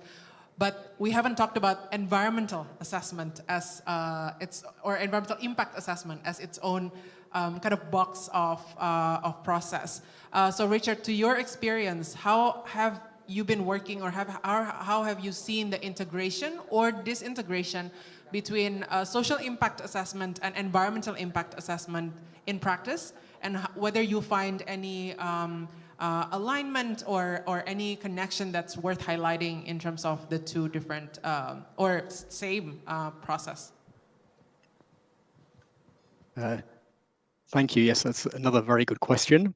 And I think it is essential for environmental and social impact assessment practitioners to work together and to collaborate. Often what we find is that different practitioners work separately and work in their silos and don't talk to each other. But of course, we all know that many social impacts are social dimensions of environmental impacts. So if we have effects on water or people's surroundings, people's environments, that affects people in different ways in terms of their sense of place, their access to amenity, health and safety, and so forth. So it's absolutely critical for SIA and EIA practitioners to work together. I think we're seeing some improvement in this area, but it's really important for project managers who are responsible for project delivery to ensure that there is adequate time for SIA practitioners to read and understand the environmental impact assessment reports, to understand what could be the social dimensions, and to be able to take those reports to the community and have a conversation with community members to help them to understand how they might experience those impacts. So it is absolutely essential that these things are integrated, and I think we're seeing some progress.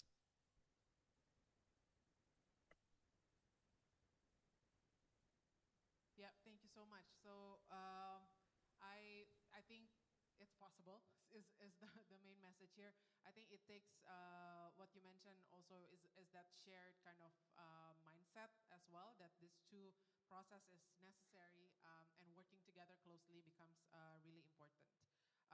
I asked the organizer whether we can include one more question, one final question, and we can apparently. So my one final question, perhaps again to Pak Unu and Busari, is related to the SIA guideline document. So the question is whether this document will be separated from the land acquisition document. So is it more of like a supplementary document that is separately required, like an AMDAL document? Or is it more of like an integrated document, and how will it be implemented, particularly for national strategic projects? This is a question from Faisal. Jadi apakah dokumen tadi SIA-nya itu akan menjadi dokumen terpisah seperti AMDAL, seperti itu Pak? Dan untuk PSN seperti apa? Ya. Terima kasih. Jadi di dalam dokumen perencanaan pengadaan tanah itu kan minimal ada 11 muatan wajib. Ya. Dan salah satunya adalah maksud dan tujuan, salah satunya pun adalah studi kelayakan, ya. Di mana di dalamnya itu ya tadi ada terkait dengan dampak gitu kan ya. Jadi dampak sosial dan dampak ekonomi dan dampak kemasyarakatan. Itu bagian dari, ini hanya pedomannya, ya kan, sehingga seluruh persyaratan yang ada, ketentuan-ketentuan muatannya itu sudah mengakomodir, ya kan, seluruh resiko dengan memitigasi resiko yang ada akan mengantisipasi, gitu kan, kemungkinan baik itu keterlambatan maupun hal-hal yang tidak diharapkan dalam proses pengadaan, ya. Karena masyarakat sudah terdeteksi seluruh baik status haknya maupun seperti tadi keadatannya, dan tentunya dokumen penilaian ini itu hanya menjadi wajib sebagai dokumen untuk melengkapi dari 11 muatan itu. Ya, jadi di sini kalau ini di seluruhnya menjadi bagian itu sebetulnya lebih baik, ya. Tetapi sebetulnya tadi sudah ada yang serupa, ya kan?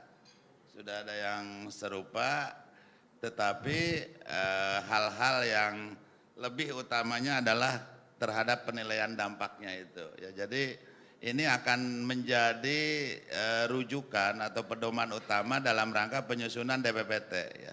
Itu yang utama. Mungkin saya tambah sedikit ya. Jadi seperti yang disampaikan, jadi masih ada homework ya. Guidelines ini selesai dan diterima dari semua, dan gimana nanti untuk pelaksanaannya, siapa yang nantinya menilai, memeriksa, karena sudah ada sistem. Jadi DPPT itu kalau itu nanti ditambahkan SIA, siapa yang memeriksa, siapa yang meng-approve, apa yang diperlukan dan lain-lain. Jadi masih ada homework untuk mendiskusikan lebih banyak dan juga akan ada konsultasi mestinya. Kemudian yang kedua, apakah proyek strategik nasional itu memakai SIA guideline, tapi bukan hanya guideline yang kita sebutkan. Sebetulnya social impact assessment itu untuk seluruh proyek. Any project ada dampak terhadap tanah dan orang, atau ada dampak sosialnya, apa perlu tanah atau tidak, perlu melakukan SIA. Jadi masih dipertimbangkan, tapi mestinya PSN kan juga project, juga program, apalagi big infrastructure. Mestinya iya. Makasih. Baik, terima kasih Bu Sari. Semoga ini menjawab pertanyaannya ya. Jadi mestinya iya. Jadi mungkin masih ada ruang untuk integrasi yang lebih kuat lagi. Tapi setidaknya ini sudah menjadi awal mula untuk terlihat menunjukkan juga gapnya seperti apa begitu ya. Kita masih ada 2 menit, jadi maybe this is, we have 30 seconds to each of the 3 country representatives for a closing statement, but I would like for you to answer this particular question of, so where do we put the communities in terms of whether their decision will impact the outcome? On the one hand, they don't really have a veto power. I think we discussed that it's not that the community members have a veto power to stop a particular activity or project. But what will happen if the majority of community members don't actually support the project? Is there any particular story about how that comes about? I would like to start with Richard first, and then Robin, and then Madam Herlina, and then we'll wrap it up. Very briefly, if you can, Richard, please start. Thank you. I think I would just very briefly say that we need to depend on a process that provides real, meaningful agency to communities in the decision-making process. Thank you. Very well. Excellent. Thank you. Robin?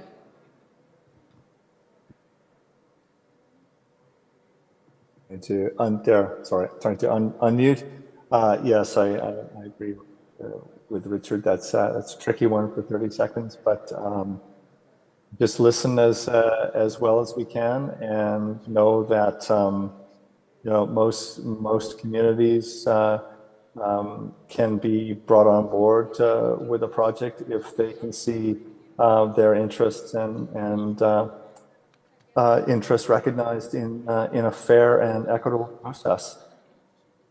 I'll leave it at that. Yeah, thank you. I think both of our speakers highlighted the process part more than just the final outcome. So making sure that it's the right, correct process. Madam Herlina, please close the session. Thank you. Saya minta izin bercakap dalam bahasa Malaysia. Mungkin faham ya Pak semua bahasa Malaysia. Kejayaan sesebuah negara adalah apabila rakyatnya sejahtera. Tidak guna kejayaan yang datang daripada wang ringgit, ekonomi yang menggunung, infrastruktur yang canggih dan hebat, tetapi rakyatnya sengsara. Pada saya, SIA akan mewakili suara rakyat. Bagaimana kita melaksanakan SIA tergantung kepada kebijakan kita. Tetapi mendahulukan suara rakyat, memastikan rakyat mendapat manfaat yang terbaik daripada sesuatu projek, itu adalah apa yang kita inginkan melalui SIA. Thank you. That was very powerful. Thank you so much, Madam Herlina. I believe that, like myself, perhaps many of us 2 hours ago didn't learn or didn't know many things that we've come to learn from our 6 actually excellent speakers today, starting from Pak Frank at the beginning, and then Pak Uno, Ibu Sari, Madam Herlina here, Robin, as well as Richard. So I'm very grateful. Thank you so much for all the speakers for sharing your insights and deep expertise. I would like to close as a final takeaway, a new acronym for SIA, Pak Satoshi. This is a new acronym for SIA. S is stakeholders, so putting stakeholder engagement at the center of what we're trying to do, karena tadi suara rakyat should prevail. And the second one is the necessary investment. So invest in the time because it's a necessary one in order to avoid future risks and future issues. And then finally, alignment, that it is not just a list of tasks again, but it's an alignment of mindset as well as the necessary process that is iterative and needs to continue as the project's being implemented. My name is Afawatami. Thank you so much for following the session. I would like to give the floor back to the MC. Thank you so much. Kita berikan sambutan yang meriah untuk moderator kita dan juga untuk para panelis.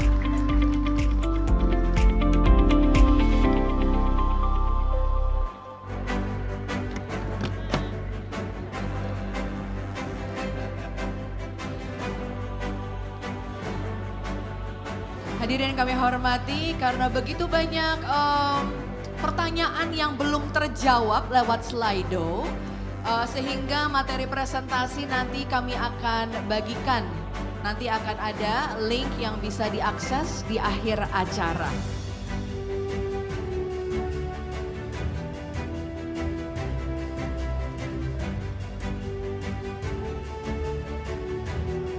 Ya, kami meminta waktu sejenak untuk mempersiapkan materi berikutnya, presentasi dan juga diskusi berikutnya. Kami persilahkan.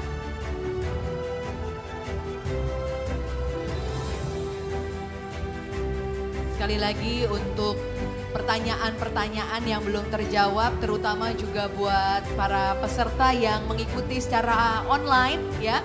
Jangan khawatir karena nanti materi-materi yang ada pada hari ini akan dibagikan melalui tautan yang nanti akan kami umumkan di akhir acara.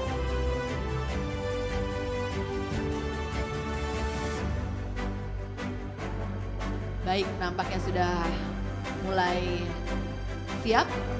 Dan saya harap kita semua juga masih bersemangat untuk sesi diskusi panel terakhir hari ini.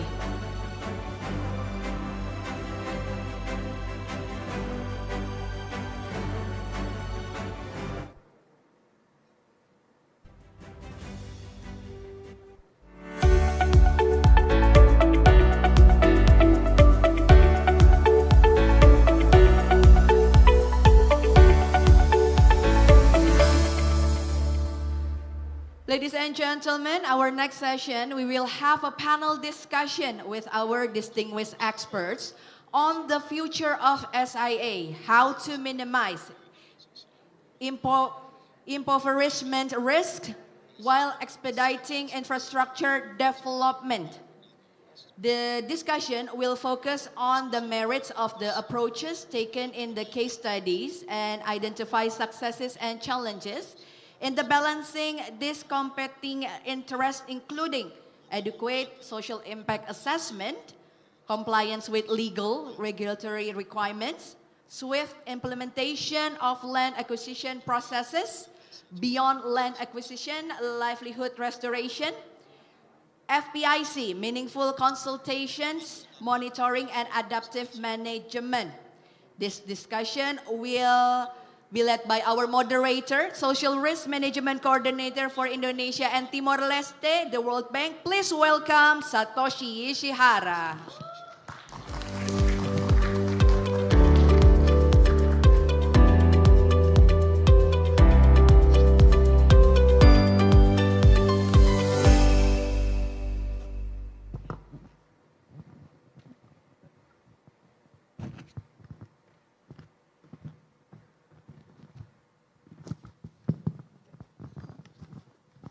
Nice to meet you again. Now, it's 4 o'clock. Everybody's a bit tired now. Either you need coffee or kind of stretch. Whoever wants to stand up and stretch, please do now. Yes. Up to you. If you don't need a stretch, you can stay, stand sitting and then just concentrate on the discussions. But why don't we stand up and then do a little bit of stretching? It's going to help us get some new energy. Okay. So, without ado, so this is a panel discussion based on all the discussions we have had today, to really discuss the future of SIA. As Frank said earlier, SIA is not really a new discipline. It's been there for a long time, and I've actually been there when I was even a college student. But nonetheless, the SIA has not been as established as the colleague, the EIA process. Regardless, impact assessment, environmental, social, is now under enormous pressure because of the climate change, energy transitions, a lot of pressure to speed up the impact assessment processes. But at the same time, we also see globally kind of a lot of social issues, the collapse of middle class, some emergence of extremism, non-democratic practice and ideas emerging. So we really need to prevent further alienating the middle class or the poorer part of the society by not doing social impact assessment right, simply because we need to expedite the development of critical infrastructure. Then what is the future of SIA? We discussed a lot about accelerations. We also discussed a lot about fairness and uncertainties. So we want to unpack get back to what we have heard today, and then discuss how we can improve our practice in terms of social risk management. So without overdue, just a little bit of house rules again. So I don't think I need to repeat the same thing over again. The Slido, if you have any questions, put it up in the Slido. There's a barcodes on the tables, use it. Yeah. So without overdue, let's start the session. Let me introduce the panelists. First, Pak Rahman Sulaiman.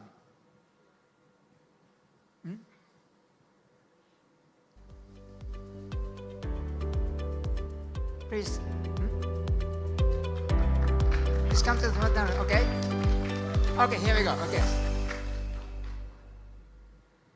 Pak Rahman Sulaiman, sorry, I couldn't pronounce your name properly, but he's head of the Subdirectorate of Risk Mitigation, Land Acquisition, and Land Reserve at the Ministry of SobATRBPN.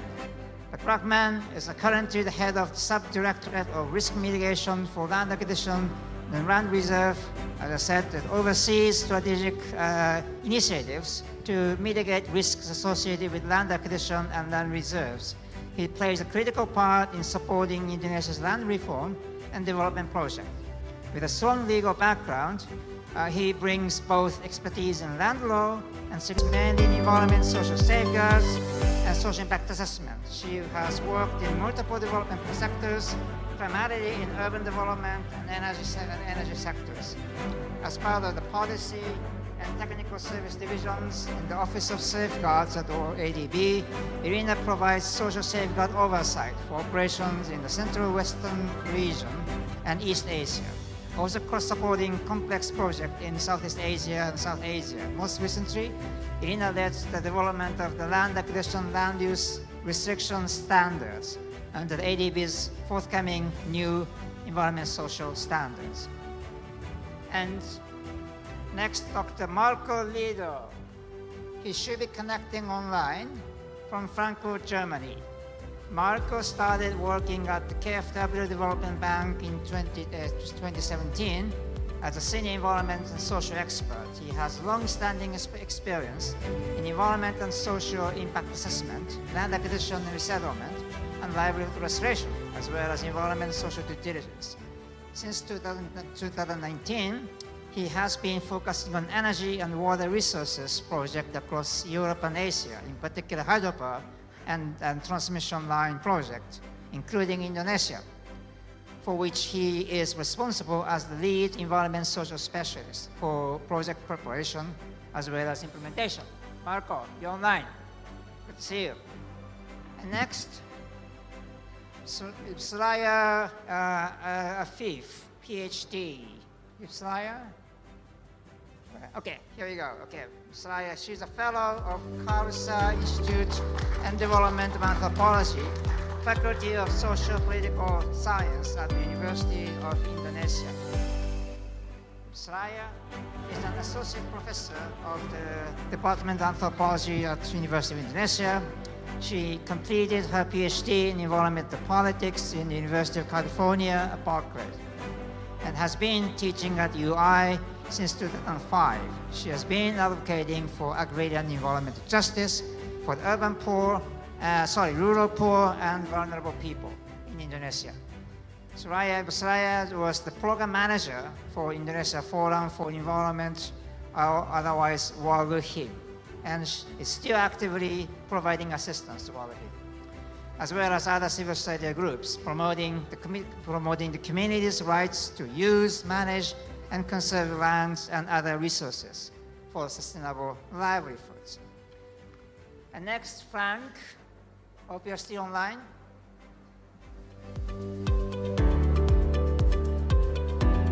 Well, Frank, okay. Frank, already been introduced. He's a professor of social science at the University of Groningen, Netherlands, expert in social impact assessment and the management of social issues related to large projects. He obtained PhD from Groningen University, is recognized internationally for his work. He received the individual award from the International Association for Impact Assessment in 2014. He is the co-author of the IAIA's Social Impact Assessment Guideline for assessing and managing the social impact of projects, which we used a lot for drafting the guidelines for Indonesia. He also served as the president of the International Rural Sociology Associations. Welcome, Frank. And by the way, happy birthday. Thank you.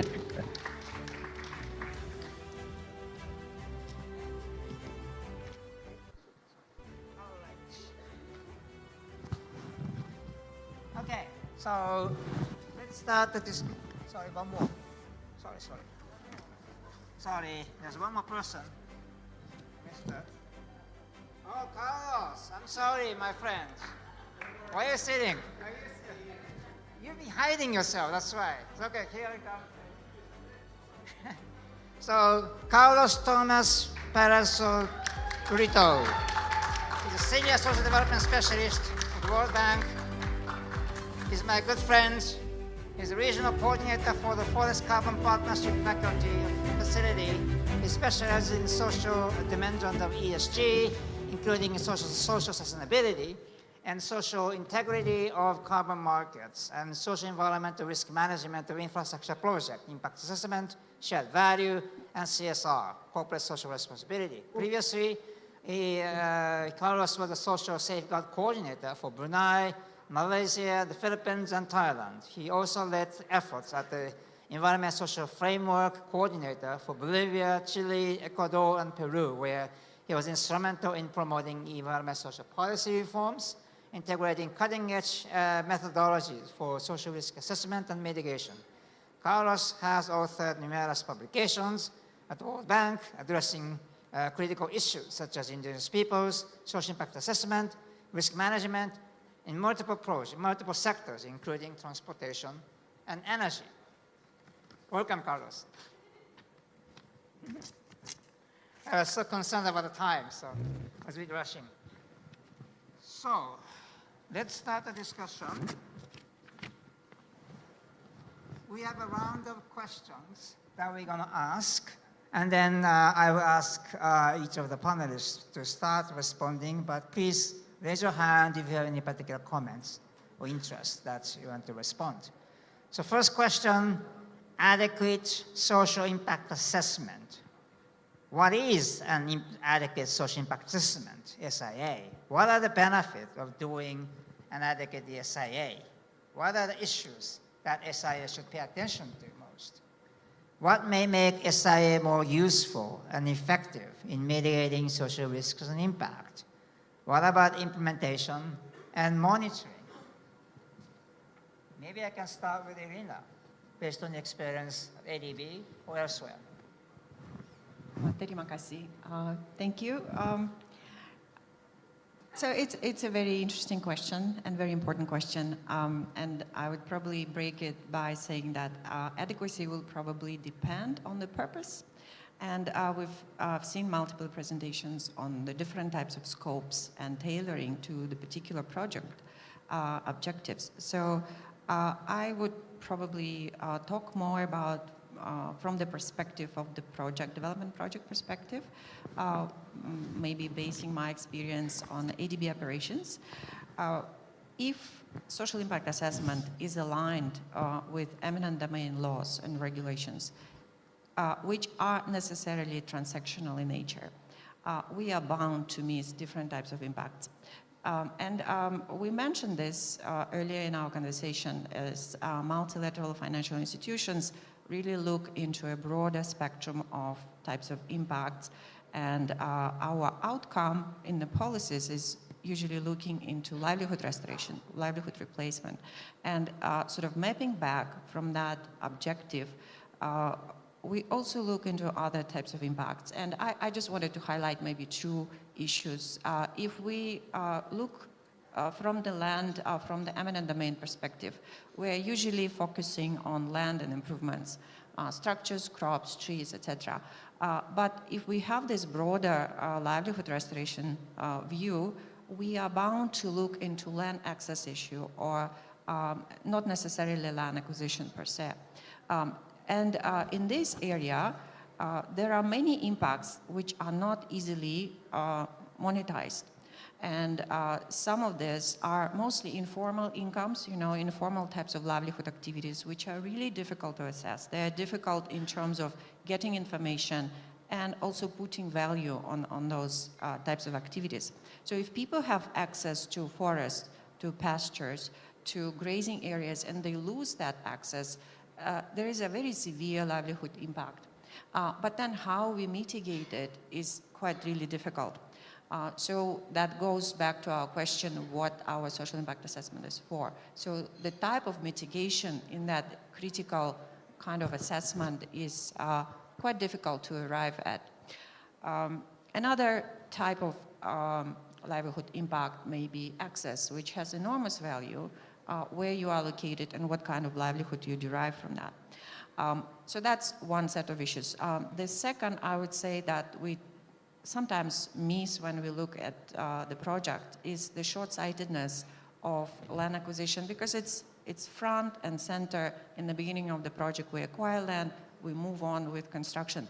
But if we look closely more through the whole project cycle perspective, we will need to assess impacts related to construction, impacts which are cross-sectional, and they are both related to social and environmental. So the cross-sectionality of environmental and social impacts, for example, biodiversity offsets, they are very important in some projects from the environmental perspective, but they would always have social impacts, especially if it's in IP areas. So I'll stop there and pass it back to you, Satoshi. Thank you.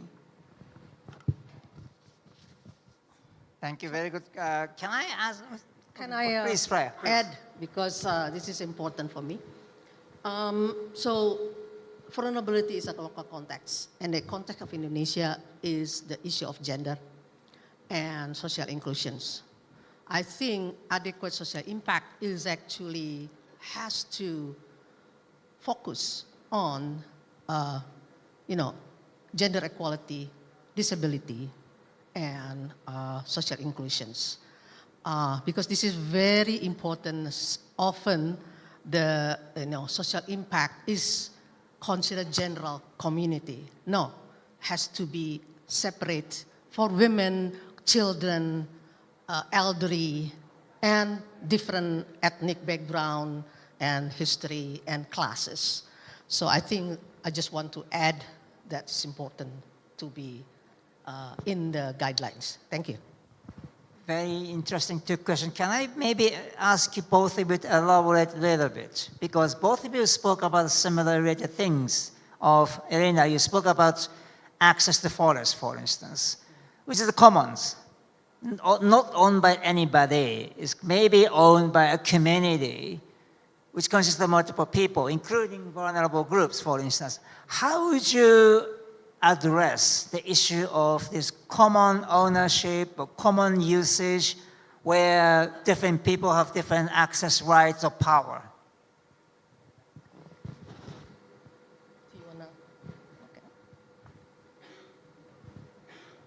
Satoshi, thank you. It's a very tricky question. I think proper participatory way to address this issue, to find a strategy actually to listen to the communities, to understand the boundaries, to map the resources, to understand to what extent it's a communal use or private use. Because even in a communal setting, you might have families or households which are more affected than the others. So the concentration of cost versus the benefit would be quite important. And then this whole idea of replacement of an asset with an asset is a very important one, but then this is where we fall short usually. So replacing findings similar environment for people to resettle or redevelop their livelihood is really very difficult this time and place. So we end up looking into alternative livelihood restoration strategies, which are also extremely difficult. So building on these sort of different pillars of what will go into alternative livelihood restoration is quite important. And it's, I would say, looking for best practices, looking for good examples would be maybe the strategy and the national kind of environment as well. Yeah, I think access and ownership. So people have access, but sometimes they not the owner of that land, considered as a adat in Indonesia. So you have to look at the both. Do not just focus on the owner, who's the owner of this land, but who used that land. And also sometimes historical. The assumption that everybody has a territorial right and things like that, I think is a myth. Some of the indigenous community actually do not claim territorial, but they move from place to place. And that is something, that group that mostly vulnerable. For example, in the case of Orang Rimba. Orang Rimba has places that they move from place to place for resources, right? So, but in Indonesia, they lose a lot because all that area that depends is already oil palm, is hagi and things like that. So how you recognize the group that basically do not have a clear territorial communal, because it is a myth that everybody has it. No, a lot of people have a different system. So that, and then second one, I still emphasis on gender issue, because sometimes you ask everybody have using the same places. No, women might have a different way of access and using a place, and men might be different. Yeah. In Papua, for example, there is a special places that women, consider as a forest for women. Yeah, and of course you cannot generalize in different places like that. So understand what exactly local context. It's very important. So the guidelines should not generalize assumptions. So I think that is hopefully answer your questions. Thanks, Raya. So maybe Frank. Okay, so we hear very good inputs from Irina and Raya. So the diversity and challenges of determining boundary. But we also are under pressure to expedite the assessment process. How would you address the question, two kind of not really contradictory questions, but kind of two questions that one thing require more time and attention, the other requiring more speed. How would you strike the balance between the two? Well, I think the comments that Richard Parsons made earlier were very appropriate to this. But basically, we need to implement SIA into the planning process from the beginning. It's only the perception that SIA delays projects only happens because they leave it too late to start. If it's built into the planning process from the beginning, then it doesn't lead to any delays. The one thing I would also like to add to the excellent comments said already is, from my point of view, an adequate SIA is one that makes practical recommendations for improvement. Practical recommendations. So understanding the local context is really important, but also practical recommendations for how to address the social impacts, how to mitigate them, and how to create enhancement. Thanks, Frank. So let's move on to the next question.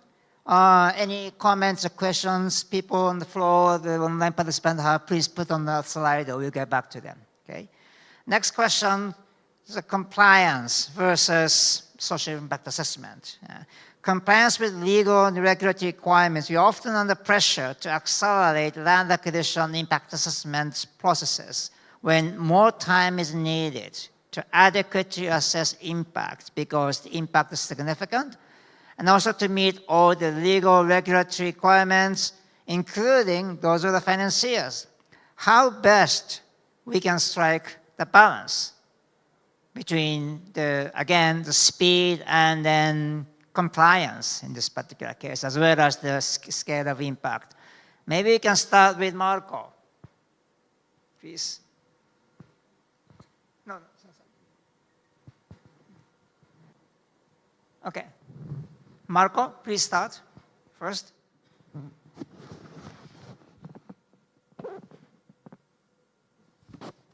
We can't hear you. Okay, yeah, I was still on mute, so sorry for that. Yeah, first of all, apologies for not being in Jakarta today. I would have loved to be there. So concerning your question, I think I would underline what Frank has already mentioned in his last point.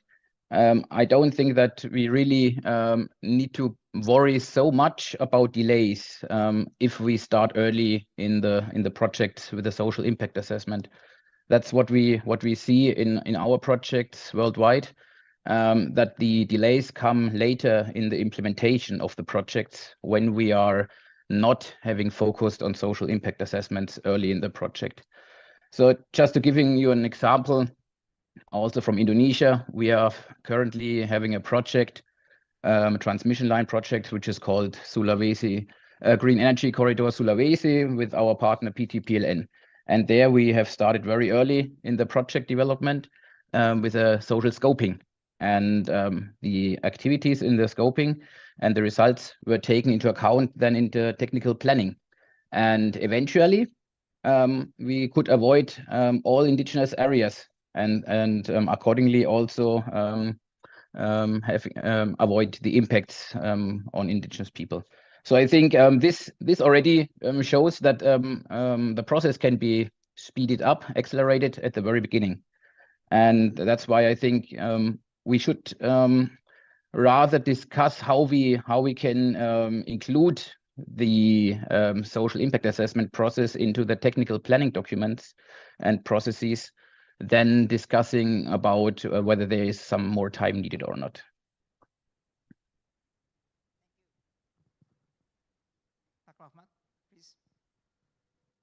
Baik.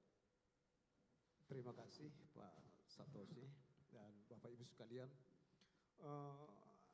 Saya ingin sedikit agak berbeda, tapi saya ingin konteks keindonesiaannya. Bahwa tadi pagi Pak Menteri mengatakan mengakomodir kepentingan masyarakat itu satu poin. Lalu kemudian saya ingin melihat hari ini regulasi yang ada di Indonesia tentang SIA atau dampak itu sesungguhnya sudah ada di perencanaan. Di perencanaan dikatakan melakukan studi kelayakan tentang dampak sosial. Berhenti sampai di situ, berhenti sampai di dokumen hasil. Nah, ini dia persoalan kita. Kalau kita lihat kemudian ke dalam pasal-pasal yang diaplikasikan, apa yang dilaksanakan dari dokumen hasil itu. Itu persoalan kita hari ini. Di batang tubuh hanya dikatakan tanah sisa dan terdampak 100 meter lebih. Tidak lebih. Tidak ada tentang itu. Selain itu. Nah, mengapa saya angkat itu ketika tadi topiknya adalah kepatuhan hukum. Kita ingat kembali bahwa Indonesia inilah negara hukum yang menganut Eropa kontinental atau civil law. Artinya apa? Bahwa yang bisa dilakukan adalah atau dianggap hukum adalah peraturan perundangan yang sudah tertulis. Ini persoalan kita. Ketika tadi pembicara sebelumnya ibu kita bicara tentang penguasaan tanah yang tanpa surat, saya coba simpulkan seperti itu. Ini persoalan kita dari hari ke hari. Di dalam peraturan yang lain dikatakan hanya tanah yang bersertifikat yang perlu dibayar. Kita tahu bahwa ada banyak sekali masyarakat Indonesia yang turun-temurun menduduki suatu lokasi. Ketika dihadapkan dengan pengadaan tanah dan apakah akan diganti rugi atau bukan. Ada problem yang perlu diselesaikan secara hukum tertulis. Ini menurut saya salah satu langkah mitigasi kita bahwa apa-apa yang dibicarakan tadi tentang SIA agak bagus sekali. Saya setuju itu keberpihakan kepada yang terdampak. Tetapi apabila ini hanya tidak sanggup kita dorong lebih kuat ke dalam suatu regulasi tertulis, maka dalam pelaksanaannya saya pikir sulit sekali. Saya memahami ini sesuatu yang baik dan perlu. Saya setuju dengan konsep keberpihakan kepada masyarakat terdampak. Tetapi ada banyak, paling tidak saya sebutkan 3 aspek. Pertama adalah kebijakan politik dan anggaran. Itu pasti akan mempengaruhi. Yang kedua, kebijakan untuk menetapkan ini sebagai hukum karena apa? Ketika dia hukum harus dilaksanakan. Nah, yang ketiga tentu siapa yang melaksanakan untuk konteks keindonesiaan. Lembaga mana? Kalau Malaysia tadi sudah ada. Indonesia siapa? Barangkali ini yang akan kita dorong. Sementara seperti itu dulu berbagi waktu. Terima kasih, nanti kita lanjut lagi. Thank you very much, Pak Rahman. I really like your 2 points. One is this feasibility study to allow early identification of impact, avoid and minimize impact. That's one way to address this question. And also the legal creating certainties. So everybody needing to do SIF right from the beginning. That's going to speed up the processes. Yeah, I'd like you say there's 2 points. Carlos, any further points on this particular issue? Well, thank you. I think the question of the point about the feasibility studies, of even pre-feasibility studies, is very important. Projects just don't happen. Projects really takes years to be defined and to be actually approved. So actually it's very important to think when the first engagement starts with the communities. And land is not something that land selection or where the project is going to be is a fundamental part to make a project feasible. So the issue is sometimes the pre-feasibility studies, the feasibility studies are not of the quality that is deserved for certain projects, and this is when we start running into trouble and we run out of time. Second, I really don't know, in my years of experience working on this, I don't know at a single project in which we've had all the time that we needed to identify the impacts and mitigate impacts. That really is something that we keep, is an ongoing process because things change. I work in a project in a country where actually it took almost 45 years to be finally built. So by the time there was the project conceptualized, and by the time the construction started years after, everything has changed. Part of the land was no longer rural land. It was classified as a urban land. And so I think this is important to, I totally agree when the principles of social impact assessment begin, and I think it's important to introduce them and work with the engineers to introduce them in feasibility and feasibility studies. Excellent, thank you. I cannot agree more with what you said. Yeah. So, next question is again the speed. Many times, land acquisition becomes the bottleneck to infrastructure development. As practitioners and authorities, regulators to some extent, what enables the timely land acquisition without unnecessarily causing harm to anybody? What can SIA do to expedite land acquisition that is still just? Maybe I can start with Irina. Thank you. It's always a balancing act, and I think for land acquisition, really two critical components are important. Is the availability of technical designs, because that's how we start, right? And the sort of whether they're detailed or feasibility or pre-feasibility really matters. We talked about consultation, so design and input into the design from communities and affected persons is very critical. And as we also heard in many of the presentations, participation is messy, it takes time, so accounting for that in the planning process is very critical. Second, we tend to prioritize the start of civil works in our projects. So stepping back and actually mapping the processes which are happening quite in parallel in terms of procurement of civil works and sort of implementation of civil works. Sometimes land acquisition actually happens in parallel. So sequencing, looking at the bottlenecks and seeing where the bottlenecks will be while also having proper due diligence on land acquisition is quite important. I think the practicalities learning from our operations is we need to have the congruence and sort of all the hands on the job, not just from the land acquisition, environmental and social safeguards practitioners, from the implementing agencies, but from the contractors themselves and project supervision consultants. So it's really having capacity, like a 360 capacity, that will help to move project further with proper grievance management on time, understanding complaints and the source of complaints. Yeah, thank you very much. I cannot fully agree. All stakeholders, everybody involved in project implementation should be aware of the social risks and then contribute to the speed. That's very important.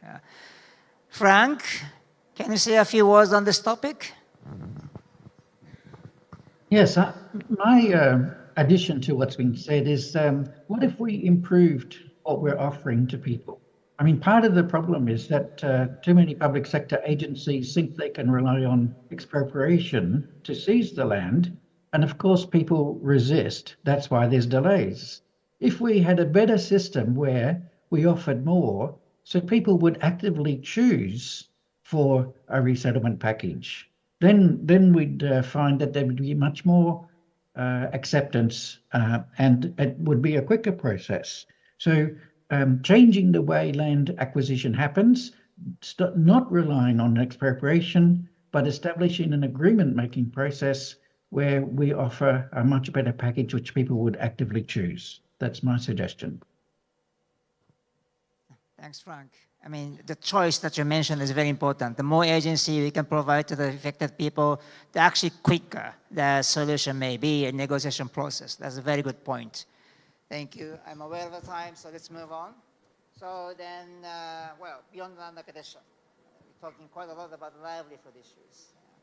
Livelihood restoration, etc. We all know that livelihood is not just about physical assets. Non-physical assets, including social networks, local knowledge about where to go in the forest, the sea to collect what the forest products can be found, to catch fish, are important sources of livelihood. If you physically resettle people, you will lose. If you physically resettle, you lose many of them. On top of the land and other physical assets. Compensation for loss of physical assets, even at a fair replacement value, cannot restore them. how can SIA contribute to mitigating and restoring livelihood loss comprehensively, above and beyond the compensation for loss of assets? Maybe Pak Rahman, based on your experience, can you say a few words on this? Baik, terima kasih. Benar bahwa berpindah itu istilahnya itu tercerabut dari budaya, itu satu. Tidak akan bisa sebenarnya menjadi sama di tempat yang baru. Nah, kembali saya pada koridor hukum yang ada di Indonesia. Sebenarnya secara konseptual, regulasi atau peraturan perundangan di Indonesia sudah menjelaskan itu bahwa dikatakan di sana paling tidak ada 3 yang berpihak kepada itu. Yang pertama, memperhatikan keseimbangan antara kepentingan pembangunan dan kepentingan rakyat. Ini satu. Yang kedua, ganti kerugian itu harus layak dan adil. Ketiga, menjamin kepentingan hukum. Nah, ini satu. Kemudian nanti kalau dikonversi berapa nilai yang akan diterima atau apa yang harus diterima. Kalau di Indonesia ada pilihan bentuk ganti kerugian itu seperti apa, ada pilihan. Nah, ini lagi-lagi secara konseptual. Dalam praktek memang kita itu pengalaman hampir 99% lebih itu selalu memilih uang.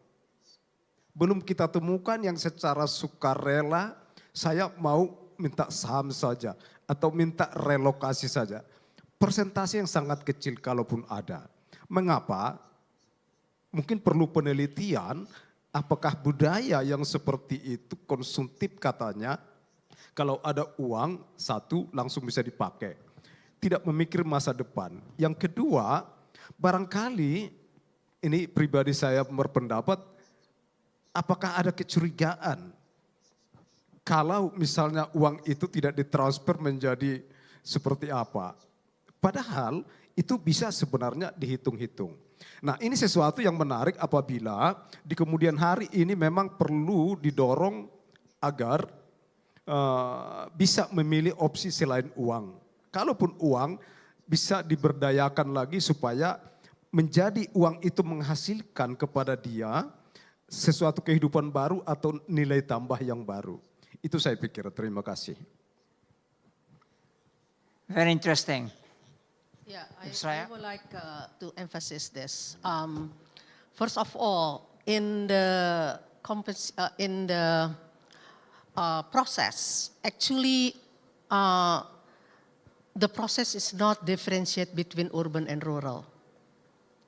Of course, in the urban, that people focus more on capital, and especially if the compensation is highly in markets, yeah? Because then they could buy land or in another places or move to another places. But in the rural, actually the problem is that they are not very easy to choose what is the best for their interests. And a lot of process is not differentiated quite well, in my opinion. Because I, one day, actually defending in the Wadas case, and the reason people actually against it, because for them, the effect is actually to community cohesions. Even they could get the money, they could not move easily or replace it in the other places and things like that. So, but the process not very, give a lot of opportunity on options. And the other thing is trust. How can you trust, for example, want to have, for example, share. How can you trust this company will give you an honest compensations? There is a lot of cases they are not fulfill the promise, including, I have to say, the government as well. So that is the problem actually. How you can beyond, actually compensation, and why? I mean, what is the option for not the money as a compensation, right? And after you get the money, you also difficult to choose what I should do with this money. Thank you. Thanks, Ms. Raya. Irina, based on your experience at ADB, is there anything you want to say about the swift implementation of land acquisition? No, I think it's a very difficult question actually, and issues like cultural heritage, tangible and intangible cultural heritage. This is always kind of, it's a tricky question. Community networks, and it really depends, as you mentioned, it depends on the options available. And again, options may be there, they may come up as part of consultations process. The relocation of the spirits, the community may decide how you might actually arrive at that process. It may be feasible. In some other instances, not feasible, sacred sites. So it's always almost like case-by-case basis what options you have and what community generates as part of the consultation. Thank you. Very interesting discussions. Let's move on to the next topic because time is already up. FPIC and meaningful consultation is a very important thing that we've been discussing quite a lot today. Why is meaningful consultations or FPIC important? When consultations are meaningful, and when is an agreement with affected people an FPIC? When consultations are good enough, and does FPIC mean the same thing to all projects that require FPIC? Whether or not the impact is very severe or not. What are the key challenges and good practices in promoting meaningful consultations or FPIC? How can the SIS support the process? Marco, I know you have been struggling this question in Indonesia.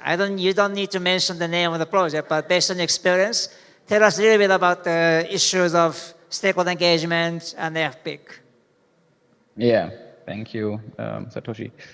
Well, I think FPIC is in most of the countries something which we are struggling with, but what we are trying to do is that we really have an early engagement of stakeholders and learning, of course, from the mistakes of the past. I think that we have now in several projects started with an FPIC process from the very beginning of the project and trying to streamline this with the national requirements, and this appears to be a good way forward.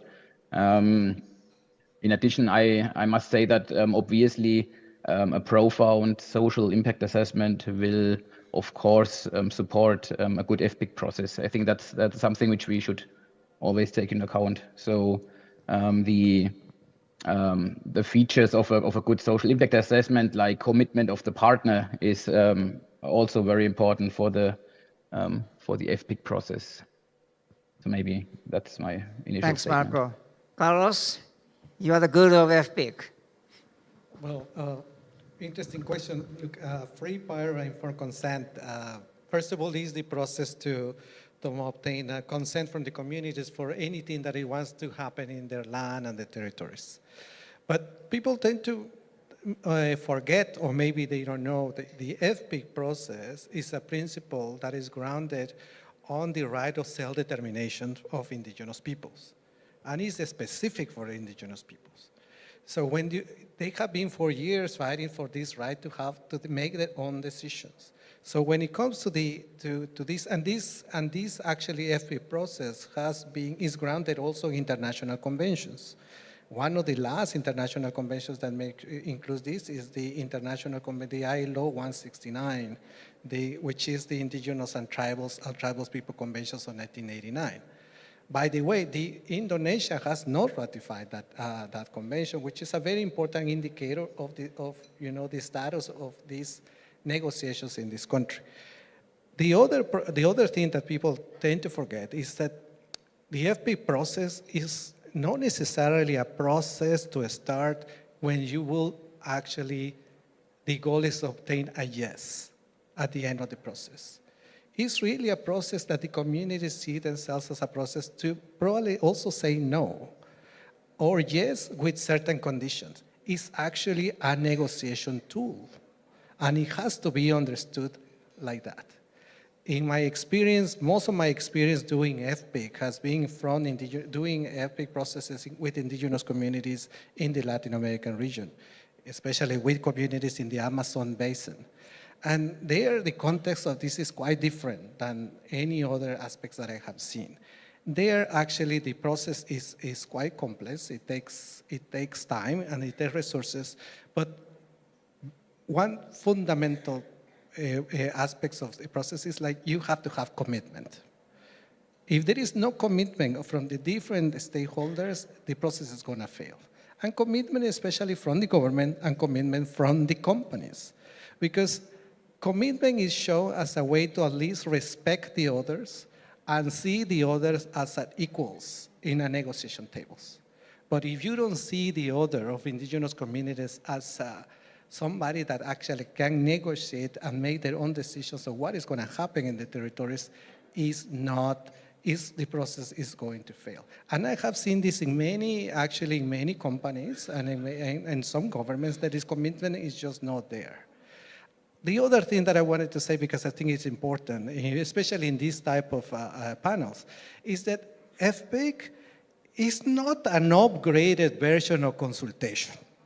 People tend to say that, oh, FPIC is like a longer process of consultation, so this is what I'm going to do. It's a very different thing.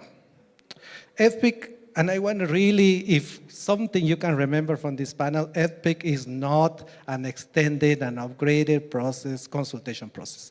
It's a very different thing. FPIC is specific for indigenous peoples, and it's a negotiation tool to make decisions where they can negotiate decisions that will happen in their territories and land. Thanks, Carlos. I mean, I really like you said that FPIC is not really consultation, because there's a good faith negotiations. It's a negotiation process rather than informing somebody and asking for questions. It's really to ask for consent, even though it's not the veto power. It's very different things. It's very important to go deeper into this differences. If Soraya, you want to say something about this too? Yeah, I put two issues. One, again, the involvement of gender. Because a lot of, if that, consultation with the indigenous people, usually the elders is men.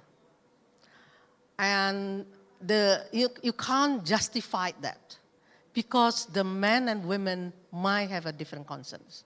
So meaningful consultation actually meaningful. You ask people, you explain what will happen to their life. And it's a process. Because sometimes the projects say, well, there is no impact on this. But on the process of the project, it changes. Oh, that impact this, impact that. So you have to a longer process on the meaningful consultations, right? So the second one is representations. This is also a key issue. Representation is not the government choose, oh, you represent this community. In Indonesia, this is a problem that always assumption that the village leader is the representation of the community. Is not. So, and the representation has to be chosen by the people who are represent your interests and could be a different from administrative representations. And the consultation, meaningful consultation means you go to the village. You not just ask them, come to the kecamatan and things like that. Because this is a very important. Now, I really wants to see whether this is in the guidelines to say how you do this meaningful consultation. I think has to be go to the village, talk to them.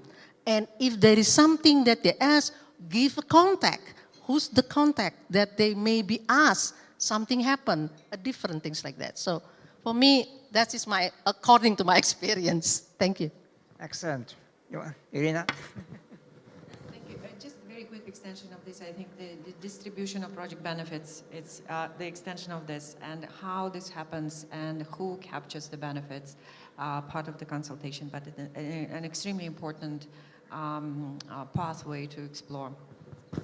Thank you. I mean, this is a very critical question. I would say the governance, because you can go as far as you have to go. You have to go to the village, but then you have to also go to the hamlets, far away from the main settlements, right? So, you know, you need to know more about the structures and governance and community organizations to make sure not just the project go to the village, which takes some time and cost, but within the community, there has to be some processes where communities members are able to talk to each other, for instance. That's something beyond FP process per se, or what the project can do, but can facilitate the process. Very interesting. Last question, I'm aware of the time. Monitoring and adaptive management. Very important, key to quickly detecting and proactively addressing unforeseen emerging risks and impact. But exactly what does adaptive management mean, and what does it need to be, what does it require? And how to link it with monitoring and evaluation mechanisms? Could somebody provide some examples of successful monitoring and evaluation mechanisms, and how they supported adaptive management that is known? What is the key? Why is this adaptive management key to the success of the project? Do they require significant additional resources? I want to start with Frank. Please. So, in my opinion, adaptive management means that on the basis of monitoring and whatever other information is available, making ongoing adjustments to project operations and to the mitigation measures and livelihood options and so on, to ensure that effective outcomes arise from the project. There's lots of reasons why adaptive management is needed. Actually, Carlos already mentioned the funny pathway that projects often take. There's no way that social impact assessment can identify all the likely consequences that will happen over time, and projects change over time, communities change their views about things over time. The contractors and workers may not quite do what they were supposed to do. So it's a bit like a grievance redress mechanism. You need this ongoing feedback and change to ensure that you're always on track. It's a bit like the analogy of an aeroplane flying across the world.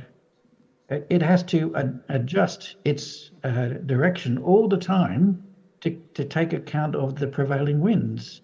And the winds do change, right? It's exactly the same with the project. So adaptive management is essential, and it's the only way that things will happen. You know, weather events, for example, and particularly now with climate change, there'll be more weather events. So there can be earth movements, there could be strong winds, there could be landslides. And this might mean that pipelines get ruptured, that there's pollution spills. You know, one of the problems is that quite often projects don't effectively monitor. I've been to lots of project sites where pipes are rusty and there's great holes and so on. If it wasn't for proper monitoring processes, a lot of issues might get left behind. Key point about monitoring is it needs to be a community process. We've really heard about the importance of trust, and communities don't trust projects and often don't trust governments for good reason. So, and without a community base to monitoring, why would the community trust that an annual report said that there were no exceedances of the allowable limits? It's really important to have community-based monitoring with regular information on a transparent basis and lots of accountability. Thanks, Frank. I want to turn to Marco.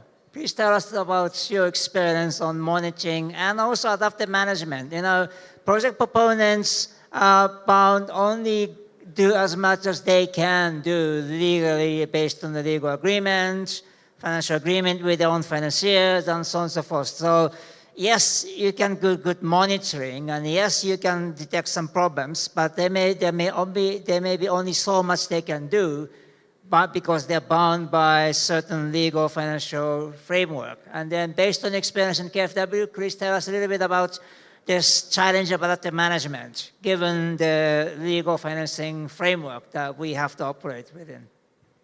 Yeah, thank you.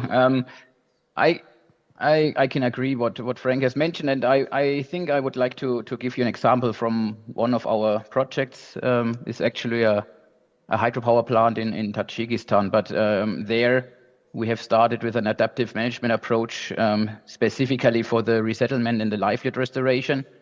And I mean, as Frank has mentioned and the others, the adaptive management is essential since we have this changing environment or unpredictable environments.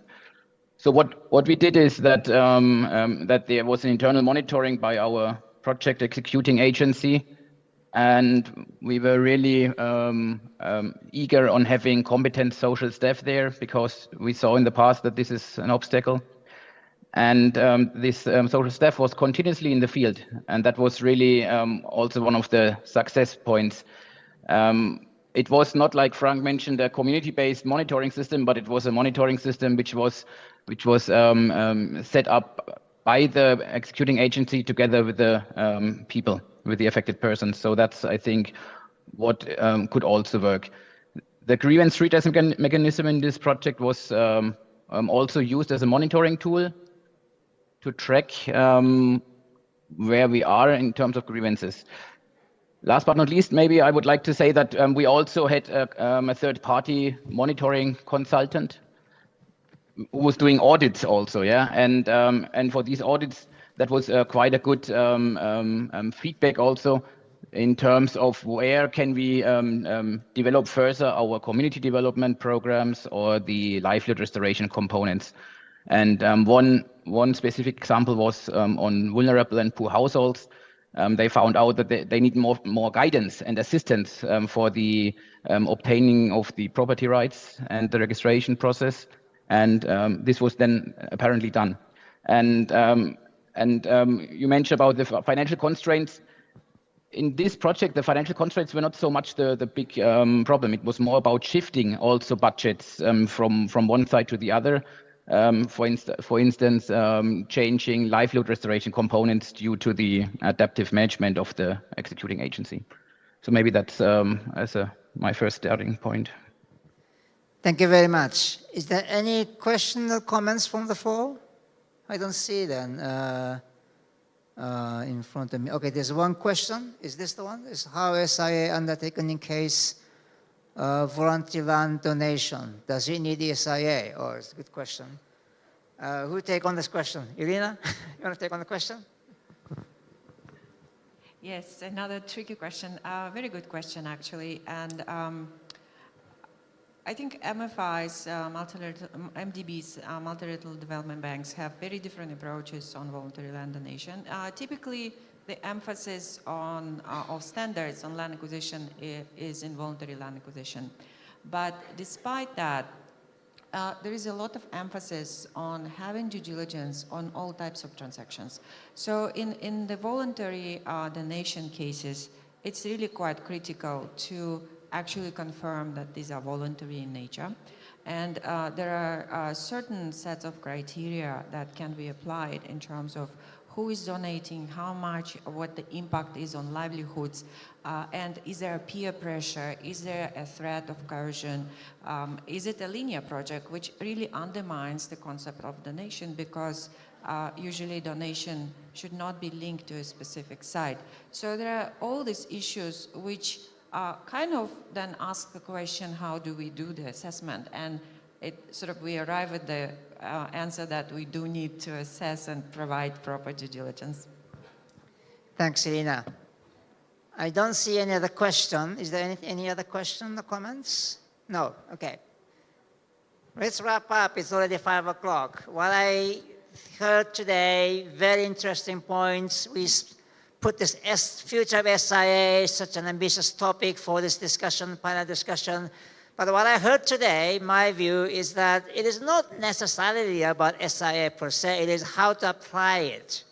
You know, to apply SIA at early stage in the feasibility study, to minimize or avoid or minimize impact, create some legal certainties, to make sure everybody expect that SIA needs to be done, and give some choice, which is really a project management issues, project design issues, how we can provide choice to the affected people about the measures to restore their livelihood and so on and so forth, which can be done through some design changes, adaptations and things, not so much about SIA per se.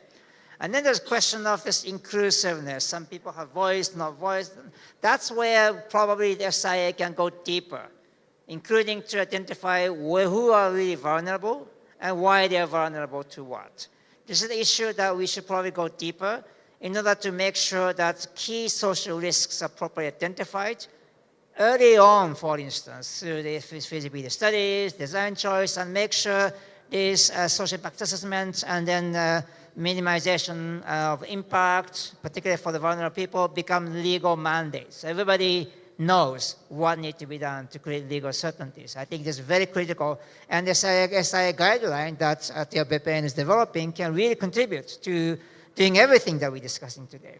This early social assessment, certainty, vulnerable people, vulnerability assessment, and so on and so forth are all part of that. So thank you very much for the good discussions, the panelists, including Frank, Marco, connecting from Europe. Thank you very much for your time. And thank you very much for the panelists, and thank you very much for the participants.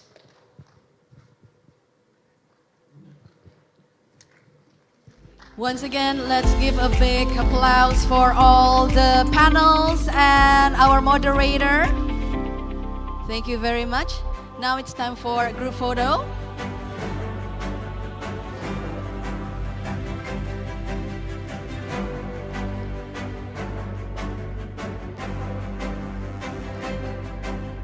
Okay. Oh, could you please go in front of the tables? Yeah, okay. Thank you.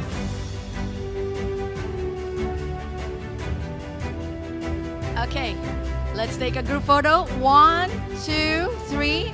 Still the formal pose. One more time. 1, 2, 3.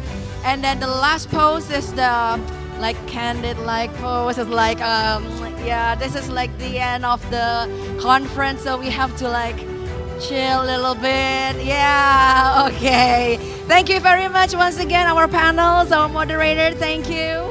You may return to your seats.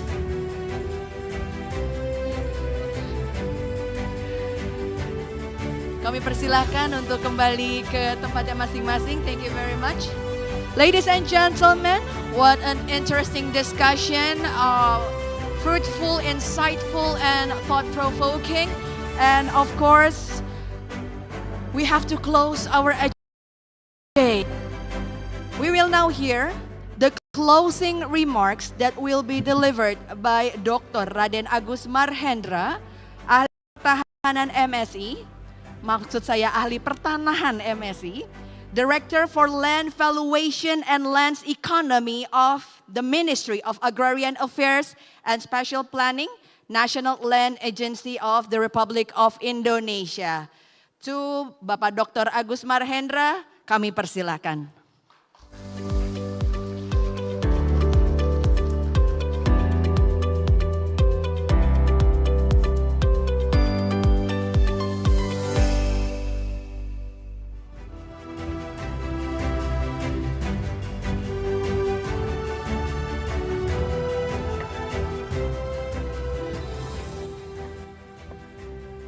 Bismillahirrahmanirrahim. Assalamualaikum warahmatullahi wabarakatuh. Yang saya hormatin dan yang saya banggakan, sampai di akhir ujung acara ini masih bersama dengan kita. Tentunya para pejabat tinggi media yang masih hadir, pejabat tinggi Pratama, administrator, dan Profesor Budi, Profesor Indriatmo, kemudian Master Satoshi, kemudian Frank Van Klee, Master Unu. Nah, ini para narasumber, Bu Miss Herlina, Pak Rahman. Mana Pak Rahman tadi? Kemudian Bu Miss Irina. Terima kasih. Dr. Marco Leidel dan Ibu Suraya Afif dan Frank Fenkley. Bapak Ibu yang saya hormatin, mohon izin kami menyampaikan rangkuman yang bisa kami rangkum tentunya penyelenggaraan International Conference on Social Impact Assessment sebagai berikut. Bapak Menteri Agraria dan Tata Ruang BPN berharap tentunya konferensi ini dapat berjalan dengan baik dan dapat menemukan solusi alternatif bagi permasalahan pengadaan tanah. Percepatan pengadaan tanah harus diikuti dengan kepastian hukum atas subjek dan objek pengadaan tanah dan pemberian ganti kerugian yang mencerminkan rasa keadilan. Kebijakan pengadaan tanah diharapkan dapat mengakomodir masyarakat hukum adat, petani kecil, dan kelompok rentan lainnya. Prinsip no one left behind harus benar-benar diterapkan sehingga pembangunan dapat menciptakan kesejahteraan bagi rakyat. Direktorat Jenderal Pengadaan Tanah dan Pengembangan Pertanahan, Kementerian ATR/BPN, memberikan arahan bahwa tujuan dari konferensi hari ini yaitu untuk bertukar pikiran mengenai langkah-langkah yang dapat dilakukan dalam mengidentifikasi, menyusun upaya mitigasi, dan mengelola dampak sosial akibat kegiatan pengadaan tanah terutama bagi kelompok masyarakat rentan sehingga kehidupan dari masyarakat terdampak pengadaan tanah menjadi lebih baik juga sesuai dengan asas keadilan dan berkelanjutan. Menjelaskan pula bahwa social impact assessment atau penilaian dampak sosial dapat menjadi salah satu alat perencanaan dalam pengelolaan dampak sosial dalam konteks pengadaan tanah untuk pembangunan bagi kepentingan umum. Di sesi pertama disampaikan gambaran umum latar belakang pengembangan Undang-Undang Nomor 2 Tahun 2012 tentang pengadaan tanah bagi pembangunan untuk kepentingan umum dan tantangan kontemporer dalam mempercepat proses sembari memenuhi kepatuhan hukum dan menjamin keadilan. Dibahas pula mengenai tantangan dalam pengadaan tanah pada kasus hutan negara dan tanah tidak terdaftar. Solusi yang mungkin diajukan, termasuk restrukturisasi kepemilikan tanah di kawasan hutan dan pembuatan kebijakan pro masyarakat miskin dan pro lingkungan, di mana ATR/BPN memegang peran utama. Program pendaftaran tanah sistematis dapat menjadi salah satu alat utama dalam mengatasi masalah agraria. Peran pemerintah juga penting dalam memfasilitasi pencapaian keadilan sosial dalam pengadaan tanah. Integrasi social impact assessment sebagai bahan dari proses perencanaan pengadaan tanah akan memanusiakan wajah pengadaan tanah sehingga tidak ada seorang pun yang tertinggal dalam pembangunan. Sesi berikutnya ditekankan bahwa dampak sosial berbeda dengan dampak lingkungan, sehingga memerlukan pendekatan dan berbeda untuk mengelola dampak sosial. Oleh karena itu, metodologi penyusunan SIAE harus disesuaikan dengan konteks sosial, ekonomi, politik, dan budaya masing-masing negara. Sangat diharapkan pedoman SIAE yang sedang disusun saat ini oleh Kementerian ATR/BPN dengan bantuan dari World Bank dan KFW dapat segera diselesaikan dan dapat diimplementasikan dalam kegiatan pengadaan tanah di Indonesia. Karena tanpa adanya regulasi, payung hukum yang jelas akan sulit untuk mewujudkan keseimbangan antara kecepatan, kepastian hukum, dan keadilan dalam pembangunan infrastruktur di Indonesia. Juga disampaikan studi kasus dari penerapan SIA di beberapa negara, yaitu Malaysia, pembelajaran bersama dalam penyusunan pedoman SIA di Indonesia. Dan sesi terakhir dilakukan memberikan gambaran dan pandangan bagaimana adopsi dan pelaksanaan dari social impact peluang untuk pendanaan yang luas, seperti bagaimana ASEAN Development Bank and World Bank juga concern terhadap livelihood restoration sebagai bagian dari dampak akibat pengadaan tanah. Dibahas juga bagaimana landasan hukum akan menjadi penting untuk memastikan adanya kepastian bagi pelaksana proyek untuk melaksanakan social impact assessment.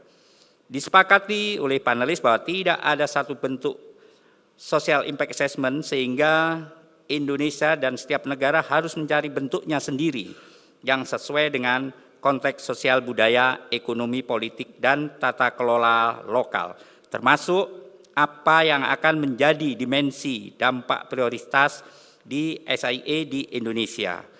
Peningkatan kapasitas menjadi agenda penting lainnya agar SIA dapat diadopsi.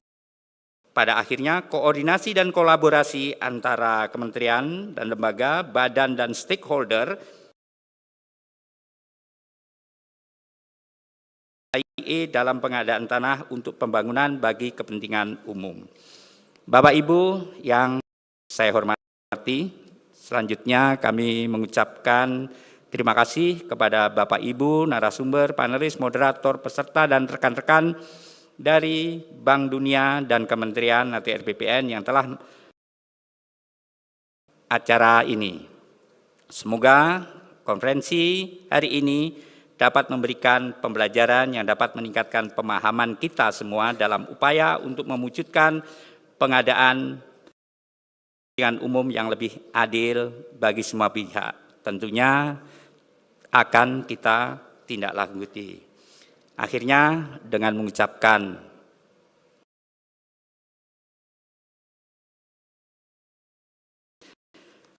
Alhamdulillahirabbil alamin, acara International Conference on Social Impact Assessment tahun 2024 ditutup.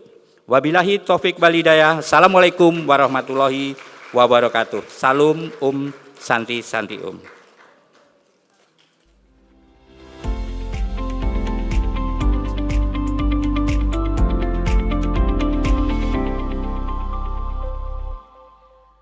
Kami ucapkan terima kasih kepada Dr. Agus untuk closing remarks. Dan tentunya Ibu dan Bapak hadirin kami hormati, dengan berakhirnya closing remarks yang telah sama-sama kita dengarkan, berakhir pula acara kita pada hari ini. On behalf of the organizers and partners of this event, we would like to express our gratitude to all of our speakers and moderators. Also, we appreciate your contribution and times for sharing the knowledge and experiences with us during the session. Finally, thank you to all of our distinguished guests and participants, offline and online, as well as those who joining us via live streaming or via Zoom. Thank you so much. Once again, karena begitu banyaknya pertanyaan yang belum sempat dijawab, maka semua materi presentasi akan dibagikan melalui link berikut ini yang nanti akan ditampilkan di layar berikut. Thank you once again for your participation. Mohon maaf apabila ada salah-salah yang kurang berkenan. Sampai jumpa lagi di acara berikutnya. Wassalamualaikum warahmatullahi wabarakatuh. Sampai jumpa di acara berikutnya. Terima kasih, selamat sore.